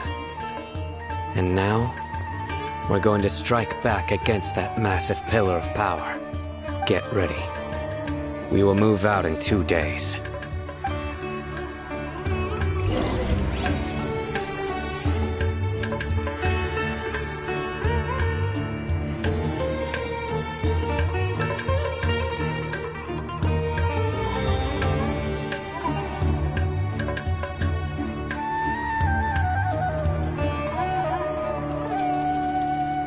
Osmanthus wine tastes the same as I remember. But where are those who share the memory?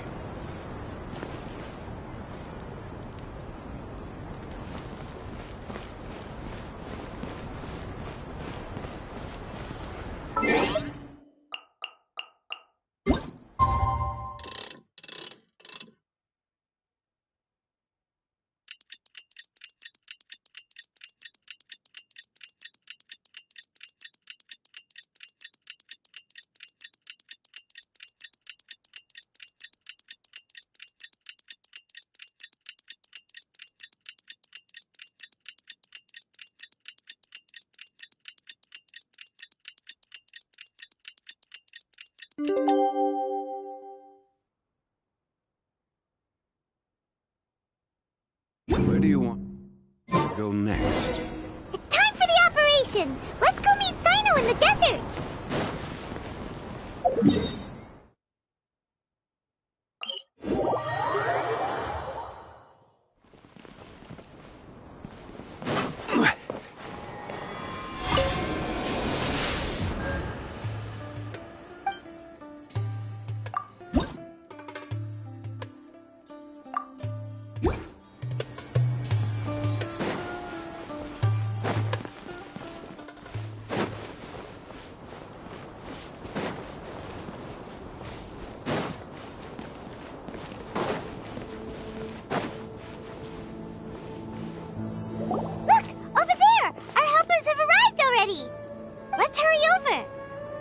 Wait a moment. Ah! Oh, it's you. You're my assistant, remember? Being my assistant, you must stay with me. It's General Mahamatra and his assistants. We meet again. You're here early. It's to show how important we think the operation. Since this is a big case for the Academia, we are... I'm glad to hear your sense of resolve. They are our only leads for the case. Understood. Everyone! The Eremites are approaching from the west! Make preparations and be ready for combat. Halt! Oh? What a warm welcome! What are you judging from those shiny weapons in... Rahman, the Academia has caught wind of your smuggling. Who are you supposed to be? I'm not here to... Oh, nobody's given me this much time of day since I... Brothers! For that slight... This is order.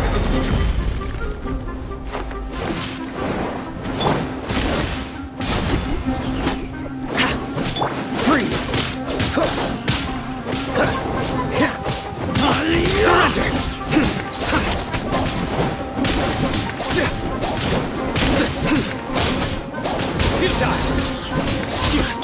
Check this out! Dodge this!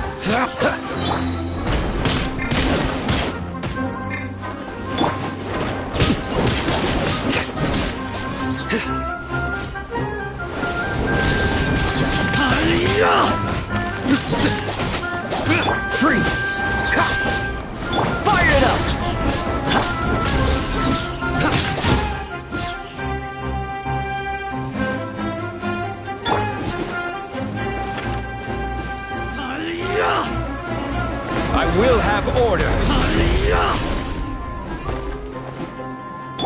Here's backup! Careless. Stabilize. Oh, I'm so sorry. Through me, justice is served. You stay condemned. Guilty. You stay condemned. Their penance is due. Surrender. Gather. Order guide you. Don't get too close. It's over. Ah! We have subdued them. The operation is now over. All Eremite mercenaries and related personnel in the area have been arrested. Ah, you pitiful Dendro Archon dogs! You'll regret this! I'm afraid you'll regret it first. King Deshret will curse you, and you will all! Silence! Oh, Restrain them and take them back to Caravan Rebot. Count their numbers and send them to the Academia as instructed by the General Mahamatra. Yes, sir!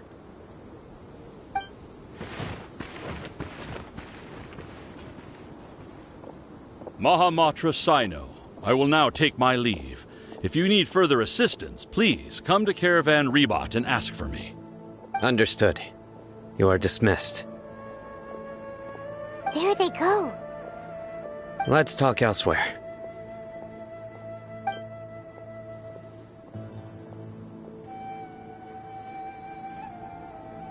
This part of the plan went really well. Yes, things went perfectly. That's fantastic! And that punch you gave Ramon there sure looked convincing enough. Once we're done here, I'll return to Caravan Rebot and oversee the group's transport. I promise. I'll get everyone into Sumeru City safely.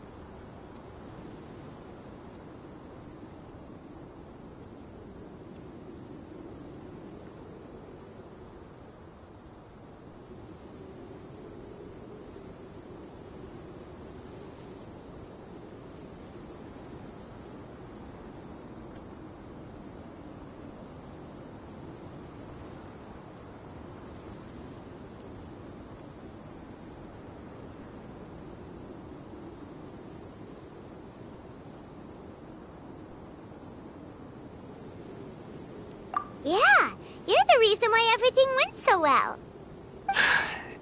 It's not the time to celebrate yet. I believe Dia should already be waiting for you. Go join up with her. She will need you to introduce her to Tainari. Speaking of which, is it really okay for us not to share the full plan with Tainari? What if he'll feel miffed about it and refuse to work with us?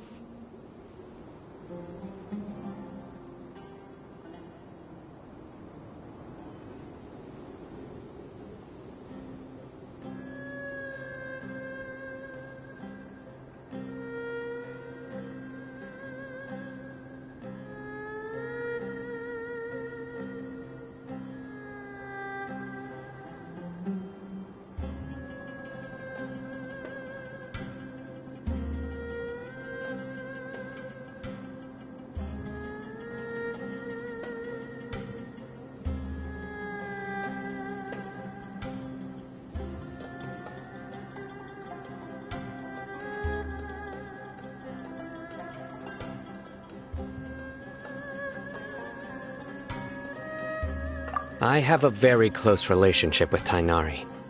Given how well we know each other, I believe my message alone should be enough to bring him to our side. He knows I won't make jokes about things like this. If we need help, Tainari is the best option. Get ready for the next phase of the plan. Don't keep them waiting.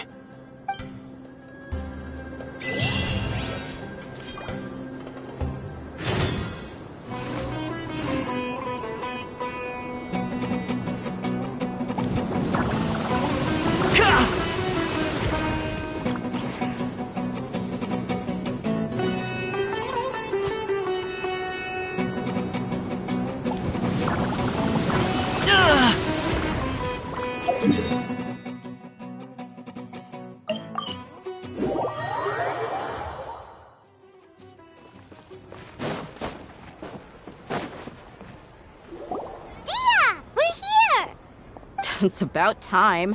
Didn't you say our part of the plan is the most important of all? And here you come rolling in late.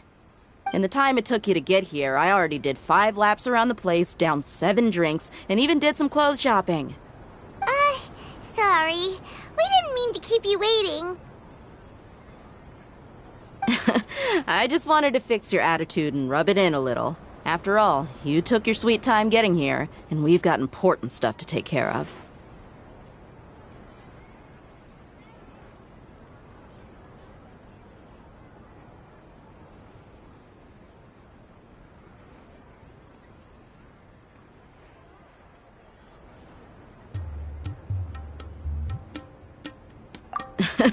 I just like seeing that serious look on your face. All right, I'll stop. All joking aside, I'm glad you're here. Let's get moving and take care of this as soon as possible.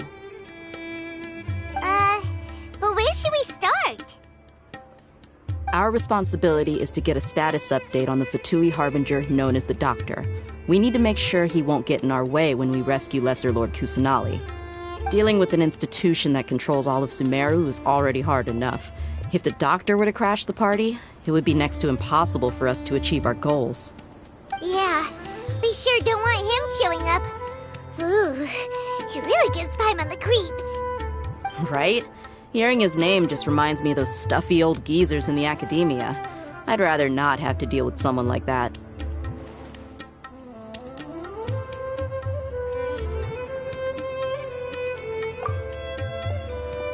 According to the plan, we should first go to Pardis DI and ask for Forest Watcher Tainari.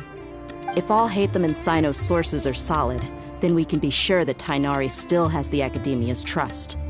So, we'll find Tainari and convince him to get us the latest intel on the Doctor.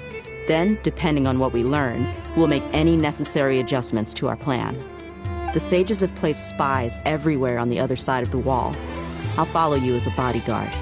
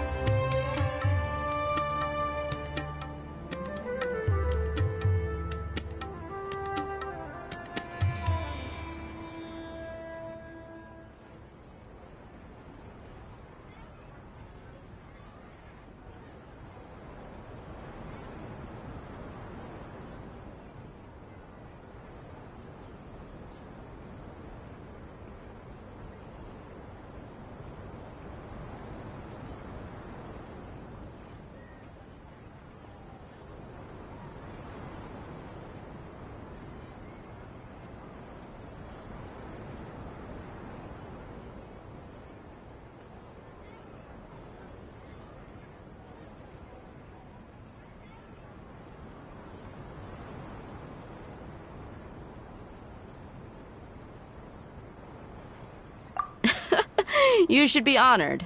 I don't offer my services to just anyone you know. But Paimon thought mercenaries would do anything for Mora. That's certainly true. But when multiple employers are vying for your services, you should always go with the best offer. Let's see. If I were to charge you a bill, I guess I can apply a discount. How much more do you want? I was not sure we can afford it. How much do I want? Hey, how about paying me with a smile? What do you say?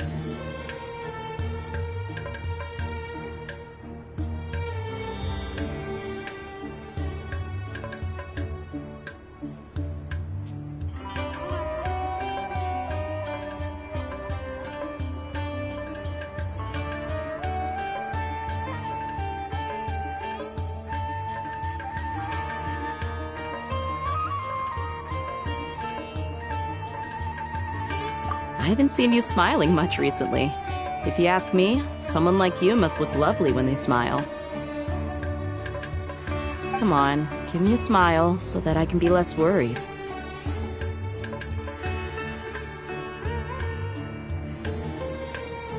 Looking good! I hope this pretty smile will become our lucky charm. There are many kinds of smiles, but only a truly joyous one can bring blessings to others. Let's consider this smile a down payment for our future victory. Let's go. It's time to pay a visit to Party's DI.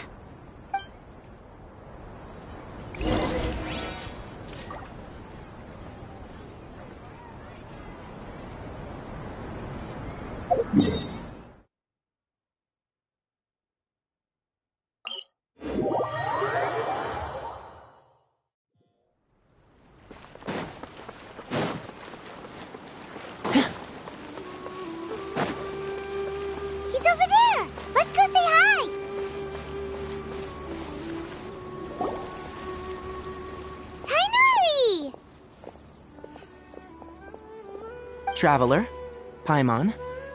And you are? Hey there. This is our friend Dia. She's an Aramite mercenary. A mercenary? You must have some big news for me. It's something really important. Please help us out. All right. Then follow me.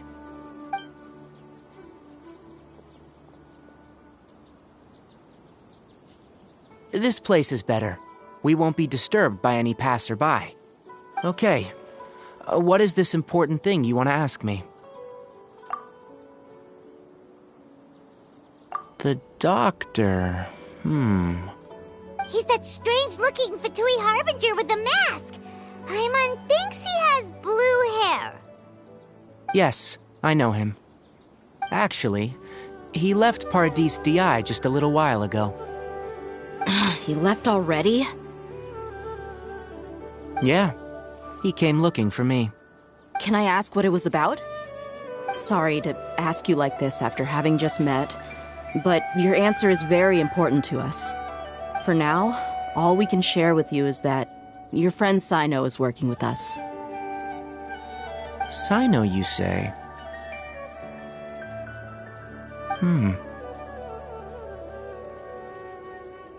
I see.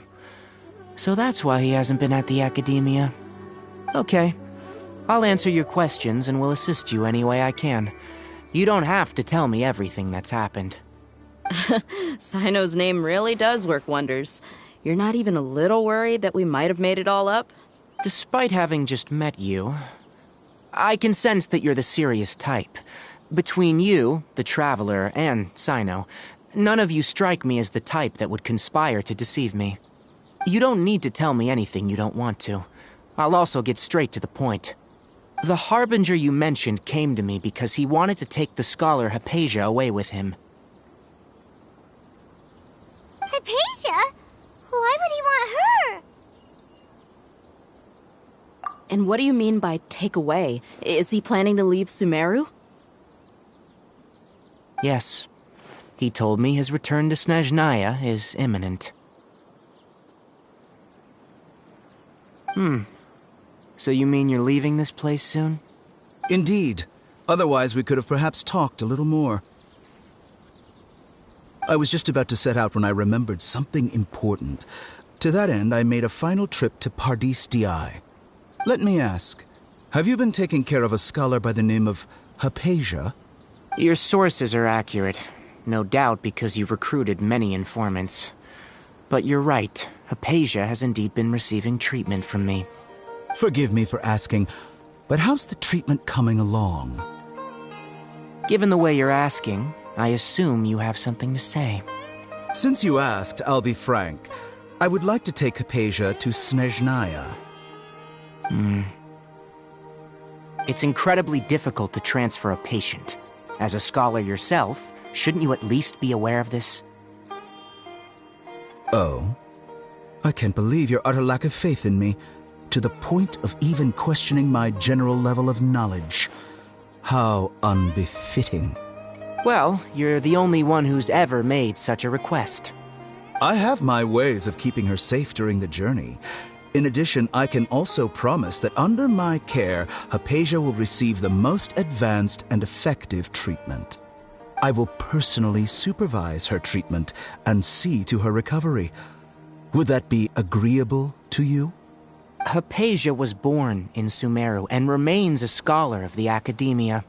Her situation has not become dire enough to necessitate her transfer to another nation. Transporting her to Snezhnaya is risky, and the potential benefits are unknown. As the person, your suggestion is rude and reckless. I'll pass. I don't know much about the doctor, but after talking with him, I realized that just like many other scholars, he possesses an aura of arrogance that I've come to detest. It's not so much that he's looking down on others, but more that he's confident in himself and his abilities to a point of near insanity.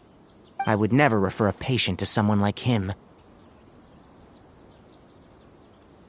I prepared myself for a protracted battle of wits, and was really surprised to see him just give up on the topic. Still, his reaction really concerned me.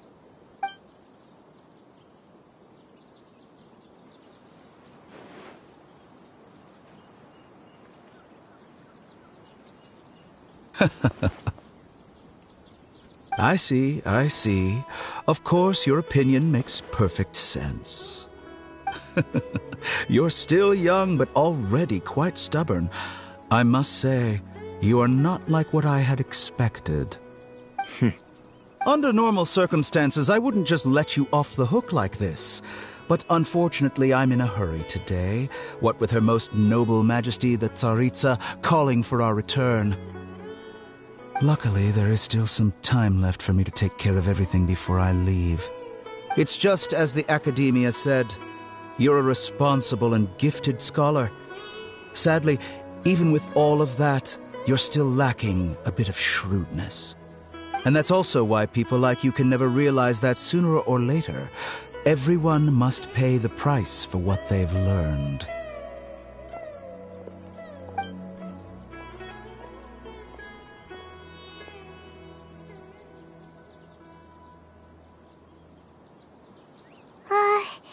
Paimon can't help but feel like he's hinting at something unpleasant.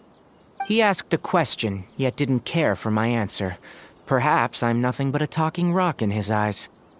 He never came off as malicious, but an utter lack of compassion permeated throughout our conversation. From his tone, I can sense that he's always looked down on others.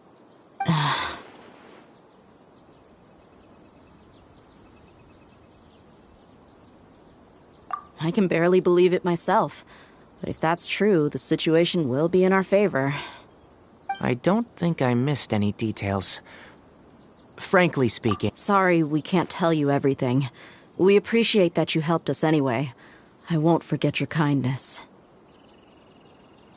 It's okay. I have an obligation to do so.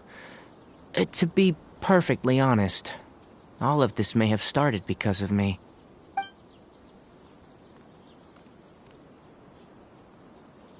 Recently, my master wrote several letters to me, asking me to return to the Academia and assist him with his research. Hasn't he already asked you several times before? Yes, but there's something off about this most recent batch of letters. The handwriting and the tone are both familiar, but some details have been omitted. My master will occasionally leave a few dots on the back of the letter. 1 dot means that he wrote the letter on a sunny day, and 3 dots stand for a rainy day. This has been a habit of his for many years, but I didn't find any dots in his recent letters. I believe something may have happened to him. I get it. Since you are always at Gandharvaville, you would like me, someone already working at the Academia, to investigate this matter, right? I'd like to ask you to do that for me, if you can keep yourself safe. Please withdraw immediately at the first hint of danger. I can do that, but I have a feeling it won't be that simple. The Academia has been working on a big project. I'm not quite sure what it is, but your master might be involved with it. If the higher-ups really are hiding something, then it will be difficult to remove myself from the situation once the investigation starts. If the situation becomes critical, I'll leave the Academia. If you don't see me there for an extended period, that's your cue. All right, we've got a plan. I'll stay at Gandharvaville to support you. If that scenario comes to pass, you must be extra vigilant. And be wary of any messages or direct requests from the Academia. I must say, I didn't expect a warning like this from the General Mahamatra. Being loyal to the Academia doesn't mean blindly doing whatever the sages say. I know what I'm doing. On that note, aren't you also being quite distrustful of your alma mater? The Academia, yes. But my master is a man of integrity. Even when I was a student, I was worried that he'd get in trouble for sticking to his beliefs. I suppose he's lucky to have lasted so long, but in the end, it's still caught up to him.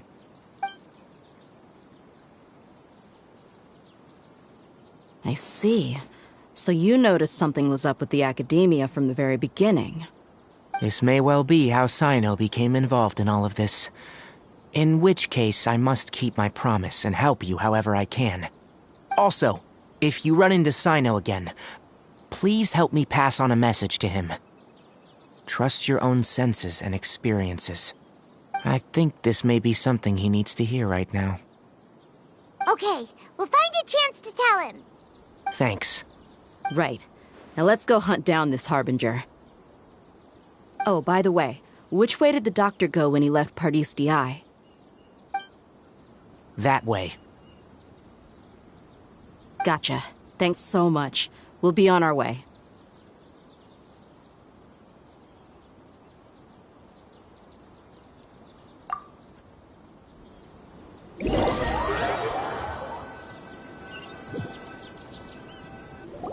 According to Tainari, the doctor is leaving Sumeru soon. I want to check if the doctor was actually telling the truth. He also said that he'll take care of everything before he leaves. What did he mean by that? We need to be extra careful when dealing with a person like him. Just to be safe, let's chase him and see what we find. But we have no idea where he went! How can we start chasing him? We'll do it the mercenary way. I'll find leads as we go. All you have to do is just follow me. That Harbinger may have tried to cover his trail, but he still left some traces. Or perhaps he never even thought about concealing his whereabouts. Maybe that's just how arrogant he really is. Yep, we're headed in the right direction. The traces are still fresh, but there's no sign of his entourage. Clearly, they're in a hurry.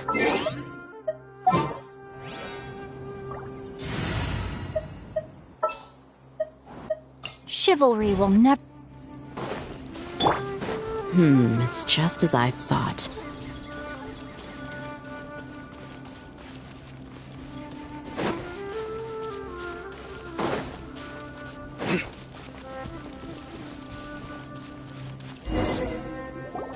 We can stop here. I think I know where the doctor went. To the south of here is Port Ormos, which seems to be where they're headed. Port Ormos? They're going to leave by boat? That's right. Let's go to the port and have a...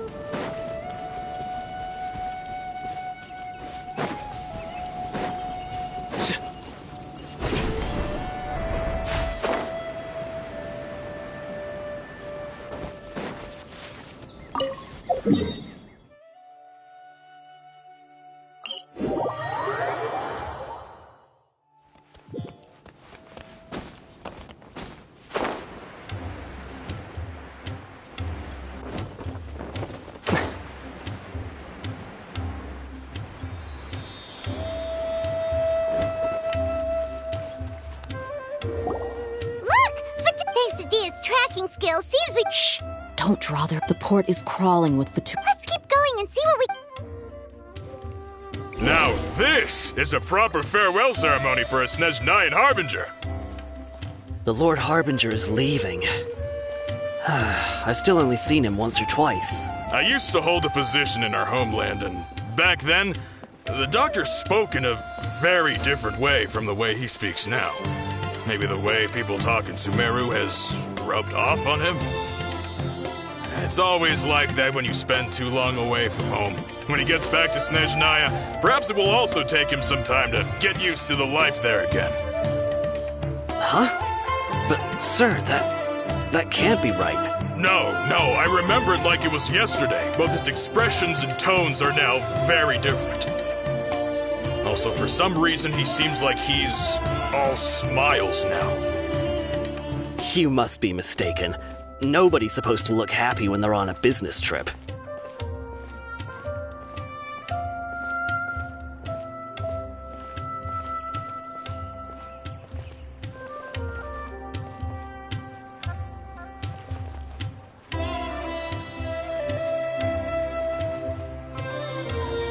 The doctor is on that boat. So he told the truth after all. He is actually leaving Sumeru. Let's get closer and find a place to hide so we can observe him. This place will do. We can hide here while we keep an eye on the boat.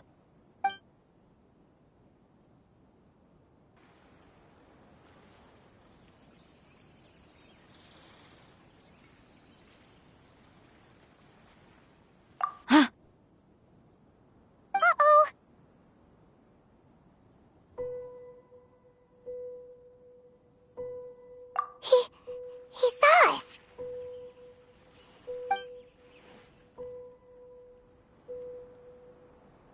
Huh?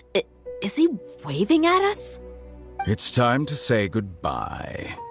Wait, is he the only person on the boat? You mean there's nobody with him? And where are all the soldiers we saw in the port just now? They were all here just a few minutes ago, but now they vanished. So this was a trap. Wait, don't tell me that. Luckily, there is still some time left for me to take care of everything before I leave. Oh no. They might be after Hypatia. Let's get... Huh? What do you mean? I'm afraid that she's seen something that she wasn't supposed to see. Oh no! Let's go!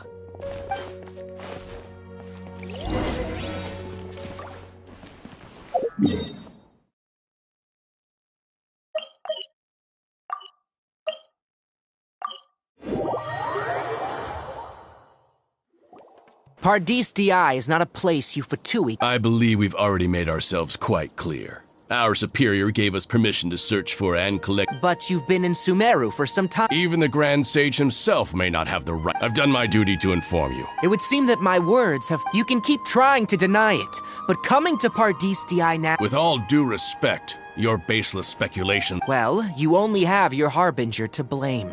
He knows nothing about keeping a low profile. I may be staying at Pardis Di as a scholar, but that doesn't mean I'm no longer a forest watcher. It is still my duty to protect the peace and safety of the scholars who have contributed so much to Sumeru. Then it seems our conversation has hit an impasse. No one will lay a hand on you, Hypatia. Not on my watch. Tighnari, are you alright? I'm fine. These Fatui have really crossed the line. Time to teach them a lesson.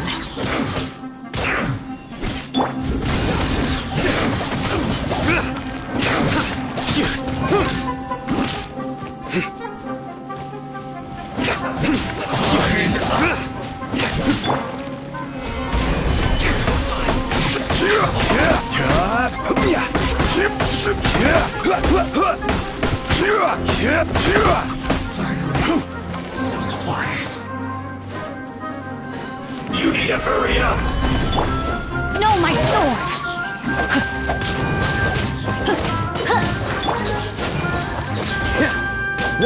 Nowhere to run!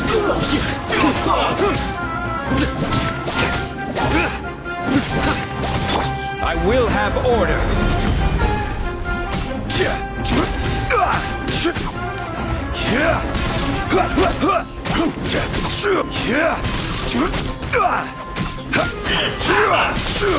There's no use resisting! Give us Hypatia! Keep dreaming. Yeah, Tighnari, beat him up! This quickly! Stabilize. Rain outlines your fate. I will end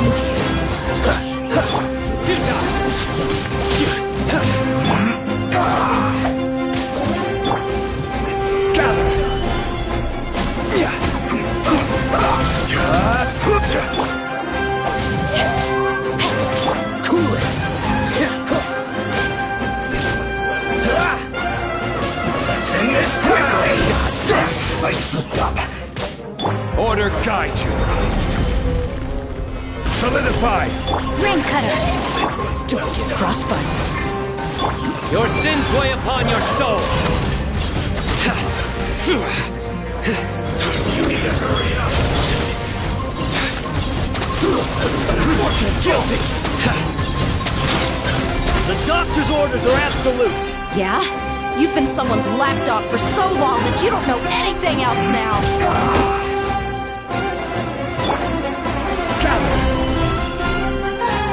Stay right there. Cool it.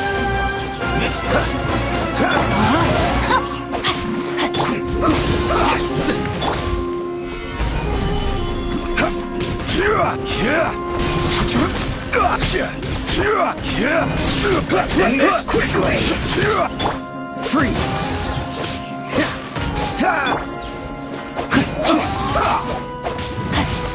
So No, my sword. This is order.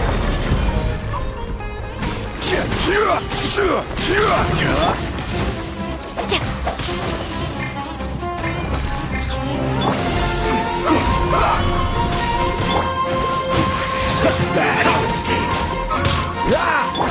Rain outlines your fate. Surrender. Witness the power. This moment will be frozen. Judgment is upon us.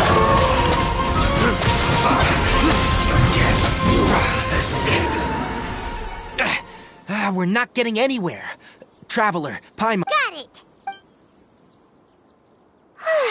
Hypatia's still here.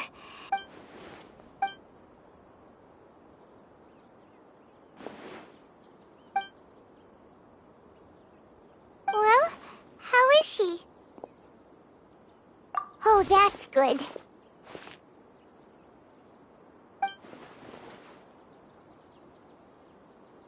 So, you think this is over?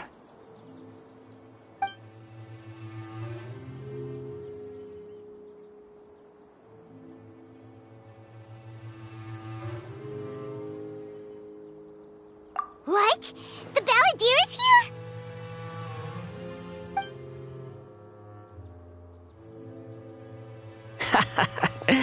I've missed that look of abject horror. You've given me that look every time we meet. But, where is he?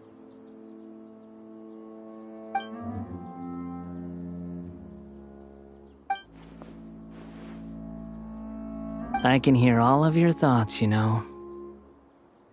Don't you remember? I already saw you the first time you came to... I didn't need to do anything. It is her honor to be able to connect her consciousness with me. Who are you talking to? It can't be the Balladeer, right? That's impossible. I know you must be curious.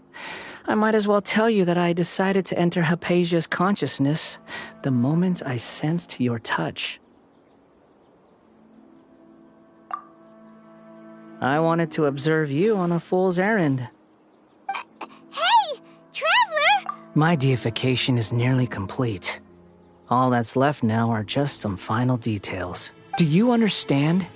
Even if you manage to rescue Lesser Lord Kusanali, it will be impossible for you to defeat a bona fide god like me. Is it wise to force that childlike god into a divine battle against me? Scholars consider the God of Wisdom to be the sum total of their faith. It's how they can justify reverence for a god as they construct it. But this also shows that humanity's worship of gods is a combination of blasphemy and exaltation. It's truly laughable.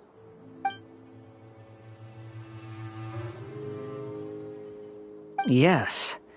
What is it?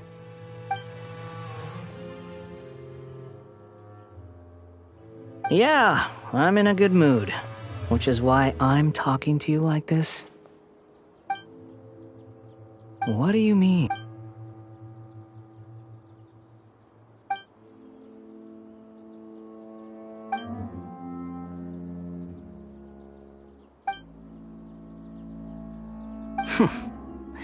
Those words almost make you sound like a friend who actually cares. But you're wrong. I'm different from all of you. I was born to become a god. My entire life up until this point has just been a meaningless routine.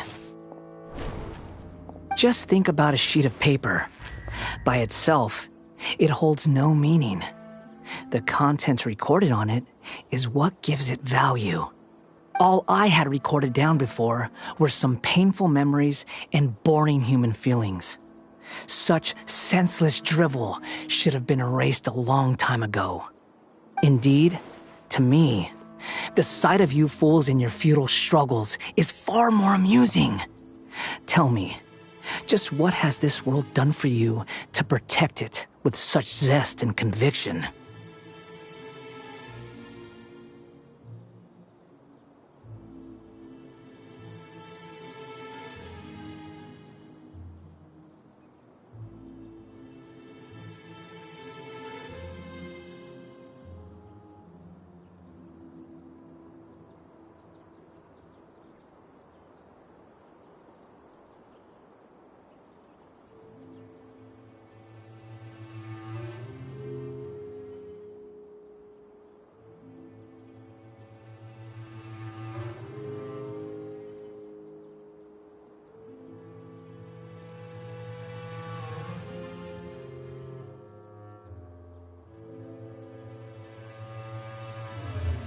I'm connected to your consciousness, so I can hear what you're thinking, and sense the depth of your determination. This is a good conversation we're having, so here's a word of advice. Let go of your misguided guardian complex. You know nothing about the truth.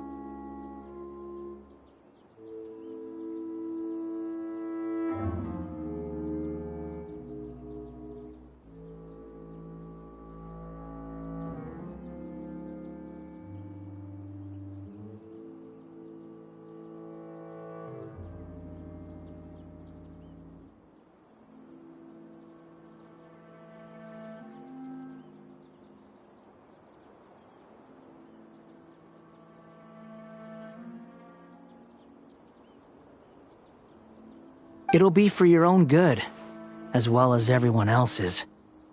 Humans are a species that can only find bliss in ignorance.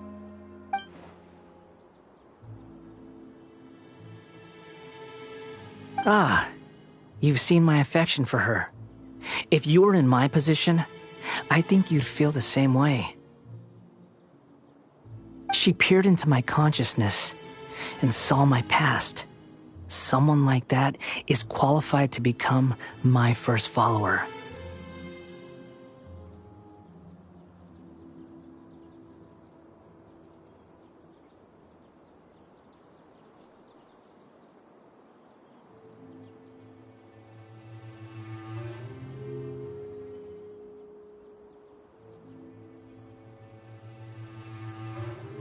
All gods need followers.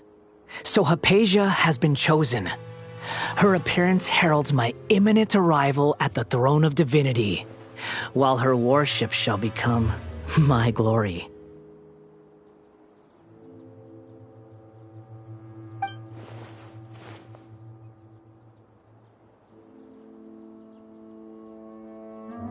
You're doubting me again? No matter.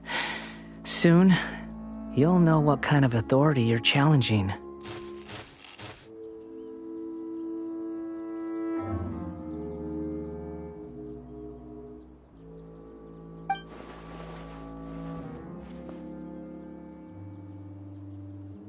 Who wants to hurt my devout follower?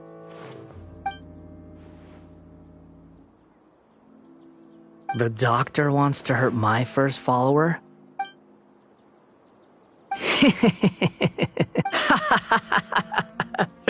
How very amusing. Has anyone ever told you that you're not good at sowing discord?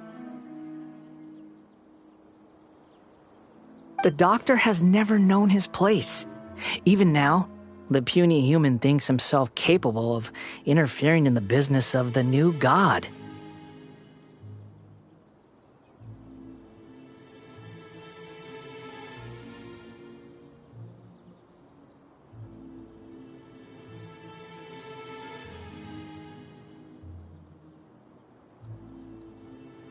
You're still too naive if you think a few words will be enough to convince me to destroy the doctor. But I'm willing to give you a gift, just like my expression of affection towards Hypatia.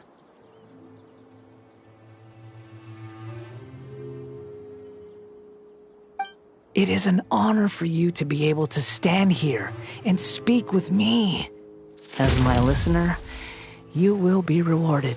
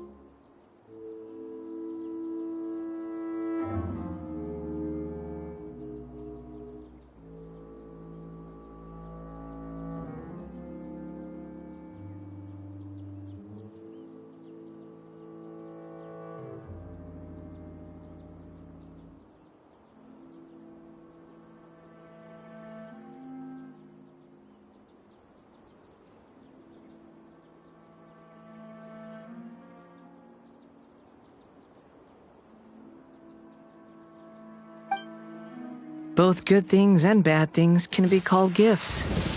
After all, gods have never needed to be... Ah! Paimon, you're stunned! That person Paimon couldn't see was the Palantir? Oh. Where is the storm headed? That means anyone outside is in danger! Let's go! Tainari and Dia still must be fighting!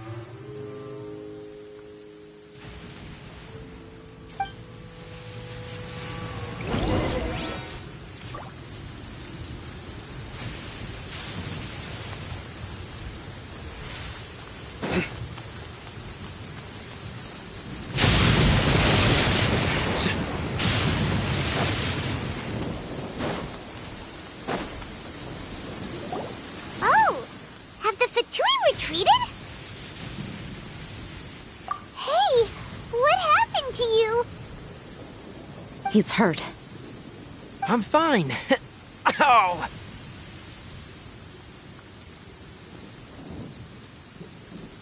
Don't move. I've seen eremites get struck by lightning before. You need to rest. Struck by lightning?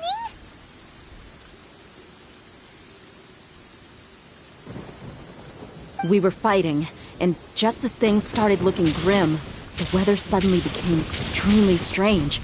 Lightning started attacking everyone, almost as if it were alive. Luckily, there were only two of us, and both of us were nimble enough to dodge most of the strikes. There were a lot of Fatui, though, and they were being torn to shreds by the bolts of lightning. With that, all the Fatui soldiers were forced to retreat. It's all right.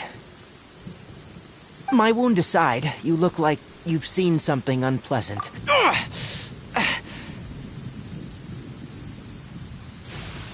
Hey, didn't I tell you not to move? Just in case. Let's go to Hypatia's place.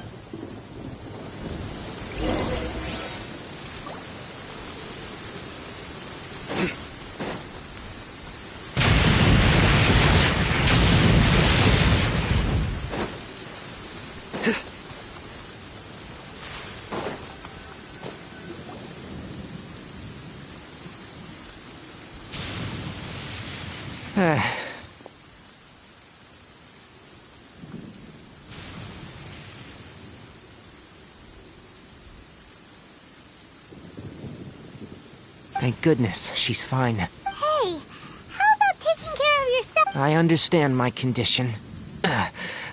The wound is not fatal. I'll be all right. Ugh. The more you understand medicine, the worse of a patient you become. I know. They always think they can push through the pain. Oh,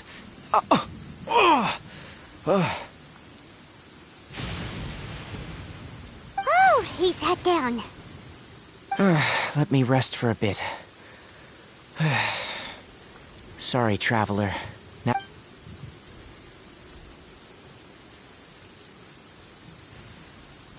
So that's what you were talking to the balladeer about? Oh, Paimon can't believe what he's thinking. The Academia's God creation plan. How ridiculous. That sounds, ambitious, I guess? As long as I can enjoy every day with a drink in my hand, tasty food in my stomach, and a good night's rest, that's enough. I'll only work when I have to. I must be the least ambitious person who's ever set foot in Party's DI. Don't say that. I haven't even thanked you for your help back there. Don't mention it. Well, if nothing else, all this proves that the doctor really did have some urgent matter.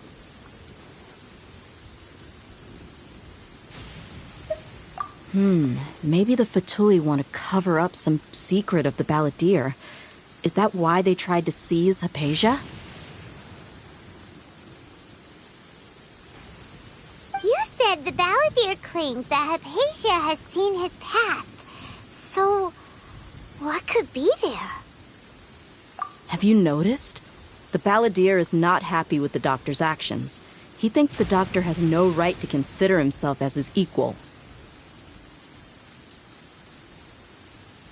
So, if the doctor was to show up again, would the balladeer zap him with lightning? Based on what the traveler has said, I think he would. Having the doctor gone benefits him as well as us. In other words, we've successfully completed this stage of the plan. The doctor is out of the picture now. Yay! That's a big accomplishment!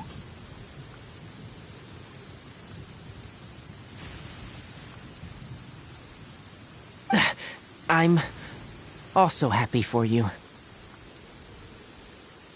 Thank you for the help, Tainari. Make sure you... Yeah, all right. Okay, that wraps things up for us here at Party's DI. Let's continue to keep a low profile.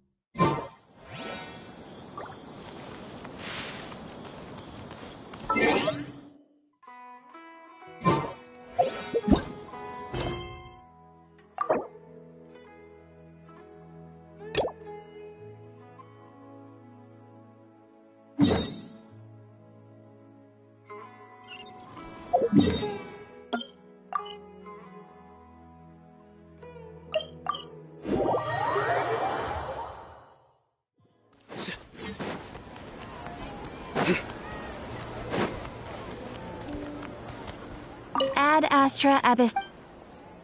Thank you for completing. Ad Astra.